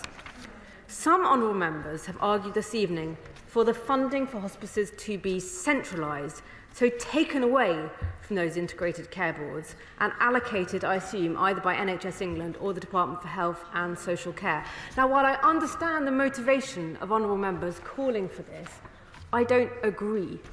We set up ICBs purposefully to understand the healthcare needs of our local communities and to plan and commission services to meet those needs, and in so doing to reduce health disparities. Our communities and their needs and the services they already have in place are different, and rarely is a one-size-fits-all answer made in Westminster the right answer. Given that, I stand by a more localised approach, though with that there is, of course, variation. Another source of variation is historic. The hospice movement has grown organically. The location of hospices has not been planned to meet demographic need, for instance. Therefore, there are inequalities in access to hospice services, especially for those living in rural and more deprived areas. This variation in access to hospice care has to be taken into account by ICBs in the decisions they must make to ensure that people have access to end-of-life care if they don't live within an area served by hospice, as well as those who do. I am happy to give way to Grateful to my honourable friend for giving way, and she makes a really important point about the holistic nature with which our hospices have developed and emerged. Is it not the case, and would she not agree with me, that our ICBs have the opportunity to, in fact, use our hospices as a means of addressing those shortfalls in certain communities, directing funding specifically to them to meet needs that hasn't been met before? And would she further clarify for me one small point? She's made a clear distinction between NHS provided care and hospice care, but there is many cases around the country where the NHS is funding in full or in part specific services in hospices. And so on that particular point, would she distinguish between, how would she distinguish that? Is that NHS care or is that hospice care if it's been fully commissioned and fully funded by the NHS? I'll pick up a few of those points. To the point about me speaking about the NHS providing palliative and end-of-life care, I was particularly trying to address what I've heard in some speeches this evening on other occasions, which is a misunderstanding where people think that all end-of-life care and palliative care is provided by hospices. It is more mixed than that. You get a combination. You do indeed get integrated care boards commissioning hospices to provide care. You get hospices providing care independently, directly, and you get NHS services doing so, and you get these teams working together as well, very collaboratively, and actually that diversity is a strength. Sometimes to address inequalities, indeed, ICBs can look to hospices to do more, for instance, in underserved areas. At other times, it may be more appropriate for them to look to NHS services. It will vary by area, and that is why one of the reasons why these decisions should be localised rather than somebody sitting in my place trying to say this is how it should be done across the whole country. So, as I've said, while I don't agree with centralising hospice funding, what I do agree with, and in fact I am working on, is transparency and accountability of ICBs to their communities and to honourable members as representatives. That's why I have regular meetings with NHS England leads on palliative and end-of-life care. That is why I'm pleased to have secured NHS England's commitment to including palliative and end-of-life care in the set of topics which are discussed in regular performance meetings that NHS England has with ICBs. And that is why I'm pushing NHS England and ICBs to improve the data they collect on access to and quality of palliative and end-of-life care. Currently, NHS England has developed a palliative and end-of-life care dashboard of data to help ICBs understand the needs of their populations and then address and track inequalities in access to end-of-life care. This is progress, but I want this transparency to go further so we all have the data we need to assure ourselves that our ICBs are commissioning the care that our constituents need. I've heard the calls for more funding for hospices, alongside stories of some fantastic fundraising efforts, from the Star Trek Night Walk and the Santa Sprint to magnificent marathon runners who have joined us in the chamber tonight, fresh from the London Marathon yesterday. Congratulations to those who have done that, particularly on behalf of hospices. Very timely for this debate. That said, I disagree with the honourable member who said that people running the marathon for hospices is sad. It is not. It is a wonderful thing. It is a sign of the tremendous support that hospices have in our communities. It's a sign that people are willing to choose to fund hospices, not just when the taxman comes along, but actually choosing that they want to have a hospice providing services to people in their area. And it's a good thing, because this fundraising gives hospices an independent funding stream and the freedom that goes with that to serve their communities as they say fit, and together with that, really strong ties with their communities and all those people who do fundraise for their hospices. Yes, I have to do that. Friend, she is so very right. In my constituency of Eastbourne, for St Wilfrid's Hospice, people aren't just prepared to run, they'll walk over coals. Would she congratulate them and their outstanding work? Yes, I would congratulate all fundraising efforts. I do hope their feet are all right. As honourable members know, we in government has provided dedicated additional funding to hospices. In the pandemic, which I played a part in myself, helping them with energy bills and the Children's Hospice Grant, which the NHS has confirmed will go to hospices for this financial year too. Now, looking ahead, I fully appreciate the ask for longer-term certainty of funding. Of course, I understand that. However, funding for hospices, end-of-life care and many other things beyond the current financial year depend on a future spending review. And I am sure all honourable members can understand that I cannot preempt a future spending review, and ICBs similarly will not know their funding until that spending review. So while committing funding beyond the spending review period is not in my power, what I am pushing for is for our healthcare system to encourage and enable more advanced planning by individuals, to consider and set out what you want at the end of your life. Inevitably, some of us will die in hospital, and for some of us that is the right place. But given the choice, many people would rather die at home. So setting out a plan that includes your preference of place of death and indeed what sort of treatments you do or don't want is something we should all, in fact, be doing. And as my right honourable friend for, I've said for Buckland, Swindon, said, sorry, and my honourable friend and fabulous health colleague, the MP for Colchester, we should talk more about death and plan for it. Madam Deputy Speaker, in conclusion, there aren't easy answers to the questions raised this evening. There rarely are. I don't have a pot of money otherwise going unspent for hospices, nor do ICBs or NHS England, but I will continue what I do, working with NHS England to make sure palliative and end-of-life care is given the attention it deserves and needs, is considered important, just as we consider services which prolong life important, and that the NHS is held to account for doing that. I will continue to agree with honourable members on the importance of hospices and the important work they do. I see this as a minister, as a constituency MP, and from my own family. I will never forget saying goodbye to my grandmother in a hospice near Yeovil, and I will always be grateful. Thank you. Sally on Hart to wind up. Madam Deputy Speaker, I'd like to thank the members of the Backbench Business Committee for granting this important debate in this House, and to all the members who spoke today, and to Hospice UK for their dedicated work and support. And I'd especially like to thank St Michael's Hospice and Demelza, their staff and all the volunteers, as well as local people for their donations and fundraising, especially during challenging economic times. And I'd like to thank my honourable friend for Darlington for all his long-standing hard work and advocacy on behalf of hospices and end-of-life care. Members from across the House have spoken collectively on this important issue. There is so much passion for our hospices and consensus which shows that the funding of hospices, palliative and end-of-life care is not a political issue. The government does financially support hospices through ICBs, but funding models also require closer consideration, ensuring parity with the NHS whilst maintaining hospices' independence and flexibility.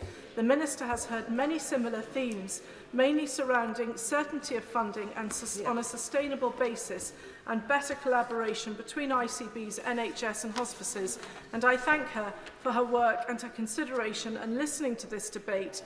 Extra government funding via ICBs can improve a localised approach, and we all call for funding to be included, for more funding to be included in the spending review.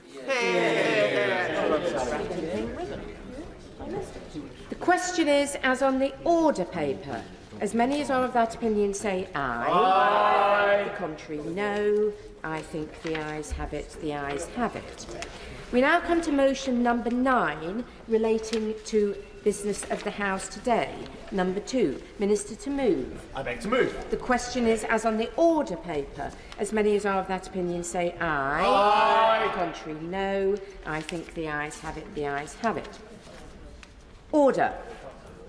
Under the programme order of 18th March, any message from the Lords in respect of the safety of Rwanda Asylum and Immigration Bill may be considered forthwith, without any question put, and proceedings shall be brought to a conclusion no later than 1 hour after their commencement.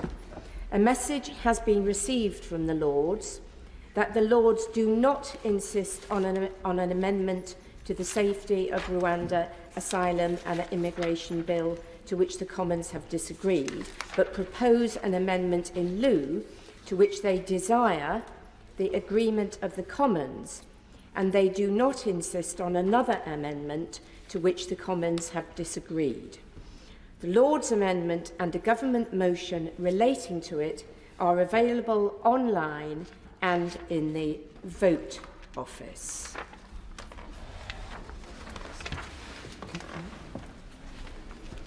Safety of Rwanda Asylum and Immigration Bill, consideration of Lord's message today. Now, before we move to consideration of the Lord's message received today, I can confirm that nothing in the Lord's message engages Commons financial privilege. I call the Minister to move the motion to disagree with the Lord's Amendment 3J. Minister Michael Tompkins. Madam Speaker, thank you very much indeed, and it's a great pleasure to open this debate, and I beg to move that this House disagrees with the Lord's Amendments 3J. Madam Deputy Speaker, may I start by echoing and agreeing with my honourable friend, the member for East Worthing and Shoreham, who started his own speech during the last debate just a very short number of hours ago by agreeing with what the opposition spokesman said about there being nothing new to say, just pitying that he then spent 40 minutes saying nothing new. I don't intend to emulate what the Shadow Minister did on the last occasion, because in fact, turning to the Amendments 3J, it's very clear that they're almost identical to the previous amendments that we debated and that this House rejected just a short number of hours ago. It's in two parts, inserting when the Rwanda may be treated as a safe country and inserting when Rwanda must cease to be treated as a safe country. The amendment singular is not necessary. Just to confirm, turning to the amendment from the noble Lord, Lord Anderson of Ipswich, I will make clear once again that we will only ratify the treaty when all necessary implementation is in place. The implementation will be kept under review by the Independent Monitoring Committee, and Clause 9 of the bill makes clear when the bill and the provisions come into force. To confirm, Madam Deputy Speaker, implementation continues at pace. I can confirm again that on the 21st of March, the Rwandan Senate passed their legislation ratifying the treaty. And once again, as I confirmed this afternoon, on the 19th of April, just last Friday, the Rwandan Parliament passed their domestic legislation to implement their new asylum system. In an attempt to reassure my right honourable and learned friend, as we have made clear, if the Monitoring Committee were to raise any issues to the Joint Committee, standing members of the Joint Committee are senior officials of the government of this country and of the government of Rwanda, and the government will, of course, listen.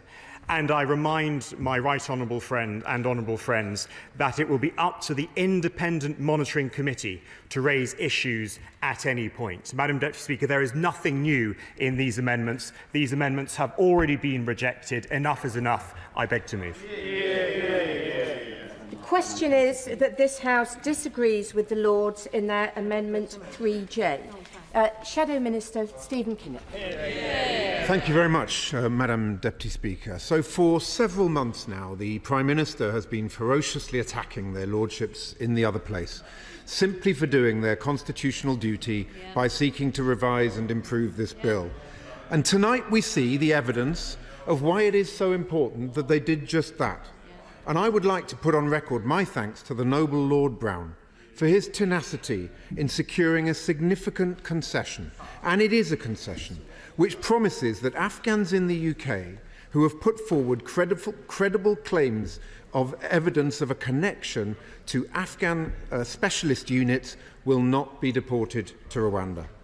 Now, this hasn't gone as far as we would want it to, but at least the government, albeit begrudgingly, has inched towards doing the right thing by standing by some of those who so bravely stood by us in the face of the Taliban. We owe them a debt of gratitude, and it is a great shame that the government, and in particular the Prime Minister, first turned its back on those we promised sanctuary to by cancelling flights from Pakistan, then spent months resisting Lord Brown's efforts to prevent these brave Afghans from being sent to Rwanda, despite repeatedly being pressed to do so by our armed forces to do the right thing, and now, finally, having to be dragged kicking and screaming to where we find ourselves this evening. Even this afternoon, the Minister's response to my honourable friend, the member for Walthamstow, who's not in a place at the moment, was revealing. She raised in detail a case of her constituent who supported British efforts, but whose family was stuck in Afghanistan. And yet the Minister couldn't even bring himself to reassure my honourable friend that he would meet with her or even look into the specifics of that case. That's why it'll be so important for us to hold the government to account on this concession, because it's so difficult to take what ministers say at face value. Turning now to the amendment in the name of Lord Anderson, I find it staggering that ministers still haven't conceded on this very basic point, that this House is not just trying to legislate that Rwanda is safe now, in other words, that white is black and black is white, but that Rwanda is safe in perpetuity. The noble Lord Anderson was right in what he said in the other place this evening, that this is a post-truth bill. You cannot possibly legislate for something which is in the lap of the gods. Now, I spoke earlier about the dangerous and turbulent world in which we live, and the threat that at any point the situation in Rwanda could change radically, just as it could in any other country. But let us not forget that just 6 years ago, I will give way. The Labour leadership is its inconsistency. But will he just confirm that in the last decade, Rwanda is seen to be so unsafe that the UN has rehoused in Rwanda safely 30,000 refugees from other countries?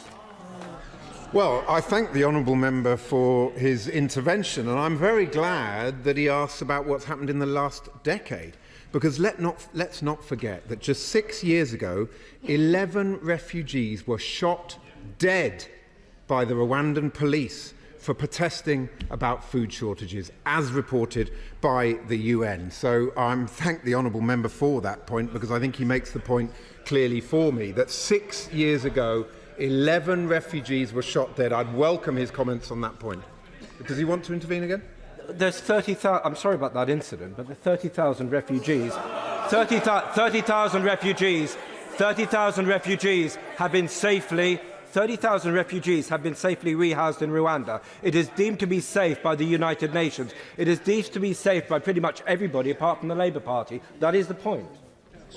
The whole point of this is that we do not have a crystal ball in this House. The evidence of what happened 6 years ago should clearly give us some cause for concern. All that this amendment seeks to do is create a position whereby the Independent Monitoring Committee, handpicked by the government, is able to advise the Home Secretary on laying a statement, and that is absolutely fair enough. So I simply cannot...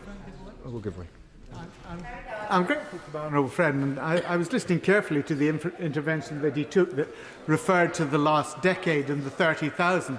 But of course, is my honourable friend aware that within the past 12 months, the UK has accepted a refugee from Rwanda? I thank my honourable friend, and it's not just one refugee. Many refugees are taken from Rwanda to this country, which really does beg the question as to how safe that country can be. But all the amendment seeks to do is trust but verify. It puts a mechanism in place which is the kind of mechanism which is embedded in thousands and thousands of pieces of legislation that are on the statute book. So I simply cannot understand why the government can't simply accept this amendment and enable the Home Secretary to allay a statement on whether or not Rwanda is safe or unsafe.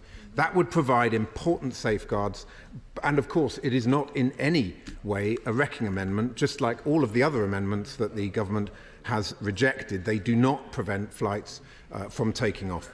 Madam Deputy Speaker, at his press conference this morning, the Prime Minister boasted about the progress that he's supposedly been making to stop the Tory small boats chaos. And yet, as he stood at that very lectern, it emerged that small boat crossings have increased by 24% compared to the same period last year. Next, he refused to give details about the operationalisation of the Rwanda scheme, saying that, and I quote, "We will not be giving away sensitive operational detail which could hinder all the progress made to date." Or so he thought, because it subsequently emerged that one of his ministers had left behind under some chairs in the front row a secret document entitled Official Sensitive, which included, wait for it, operational details of how the scheme will work. You simply could not make it up, Madam Deputy Speaker. Yet another day of chaos, empty boasts and shambolic incompetence. But to be fair to the Prime Minister, there was one point he made in his press conference that we on these benches did agree with.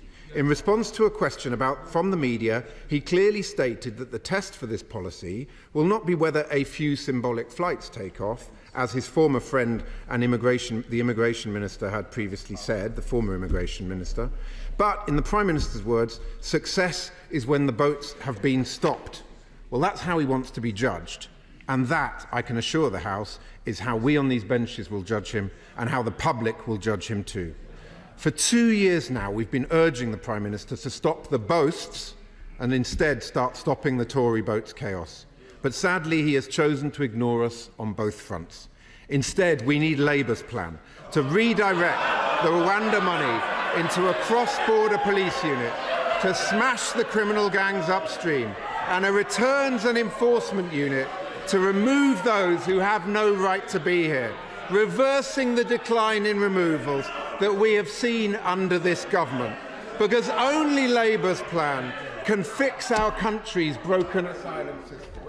And only Labour's plan can restore order at our border. Those benches opposite, they don't want to hear it, but that is the reality of the situation that we're in, Madam Deputy Speaker. Thank you very much, and I hope that every member opposite will join me in the division lobbies this evening. Sir Robert Buckland. It was going so well, and then it descended into a second reading diatribe from a Labour opposition that has absolutely nothing to say about the serious challenge of immigration, pretends that it will do what this government's doing, only slightly better, but doesn't really approach the level of events and the seriousness of the issue that we need to trouble. It is a blank page that we face on the other side of the House. Let's just deal very briefly then with the issue that we have left. I still think that there is strong merit in what their lordships say about not just the way in which we designate Rwanda to be a safe country, but the way in which, if in future things change, we have a parliamentary mechanism to deal with it. It does seem to me that in the absence of this amendment, there would be the need for further primary legislation in future, which I don't think is a great place for the government to end up. However, I do think that in the context of where we are with the detailed consideration of Lord's amendments, there does come a time when I think the unelected House does have to cede to the authority of the elected House. And I think, Madam Deputy Speaker, we are now approaching that moment. And whilst I don't resile at all in any way from the merits of the argument, I think in looking at the bigger picture and remembering the balance that we have to strike here, and also, frankly, thinking ahead as to what future governments might end up, hopefully not of a different complexion to our own, but of the balance that we need to strike between both houses, I do judge that now is probably the time for us to... I will give way. Wouldn't the right honourable member's argument have more weight about whether their lordships should cave in if this actually had any mandate from the people? But this wasn't mentioned in a general election. It wasn't in a manifesto. It's not the will of the people. I think the honourable gentleman's argument has merit about Salisbury-Addison when it comes to the principle of a bill, and I think that their lordships have absolutely the leeway to deal with it in the way that they have on the basis that it wasn't in a manifesto. He's not wrong about that, but there is a more fundamental point about the way in which the balance between both houses has to be maintained. Now, this is the fourth round of ping-pong. I think the record is 7. This is a short bill, Madam Deputy Speaker, and I remember bills much more lengthy than this, for example, the EU withdrawal bill, where we only had 2 rounds of ping-pong on that occasion, because I think in the end the other House did respect the primacy of this place. And however reluctantly I feel about this, however conflicted I feel about the issue, I do think that we have reached that moment, which doesn't necessarily mean I'm going to vote against the Lord's amendment, but I will consider my position as to whether I vote in favour of it on this occasion. But I do say this to my right honourable learned friend, to the government, that I think getting ourselves in a position where we've had 4 rounds of ping-pong on a bill as short as this is not a great place to be with respect to him. And I do think that had the government made some other concessions, as it's now properly done on the Afghan question, as it did on the modern-day slavery question, then perhaps we wouldn't have had to wait this long at this late hour, and goodness knows perhaps to a later hour before making those concessions. I just remind my honourable friends that I do think that Lord's Lord's amendments are not about the principle of the bill, they're about the detail of scrutiny, and that I think in the spirit that he's approached these amendments, I think it would have been wiser that we'd reached this position slightly earlier. But that's the only criticism I offer at this stage, and the principle now of the bill is settled, and the will of this House should prevail. SNP spokesperson Alison Cooley. Thank you, Madam Deputy Speaker. And I rise again on the this awful bill to put the SNP's opposition to it on record. We do not support the state-sponsored people trafficking bill on Rwanda, and we will oppose it in any way that we can. And I must say I was quite disappointed to hear the Labour Lords caving on the Afghan amendment through in the Lord. And if they think that this is some kind of concession, I've got some magic beans to sell them, honestly. It's pathetic. And the journalist from The Independent, who has done so much work to expose the weaknesses of the government's Afghan schemes, she says, Holly Bancroft says, this review is already happening and it's only for Afghans with links to specialist units. The Home Office is saying they won't deport the triples granted leave to remain in the UK by the MOD who came here irregularly, but the number of people in this situation will be very small. Hear, hear. Before I came into the chamber, I was phoned by Councillor Abdul Bastani of Glasgow Afghan United because he wanted to know what was happening in this place, and he wants to know what protections there will be for the Afghans that he is in constant contact with. He wants to know what happens to the journalists, what happens to the interpreters, what happens to the women and children, the people who put their lives in danger to safeguard the UK's mission in Afghanistan, to their children, to their families. He says those people who are the UK left behind, he says nobody is listening to them, nobody is replying. The safe and legal routes are not there. I will give way. I make this point for I want it recorded and answered. It's very important. My constituent Trevor Young worked for the British Army in Afghanistan. Alongside him worked his comrade and his friend in Afghani, who happens to be in Pakistan because he had to leave Afghanistan because of threats to him and his wife and his children. Police have removed his phone. He's under a deportation from Pakistan back to Afghanistan. Madam Deputy Speaker, this is so important for my constituent, and I have to say to the Minister in particular, Minister, my constituent has his friend, a soldier, has been forgotten about by this British government and by the Minister, and because of that I had to make a plea for him, because he isn't covered within this legislation. I thank him, and he's quite right to point this out in the way that he has. And it's been further reported in The Independent, an Afghan intelligence analyst who worked alongside members of the RAF but has been threatened with removal to Rwanda. He says, and I quote, "I call on the Prime Minister and the Government to stand by the promise made during the fall of Kabul. If the legal ways such as ARAP and ACRS were actually working, people like me wouldn't have to wait for years just for a response and wouldn't be forced into taking a small boat to come to the UK. Being in limbo is nothing but a waste of the UK's resources. I have skills to contribute to the UK's economy and tax system, but I have to rely on Home Office help because I cannot work." There are thousands in his position. I further had an email from a person who emails me quite regularly. I don't know if this person ever gets a response from the ARAP email that he emails and the other people that he copies into this. But I see these emails that come in, and I read these emails that come in, and I think it's in tribute to Syed, who is constantly seeking some safety, that I would read this. He says, "You caused me to miss the evacuation flights. Why should I be in this situation? It's all because of you. I can't endure it anymore. I am tired and I'm faced with so many challenges. It happened several times today that I had to stop myself with difficulty, crying in the middle of the street. Everyone was looking at me. I cannot endure it anymore." And these are the people that have been left behind by this bill and now left behind by the Labour Party, who would not press this amendment yet further. Moving to the remaining amendments that we have, from all the amendments that we have. Yes. I'm sorry, am I boring the members opposite? Do they want to pop back out to the Prime Minister's office and have some drinks instead of listening to the important cases being put in this debate? They care so little. What we are asking, and Order. I'm just anxious the Honourable Lady addresses the amendment in front of us. Alison Thewlis. Thank you, Madam Deputy Speaker. I am addressing the amendment in front of us. Now, what this amendment seeks to do is a very small concession to this place, that this place here should have some kind of scrutiny over whether Rwanda remains a safe country. The folk over on the benches opposite were all about taking back control, but when it comes to scrutiny of the treaties and the obligations we're signing up to, they couldn't give a hoot. It's quite clear. Exactly.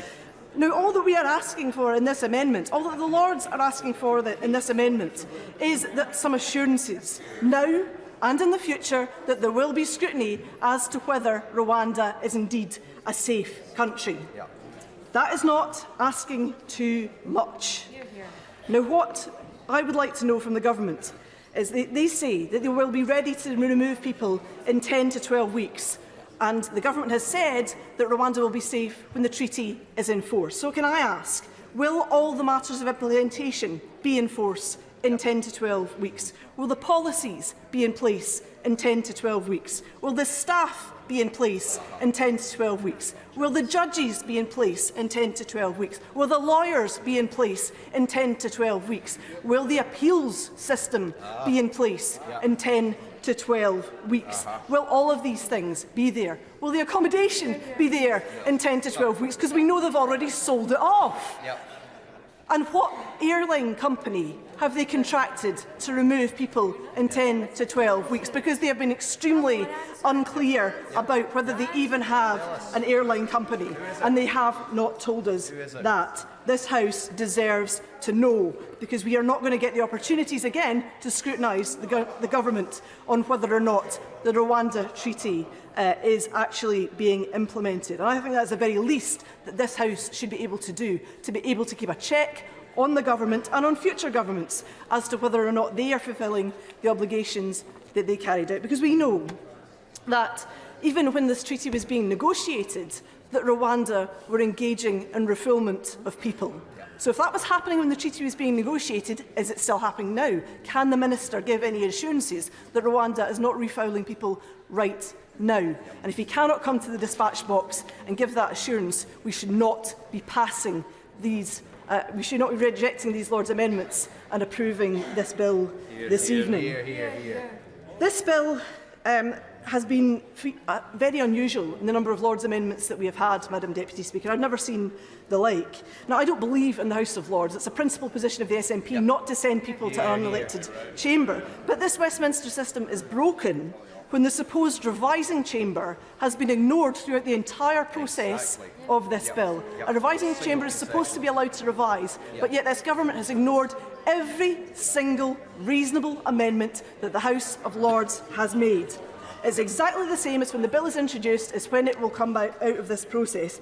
And this elected House has absolutely no mandate for this bill. It was in no manifesto. The Prime Minister does not have a mandate for it, and this House has no business approving, and I support the Lords in rejecting it. Madam Deputy Speaker, this bill is not a deterrent. It has not been a deterrent. Nothing they have done has been a deterrent. It will not work. It will pile misery on top of people who have already suffered incredible trauma that the folk crowing in the benches opposite cannot even imagine. It does not happen in Scotland's name, and we will vote against it on every opportunity we will get.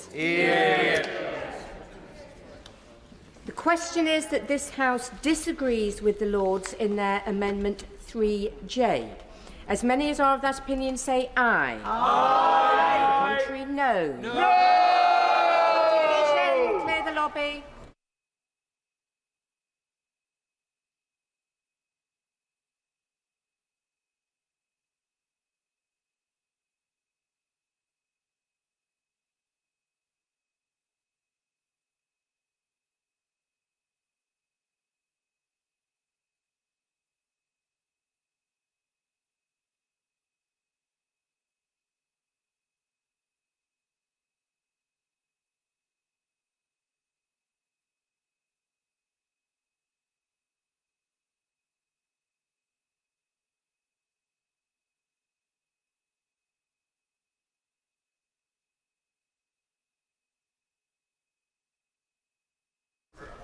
The question is that this House disagrees with the Lords in their Amendment 3J. As many as are of that opinion say aye. Aye. Contrary, no. No. Tellers for the ayes, Joy Morrissey and Mark Jenkinson. Tellers for the noes, Tonya Antoniazzi and Mary Glindon. Thank you.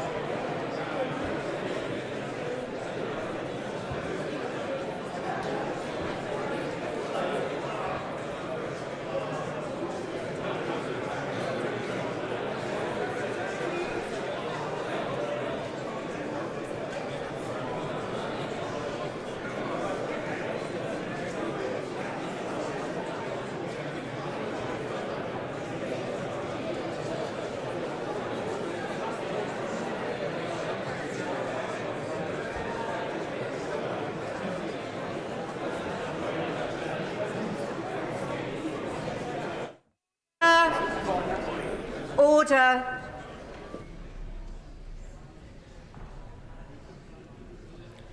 The ayes to the right were 312. The noes to the left were 237.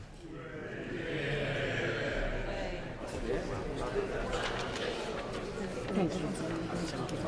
The ayes to the right, 312.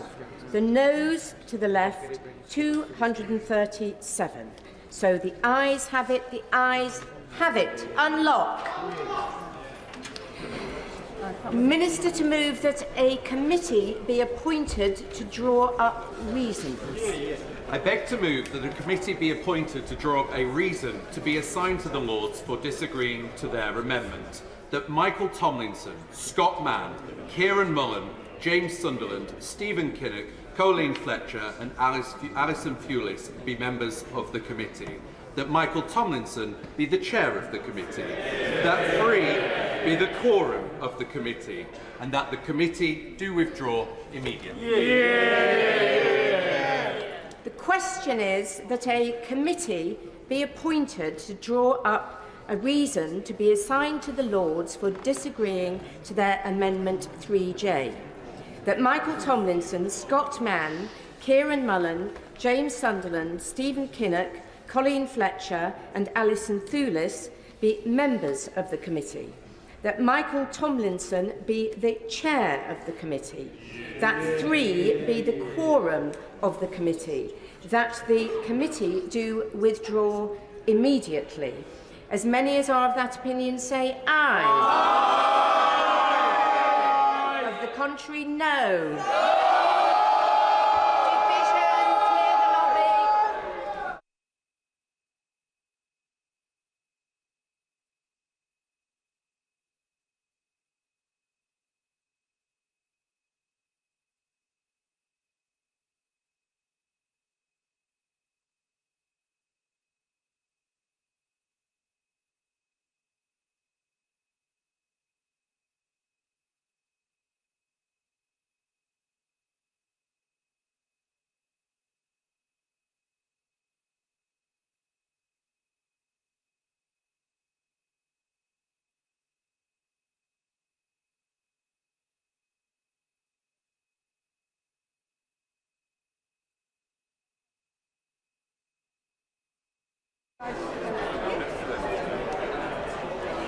Sorry, Liam, can I say that?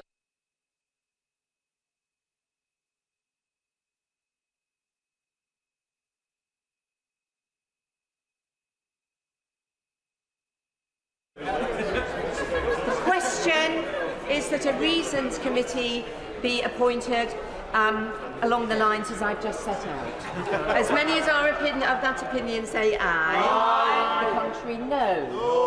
Tell us for the ayes, Joy Morrissey and Mark Jenkinson. Tell us for the noes, Peter Grant and Stephen Bonner.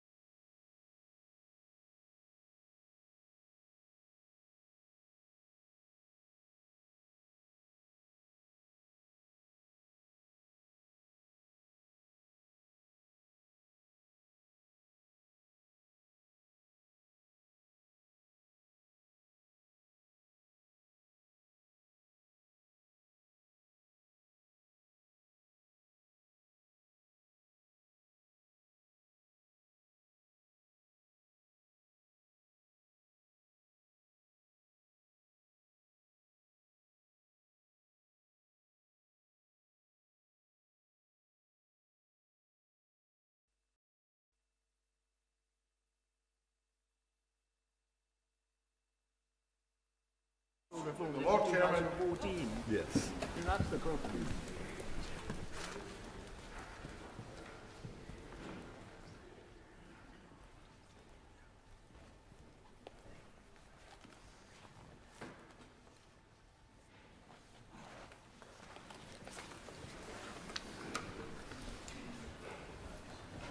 Message from the Commons that they disagree to the amendment made by the Lords to the Safety of Rwanda Asylum and Immigration Bill, for which they assign a reason. Consideration of Commons reasons on the Safety of Rwanda Asylum and Immigration Bill. Lord Sharp of Epsom. My Lords, I beg to move that the Commons reason be now considered forthwith. The question is that the Commons reasons be considered forthwith. As many as are of that opinion will say content. The contrary not content. The contents have it. My Lords, I beg to move motion A that this House do not insist on its Amendment 3J, to which the Commons have disagreed for their reason 3K. My Lords, this bill has now been scrutinised a number of times. The Government have rejected this amendment several times, so we must now accept the will of the elected House and bring this debate on this last amendment to an end and get this bill onto the statute book. My Lords, having now debated this issue on so many occasions, I will not repeat the same arguments, but I would again just want to reiterate a few key points. The bill provisions come into force when the treaty enters into force, and the treaty enters into force when the parties have completed their internal procedures. My Lords, we will only ratify the treaty in the UK once we agree with Rwanda that all necessary implementation is in place for both countries to comply with the obligations under the treaty. I've set out the steps that have been taken to be ready for the treaty to be ratified, and I will remind you once again of the most recent step. Last Friday, the 19th of April, the Rwandan Parliament passed their domestic legislation to implement the new asylum system. My Lords, Rwanda has a proven track record of working constructively with domestic and international partners, including the UNHCR, International Organization for Migration, and other non-government organizations, to process and support asylum seekers and the refugee population. As I've already set out this evening, the Government is satisfied that Rwanda is safe and has the right mechanisms in place should a situation ever arise that would change that view. The Government will respond as necessary, and this would include a range of options to respond to the circumstances, including any primary legislation if required. My Lords, the Monitoring Committee will undertake daily monitoring of the partnership for at least the first 3 months to ensure rapid identification of and response to any issues. This enhanced phase will ensure that comprehensive monitoring and reporting takes place in real time. During the period of enhanced monitoring, the Monitoring Committee will report to the Joint Committee in accordance with an agreed action plan to include weekly and bi-weekly reporting as required. The implementation of these provisions in practice will be kept under review by the Independent Monitoring Committee, whose role was enhanced by the treaty, who will ensure compliance. My Lords, I beg to move. The question is that motion A be agreed to. Amendment 3J, in my name, turned out to be the last one standing. So may I say just a few words at its funeral. It was not much, perhaps, compared with some of those amendments that had already been defeated. Indeed, it survived so long, under the guidance of the noble and learned Lord Hope of Craighead, who I'm delighted to see back in his place, precisely because it was so modest and so unthreatening to the government's policy. But it did at least touch on a central disease of this bill, and perhaps of our body politic more generally, the imputation of decisions to Parliament to reduce the possibilities for challenge, and the pretence that by asserting something to be true, even in the teeth of the evidence, you can not only make it true, but keep it true forever. Many people, some of them perhaps still watching even now, will have wished us to keep on fighting. But without the threat of double insistence, which remains part of our constitutional armoury, but which did not command the necessary political support on this occasion, there would have been no point in doing so. The purpose of ping-pong is to persuade the government, through force of argument, to come to the table and agree a compromise. They have refused pointedly to do so, and after 4 rounds of ping-pong, their control of the Commons remains as solid as ever. The time has now come to acknowledge the primacy of the elected House and to withdraw from the fray. We do so secure, at least in the knowledge, that the so-called judgment of Parliament was not the judgment of this House, and that we tried our hardest to achieve something a little more sensible. We must take comfort from such assurances as the Minister has been able to give and hold the Government to them.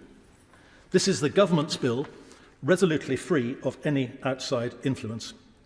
As a patriot, I can only hope, though I'm afraid without much optimism, that it will bring benefits in some way commensurate to its real and painful costs. I rise with a heavy heart, given the lack of further amendment to this dreadful international law-busting bill. I note that in the other place, the SNP twice used procedural motions to delay it by 15 minutes each time. I applaud them for that, and I'm not going to take up the same length, but I am going to take a moment to mark this historic occasion.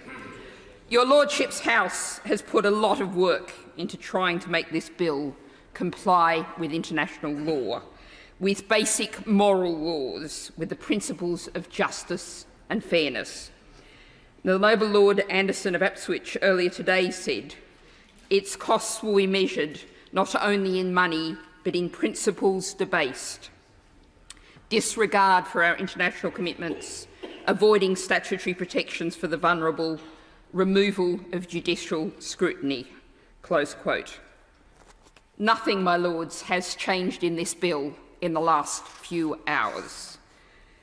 Now, I note that Amnesty International this evening warned airline companies that many members of the public take an extremely negative view of the content of the policy.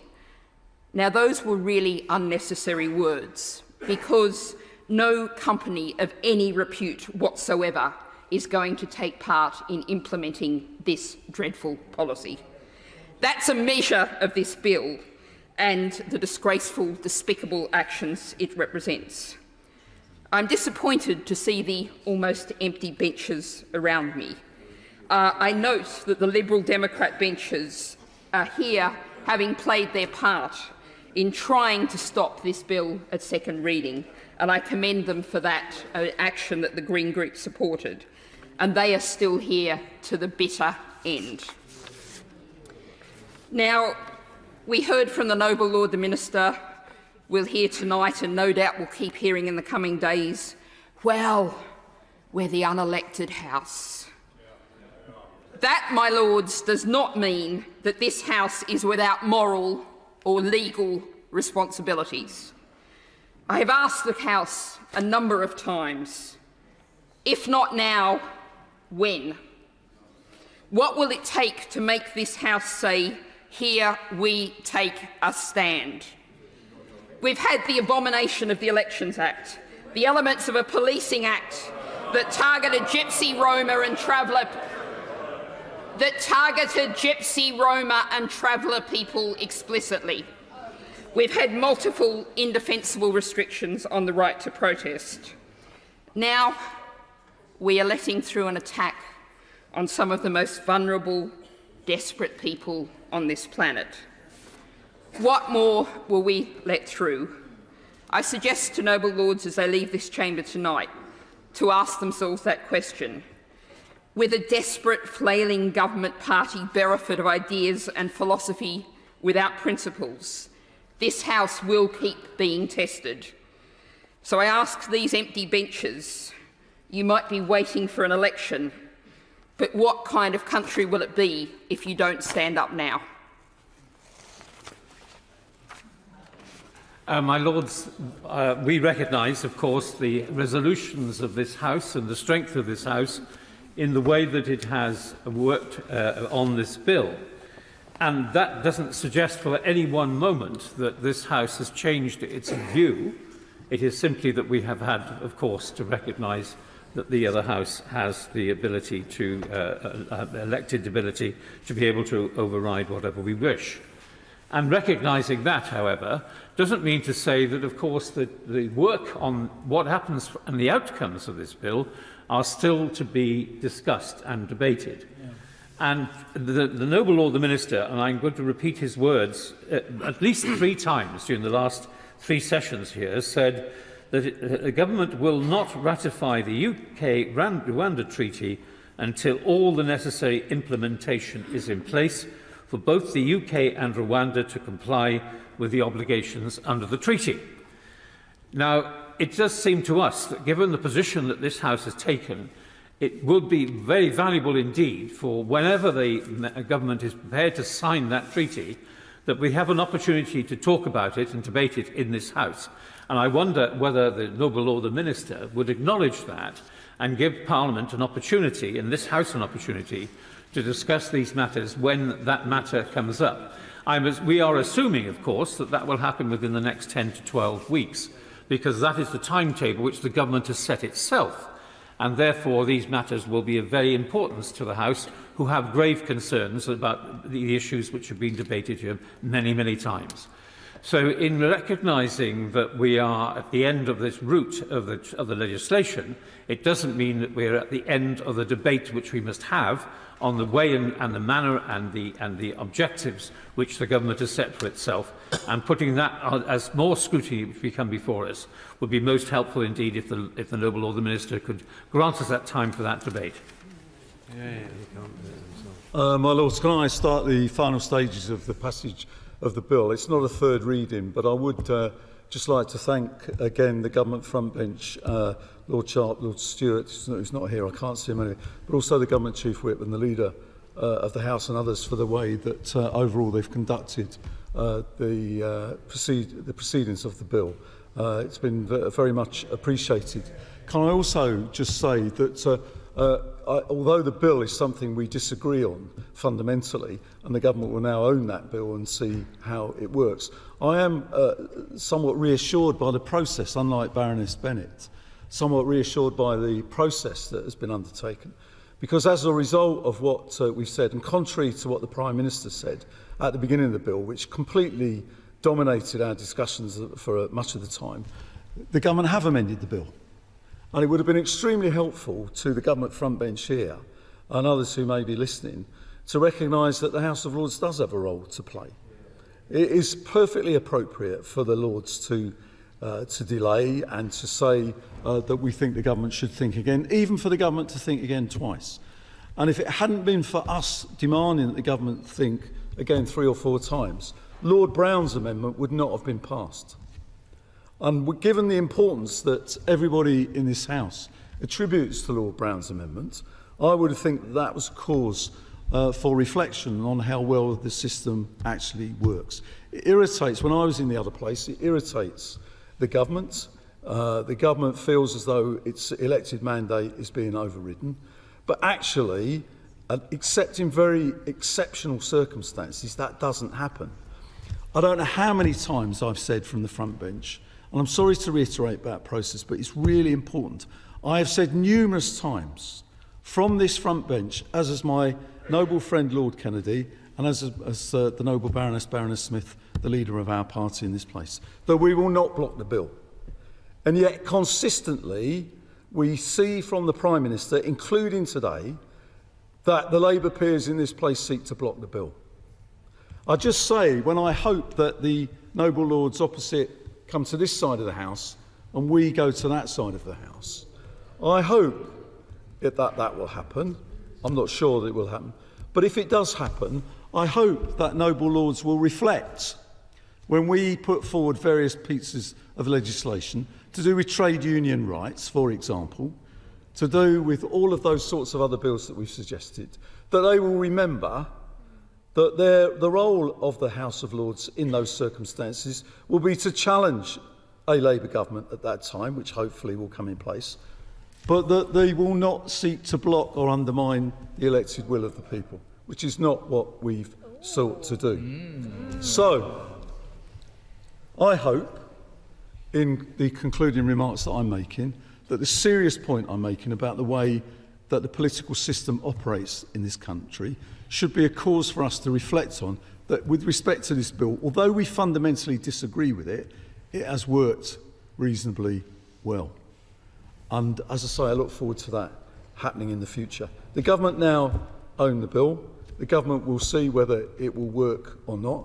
We've arrived at a position where we've made certain demands, and one by one they've been overturned by the government, to be left with two changes, which I think are important. One we've mentioned about Lord Brown with respect to veterans, which the government front bench here actually thought was the right thing to do as well, and we helped them persuade their own Prime Minister to do that. The second point was, and not to be forgotten, and it's a shame Baroness Butler-Sloss isn't here, but Lord Randall would have been pleased, was the change with respect to modern slavery. A modest change, but actually a change which was important with respect to reporting the consequences of the bill with respect to modern slavery. So with those brief remarks, can I finish by thanking again Lord Sharp for the courtesy and all of the government front bench in the Lords, and to say the bill now will go forward. The Prime Minister will no doubt will read in the papers tomorrow at great length, and he's briefed some of them already, how he's got his way with the House of Lords, how he's pushed aside those who sought to obstruct the elected will of the people. He will know, as will the noble Lord Sharp, many others in here, that was never, ever the intention of His Majesty's opposition.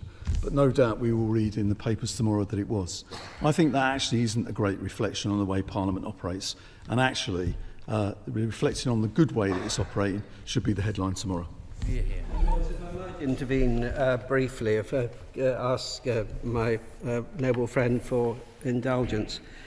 I think that what the noble Lord opposite said are important remarks, and of course this House has a major role, an abiding role, in asking the elected House to think again. But as the noble Lord opposite said, I mean, we're now 4 times into this process. I believe that this House is at its best, as again the noble Lord implied, when we have dialogue across the chamber and understanding and tolerance across the chamber. And we've heard the patriotism word used, we've heard the morality word used. I think that, not by the noble Lord opposite, I think that I believe, in my experience as leader of this House, that this is a patriotic House, whatever the party and whatever the person. And I believe this is a House where people of different political views, with a high political morality of public service, have different ways of seeking to achieve the same end. Now, the party opposite wishes to repeal this bill. Hopefully this bill will shortly be passed. I do think, and I've said this before on other occasions, and I'm sorry I crave the indulgence of the House at rising at this, but I think it's an important point. I think we do need to discuss the embers of the passage of this important bill, which I understand was controversial in this House, not the occasion. But I think it is important that we have a discussion about what are the limits and what is the place of your Lordship's House in scrutinising and indeed challenging legislations put forward by any elected government. I don't think this is the place, but I've said on another occasion I think this is a matter that we might debate both in an open forum and also privately, and I hope that we can do that. But I appreciate the gentle, in the sense of gentlemanly, if that's allowed, a word's allowed to be used this way, the gentle way in which the noble Lord has put the point. I appreciate his tribute to my noble friends and others on the front bench, and indeed to all the people in this House. I think there have been spirited debates, good debates, in the best traditions of the House. But, my Lords, I think in the weeks and months ahead we do need to reflect whether 4 or 5 times sending something back to the elected House is a way in which, the best way to enable the King's government to be carried on. I wonder if you might be able to reflect on the point that my noble friend Lord Adjournment made. The Minister this evening and previously has said that the government currently is not in a position to ratify the Rwanda Treaty because the government is not in a position to state that the conditions that would be required to ratify that treaty are yet in place. That would assume that there will be a process that will have to be underway for the government to ratify that treaty, of which we are currently unaware of. The leader speaks very sincerely about our ability to scrutinise and to hold the government to account for decisions that it makes, especially when it comes to international agreements. Given what the Minister said, and I repeat, the government is currently not in a position to ratify the treaty, will he ensure, through the usual channels, that there is open discussion about facilitating time in this chamber in order for us to discuss what the government's statement would be when it comes to the conclusion that those requirements for the treaty would be in place. Surely that is simply an open way for us to scrutinise the decision that would be made if the conditions are met. The Leader of the House to interpose his body, particularly when the noble Lord is active and spirited as he is at this hour. I would say two things. First, we've had many hours of debate on this legislation. I think the doubts and we believe the beliefs and proprieties of this bill are entirely clear. So far as further discussion and the development of events takes place, we in the usual channels are always open to discussion with other parties about what or when, in what way further discussion will be made. But I apologise to the House for my intervention, but I think that there are important things which we need to reflect on. I think perhaps this has been a prolonged process, but I would like, in the immortal phrase of the Senator of the United States of America, to yield the floor to my noble friend, Lord Sharp, to conclude the proceedings. Well, firstly, can I thank my noble friend for his intervention. I think he put his points across extremely eloquently, and I agree with all of them. My Lords, can I just say gently to the noble Lord Anderson, and indeed to the noble Lady Baroness Bennett, this bill does comply with international law. It is profoundly moral and patriotic to defend the integrity of our borders. It's profoundly moral and patriotic to prevent the needless loss of life in the Channel and to put the criminal gangs out of business. My Lords, I'd also like to ask the noble Lady Baroness Bennett why the Green Group is currently a solo act. Where is her partner? My Lords, Rwanda... Been asked a direct question. I'm sure the House would have been delighted to hear from both of us this evening, but we've made a choice to have one representative. If the House would like to hear more from us and see more of us, we'd be invited to do that. Well, speaking personally, I'd rather hear a lot less, but there we are. My Lords, Rwanda is a safe country that has proven time and again its ability to offer asylum seekers a safe haven and a chance to build a new life. Rwanda has a strong history of providing protection to those that need it and currently hosts over 135,000 refugees and asylum seekers who have found safety and sanctuary there. There are binding provisions in the treaty which place obligations on the government of Rwanda to provide for those relocated under the partnership. And my Lords, this is long overdue, but I would also like to put on record my thanks to the officials in the government of Rwanda for all their efforts in delivering this partnership. I beg to move. The question is that motion A be agreed to. As many as are of that opinion will say content. Contrary not content. The contents have it. My Lords, I beg to move that the House do now adjourn. That the House do now adjourn.